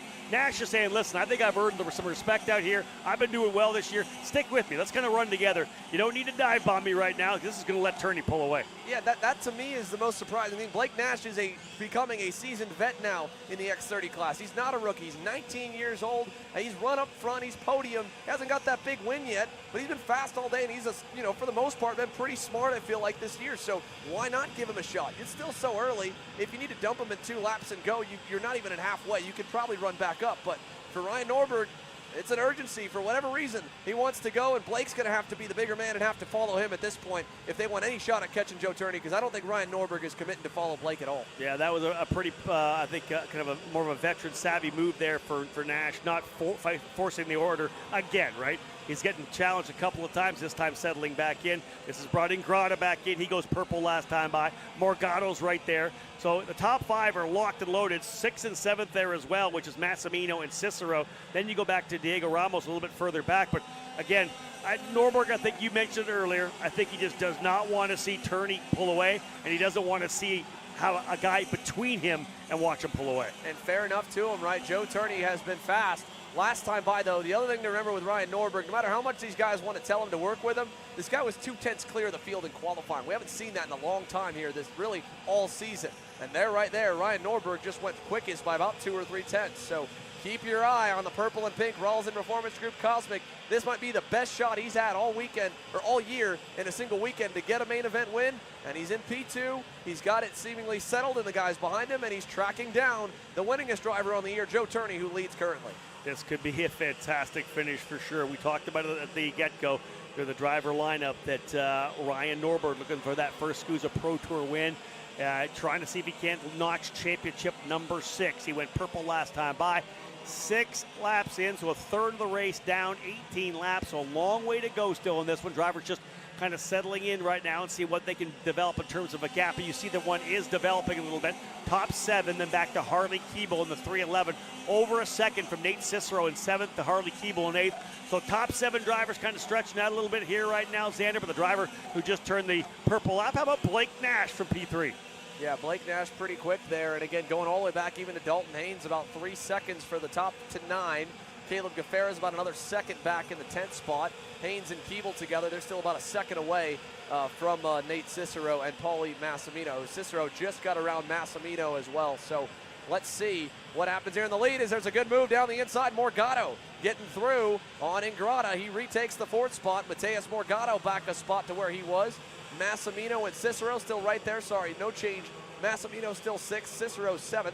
That one move, it was clean. It was just as painless as it could be, but it was in one of the most painful corners, the slowest turn on the racetrack. They still gave up about 4 car lengths to these guys. That's the one thing about making a pass like that, right? Especially when you're trying to stay with the leaders. You make that pass, you sacrifice so much exit speed, having to make that move from the inside, much corner speed as well. And you saw how much of a gap they have lost when they were really right there. Although Morgado is already pulling away a little bit from Ingrata. Probably sensed the fact that he was quicker, had Kart coming in maybe a little quicker than Ingrata, who's actually lost a spot to Massimino as well. Massimino now up into the top 5. But here comes Norberg, big run. Does he make a move to the bottom? He does not, but he is there with Turney now coming through turn number 1. Back behind him, it looked like Massimino, I think, was able to get around Aiden Ingrata, and Nate Cicero was as well. So going back to P4 and P5, while these guys go on through, they're still fighting a bit further back from this group, but we don't want to miss the potential pass for the lead. And again, if Norberg doesn't do it, Blake Nash is closing back in. He's looking even stronger than he was a few laps ago. Blake Nash on that Nash Motorsports EOS card, he's chasing win number 1 of his X30 senior career, and that would be huge to pull it off here in Indiana today. Yeah, every one of these drivers has kind of their motivation, right? Obviously, Turney and Norberg looking to get that championship. Norberg needs that first win of the season. When was the last time he didn't win at least one race on a pro tour, right? Again, wanting to get that victory here, would like to get it done here today to tighten things up in that championship. But Nash, man, to get that first win here at the Summer Nationals, that is going to be huge for that young driver to get that first victory. I think everybody wanting that first big pro-level championship win, and he's trying to get the job done right there now. Morgado closing up pretty nicely, though. Morgado, not surprising, yeah. Morgado just went purple. No wonder he is closing up. Last time by, over a tenth quicker than the leader. In fact, almost 2 tenths faster than Turney was Morgado last time by. Again, look at the list of accolades here of this field, and you list that top 4 alone. As Norberg to the inside and to the lead in the green corner. Ryan Norberg waited a good bit and decided finally it was go time. He gets through on Joe Turney, and the number 1 plate's to the lead. Behind him, Massimino and Cicero still trying to track down the top 4. They're hoping that we get another low line fest from Norberg in the lead, but I think Ryan's a lot more confident in his stuff right now. He looks to be one of the fastest, at least equal to these guys. He might be able to drop him, and that's what he's thinking here coming to 8 laps to go. That's it, right? Past the halfway point, give me my shot. You know, Ryan's always talking about that pass or be pass, right? He's always trying to make the pass, always trying to get up front. Can I pull away at any time? Turney, I think, is kind of the same way. But we'll see it here with Norberg. Can he make it happen here over the final 8 laps? 10 down, 8 to go. And Norberg, see if he can't pull away. Turney, of course, ready to pull the trigger. He'll throw it back down the bottom. Oh, and he used him up on the exit as well. And that is going to take Nash up there. Here comes Morgado to the inside. This just changed complexion in a big way. How about the ultimate opportunist? Mateus Morgado follows the run around Norberg and then gets down low before Nash can and takes over second, and he nearly gets into the leader as Turney went wide, and Morgado had to really throw a late block on Nash and Norberg. Norberg trying to cross over Nash, not going to get there into the cell tower, and Ryan's frustrated. Now Morgado blocking low. Surprising to see that, but obviously, again, don't forget, we might think Norberg's fast and Nash is fast. They still do not own the fastest lap. That's owned by the Brazilian, Mateus Morgado, fastest driver on the racetrack technically. Let's see, can he bring PSL Karting and Barrel Art their second win of 2023, their second Pro Tour win of 2023, at least second win in the X30 stuff. He swept the Rock Winter Tour. If you win him number 4 on the year for Mateus, or number 5, I guess, on the year for Mateus, with 3 Rock Winter Tour wins, and then, of course, a SKUSA Pro Tour win in Orlando. Let's see him down the front straight away. Nash going to go back on him, though, turn 1, and clear. Yeah, there's got to be a sense of urgency right now as Turney's pulling away about a half a second last time by. You got to think they're going to want to start to work together a little bit now. If they keep dicing, this is going to be another one of those deals, yeah, where Turney pulls away. Morgado goes back into the second spot again. Nash, I'm sure, getting frustrated. Think about frustration. How about Norberg back there, P4? He's watching Turney jump away on him here. Yeah, here we go. Norberg's trying to get aggressive. Can he try around the outside? No, over-under again. Yeah, he is starting to get a little bit worried. Nate Cicero coming, his teammate as well from P5. This is not where Norberg needs to be. No, Joe Turney walking away with this one now here with 6 laps to go. This is going to be hard to track him down. I mean, the gap's probably already to a second. Morgado, little mistake there as he gets a hit from Norberg coming out of the corner and goes off the racetrack. But Morgado and Norberg, I don't think either of them were willing to work with Blake Nash there. So even though Morgado kind of, snuck his way into second, he was hoping Blake would push him. Blake didn't want to do that. And now they've got the rest of the pack on him. Cicero, Dalton Haynes has got himself back up into 6th again. He's looking for the podium. Norberg going by on Nash saying, let me go. And as they go into turn number 1 here, let's see it out of the hairpin. All that group packed up. The gap 1.4 seconds to Joe Turney. Yeah, I have a sneaking feeling that Norberg was just getting a little impatient. He watched what Morgado was doing, back over under, like realizing that, listen, man, you can't be doing that and letting Turney pull away. And that's why he got that little tap coming out of turn 11. Now, this thing is done. This is a 2-driver battle right now. They're going to fight for the final position on the podium. Big move to the inside for Dalton Haynes. Wow, that's aggressive. I like that move to the bottom. He has worked his way up, I think, what's that, P5 now? Yeah, he's able to get by Cicero. Yeah, he was up here in this mix a little bit, then kind of went backwards early on, and he's climbed his way back up into the top 5. He is now up to 4th. Cicero, P5, right behind him. 5 laps to go. Dalton Haynes still starting to roll. We know the Kart Republic's good. Joe Turney's making it look good up front. Let's see what Norberg can eke out. That time, a tenth slower for Ryan Norberg than the race leader. He's not catching him. Keeble has gotten around Cicero. Now he's going to go low already. 5 to go, and Harley Keeble's like, this is as best as I can get right now. I've got a block. And down to the inside, he takes them all. Yeah, we're going to battle it out here, guys, for 4th, 5th, 6th, and 7th. That's what we're doing now. Actually, 5th on back because Haynes has been able to roll up the road. This is Turney versus Norberg based on sheer pace right now. The lead for Turney, 1.9 second. All that chaos, all that battling back and forth, All that argy-bargy's allowed Turney to stretch comfortably away to 2 seconds. For Norberg with 5 laps remaining, he is going to have to go essentially 4/10 quicker per lap. This is the battle further back. These guys are hanging it all out here over the final couple of circuits. Look at that. DeTulio wrecked on lap number 1, and ADT is back in the top 10. He was off the racetrack nearly 10 seconds away. These guys have fought so hard. That pink and chrome International Motorsport Kart Republic is now up to Blake Nash, a guy who has led this entire race. Blake's probably thinking, I thought you wrecked. I saw you go over the hill, and now you're about to pass me? Are you kidding me? 4 to go here at the line for JT. Norberg that time only could match him. 1.9 still the gap. Morgado a little bit slower. Haynes a little bit slower. 3rd and 4th as they fade away, but then have gotten away from this group. I just can hear Ryan Norberg's interview after this and how upset he's going to be with the fact that the guys were messing around, letting Turney pull away. It's not a way to win a race for sure. You got to get more aggressive. You got to be able to work together and to try to be aggressive in pursuing that leader who's pulled away a little bit. It's 1.9 seconds, as Xander said. Turney and Norberg both 105.2s last time by. The gap stretching actually just a little bit. Morgado still running in that 3rd spot. He's got a lot of room. Then it's this gaggle of guys a little further back. Blake Nash, DeTulio, Gafera, Massimino, Cicero. That's the fight there, but that is all, again, 6th on back. Again, the thing is, as we're watching Blake Nash on your screen, down in that 6th spot in that, middle group, 7th spot now behind ADT. What can you do is what he's got to be asking these guys, because Morgado wouldn't work with him.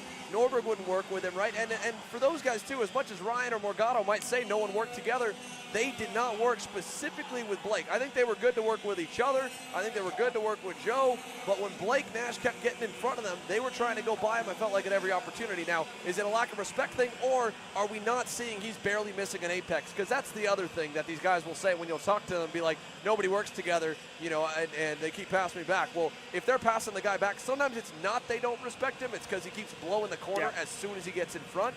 So maybe Blake was.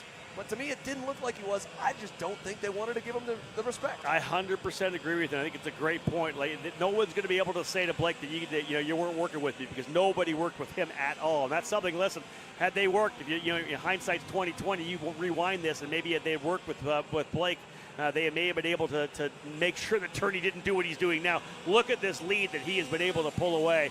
Fantastic run for Turney. Lap 16 when he comes back around. They'll see the double sticks. 2 to go from Aaron Likens as they come back to the start finish. The gap last time by was 1.9. What is it now? It's still 1.9. Both drivers 105.3s.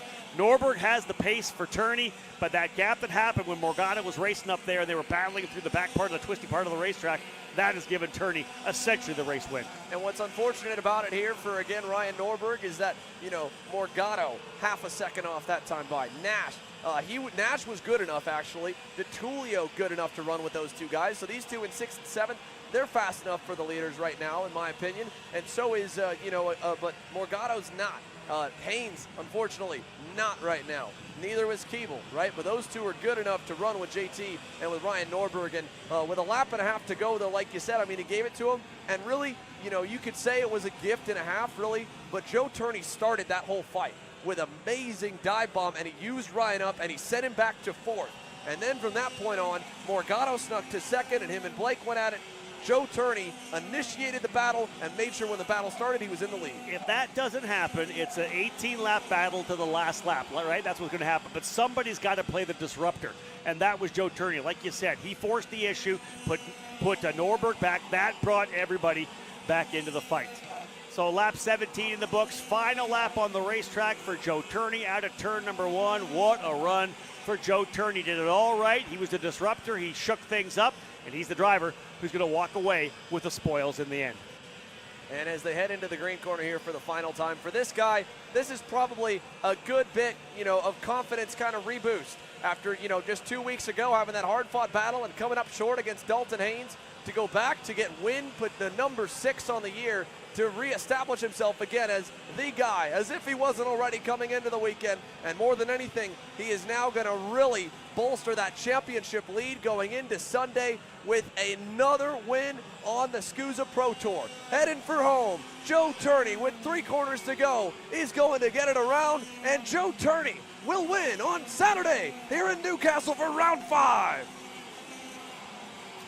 Fantastic run for Turney. Both Turney and Norberg turned their best laps in the final circuit. In fact, a purple lap for Ryan Norberg, the only driver to break underneath the 105. He did it on the final circuit, a 104.963.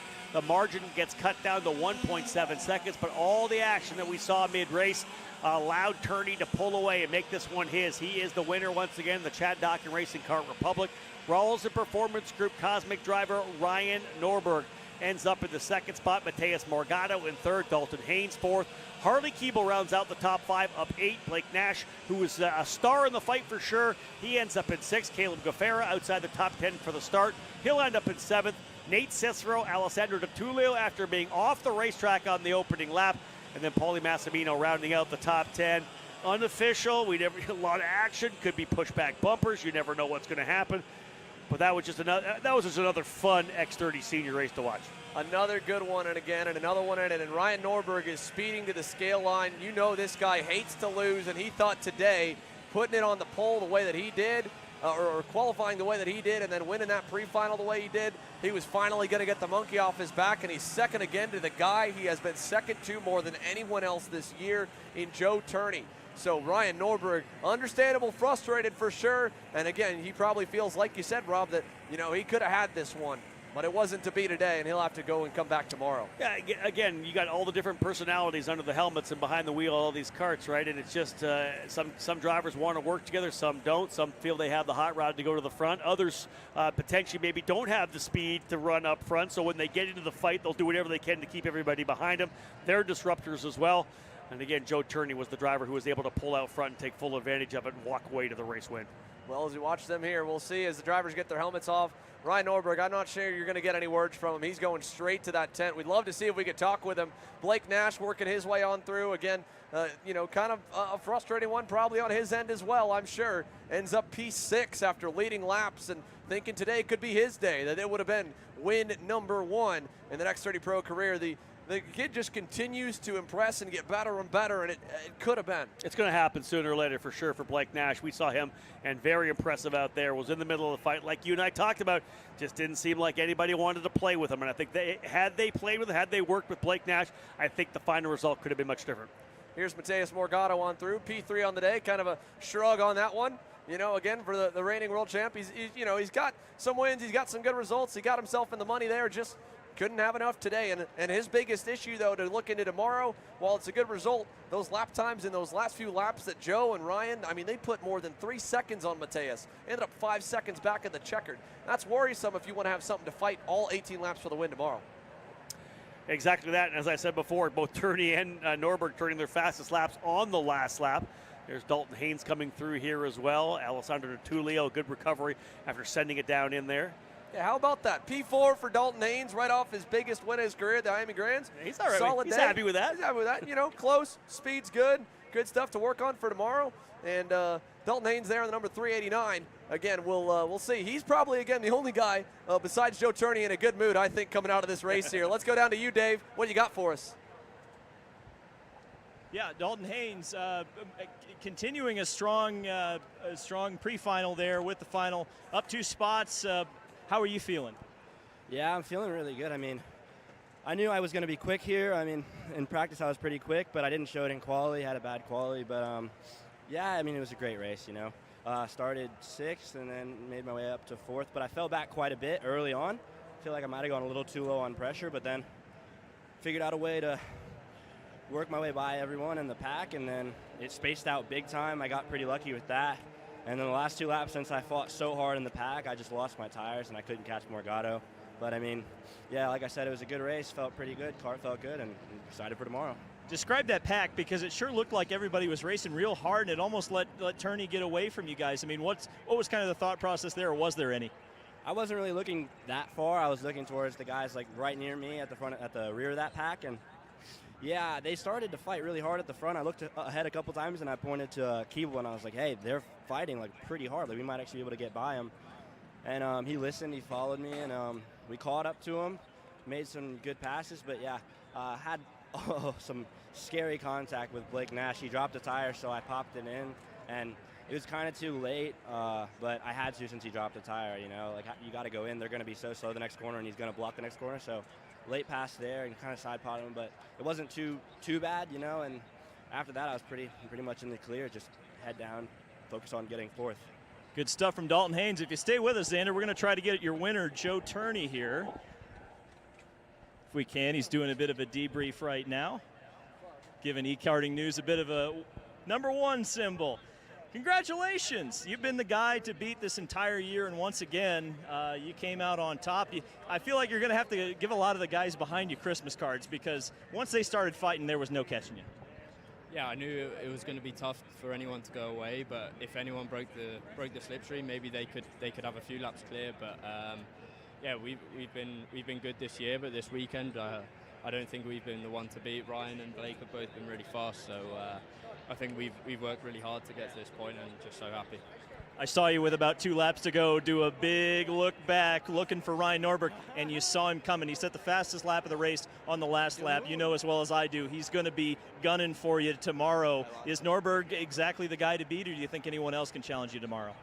I mean, anyone at the front can challenge to win, but in terms of the championship, it's pretty close between me and Ryan, so it's going to be between us tomorrow for the championship, but for the win, anyone can do it.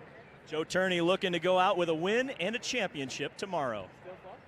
That's a great point there from Joe Turney about the championship fight, right? Ryan Norberg, Diego Ramos, Mateus Morgado, even ADT, Alessandro Di Tullio, and then Turney. When you take the drops into account, all these guys have had one really bad day at one point or another. Norberg had that terrible day in Orlando. So did Joe. That means their drop is burned. You know, they cannot afford another bad day. They had to have the good day today. That's good. Compare that, you know, to let's say Morgado and Ramos. They've been kind of consistent all year. So, you know, they're going to lose when the drops come in, and it really goes Ryan to second after drops. Di Tullio also, I believe, one bad day for him, but not as bad as Norberg or as Turney. So, like he said, he knows these two are going to go for the championship tomorrow. They're 1-2 today. That's a good feather in the cap for him. The key there is, like you said, each driver has had one bad race. So if they have another bad race tomorrow, that's when you're going to have the trouble, right? You can't have that second bad race. Both those drivers still have to have strong runs on Sunday. Well, let's send it down to David Land here. He's down with our hard charger, Carly Keeble, up 8 spots, Dave. Yeah, Harley's just walking to us right now, so we'll stall just a little bit. You'll have to forgive him. He was pretty quick out on the racetrack.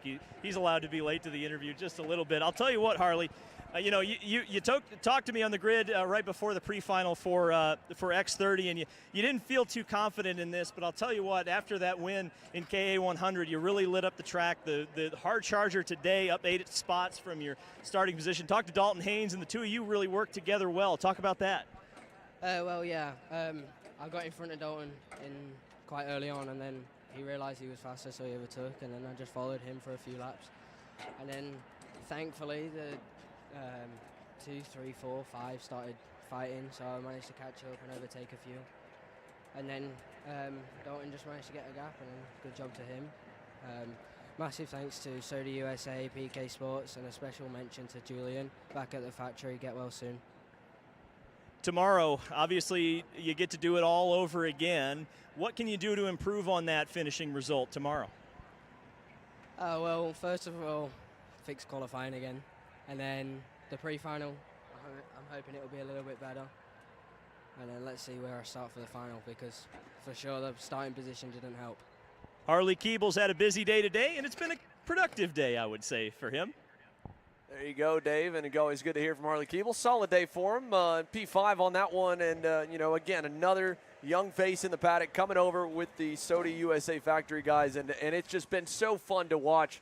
You know, Harley Keeble obviously got a win in KA, top 5 here with a hard charger and X30 senior. I mean, that's again, a great day for him and for the Soda USA boys, and to have those guys over here in the U.S., just like we said in Pro Shifter, the field's just we're getting more and more international flavor. We're getting more and more manufacturers and teams and drivers involved, and that's just so cool to see more and more professional guys in the industry all getting behind and coming here and racing in America. I think it talks a little bit about how important this market is, right, in North America, in the U.S., in terms of global karting, right? All the manufacturers want to make sure they have success here in the SKUSA Pro Tour, USPKS, all the major national programs for sure. So great to have them all here. Great to have those drivers here. And again, Joe Turney set this season on fire. Ryan Norberg's got to step up. They both do tomorrow. It's not done yet for the championship. Neither can afford a bad day. So championship Sunday is going to be a lot of fun. It's going to be a lot of fun. We know the heat is coming. We got lucky today. It really stayed as honestly a pretty good day, all the way through. Nice breeze here. It's doesn't feel like it's 7:45 p.m. here on the East Coast, but it is.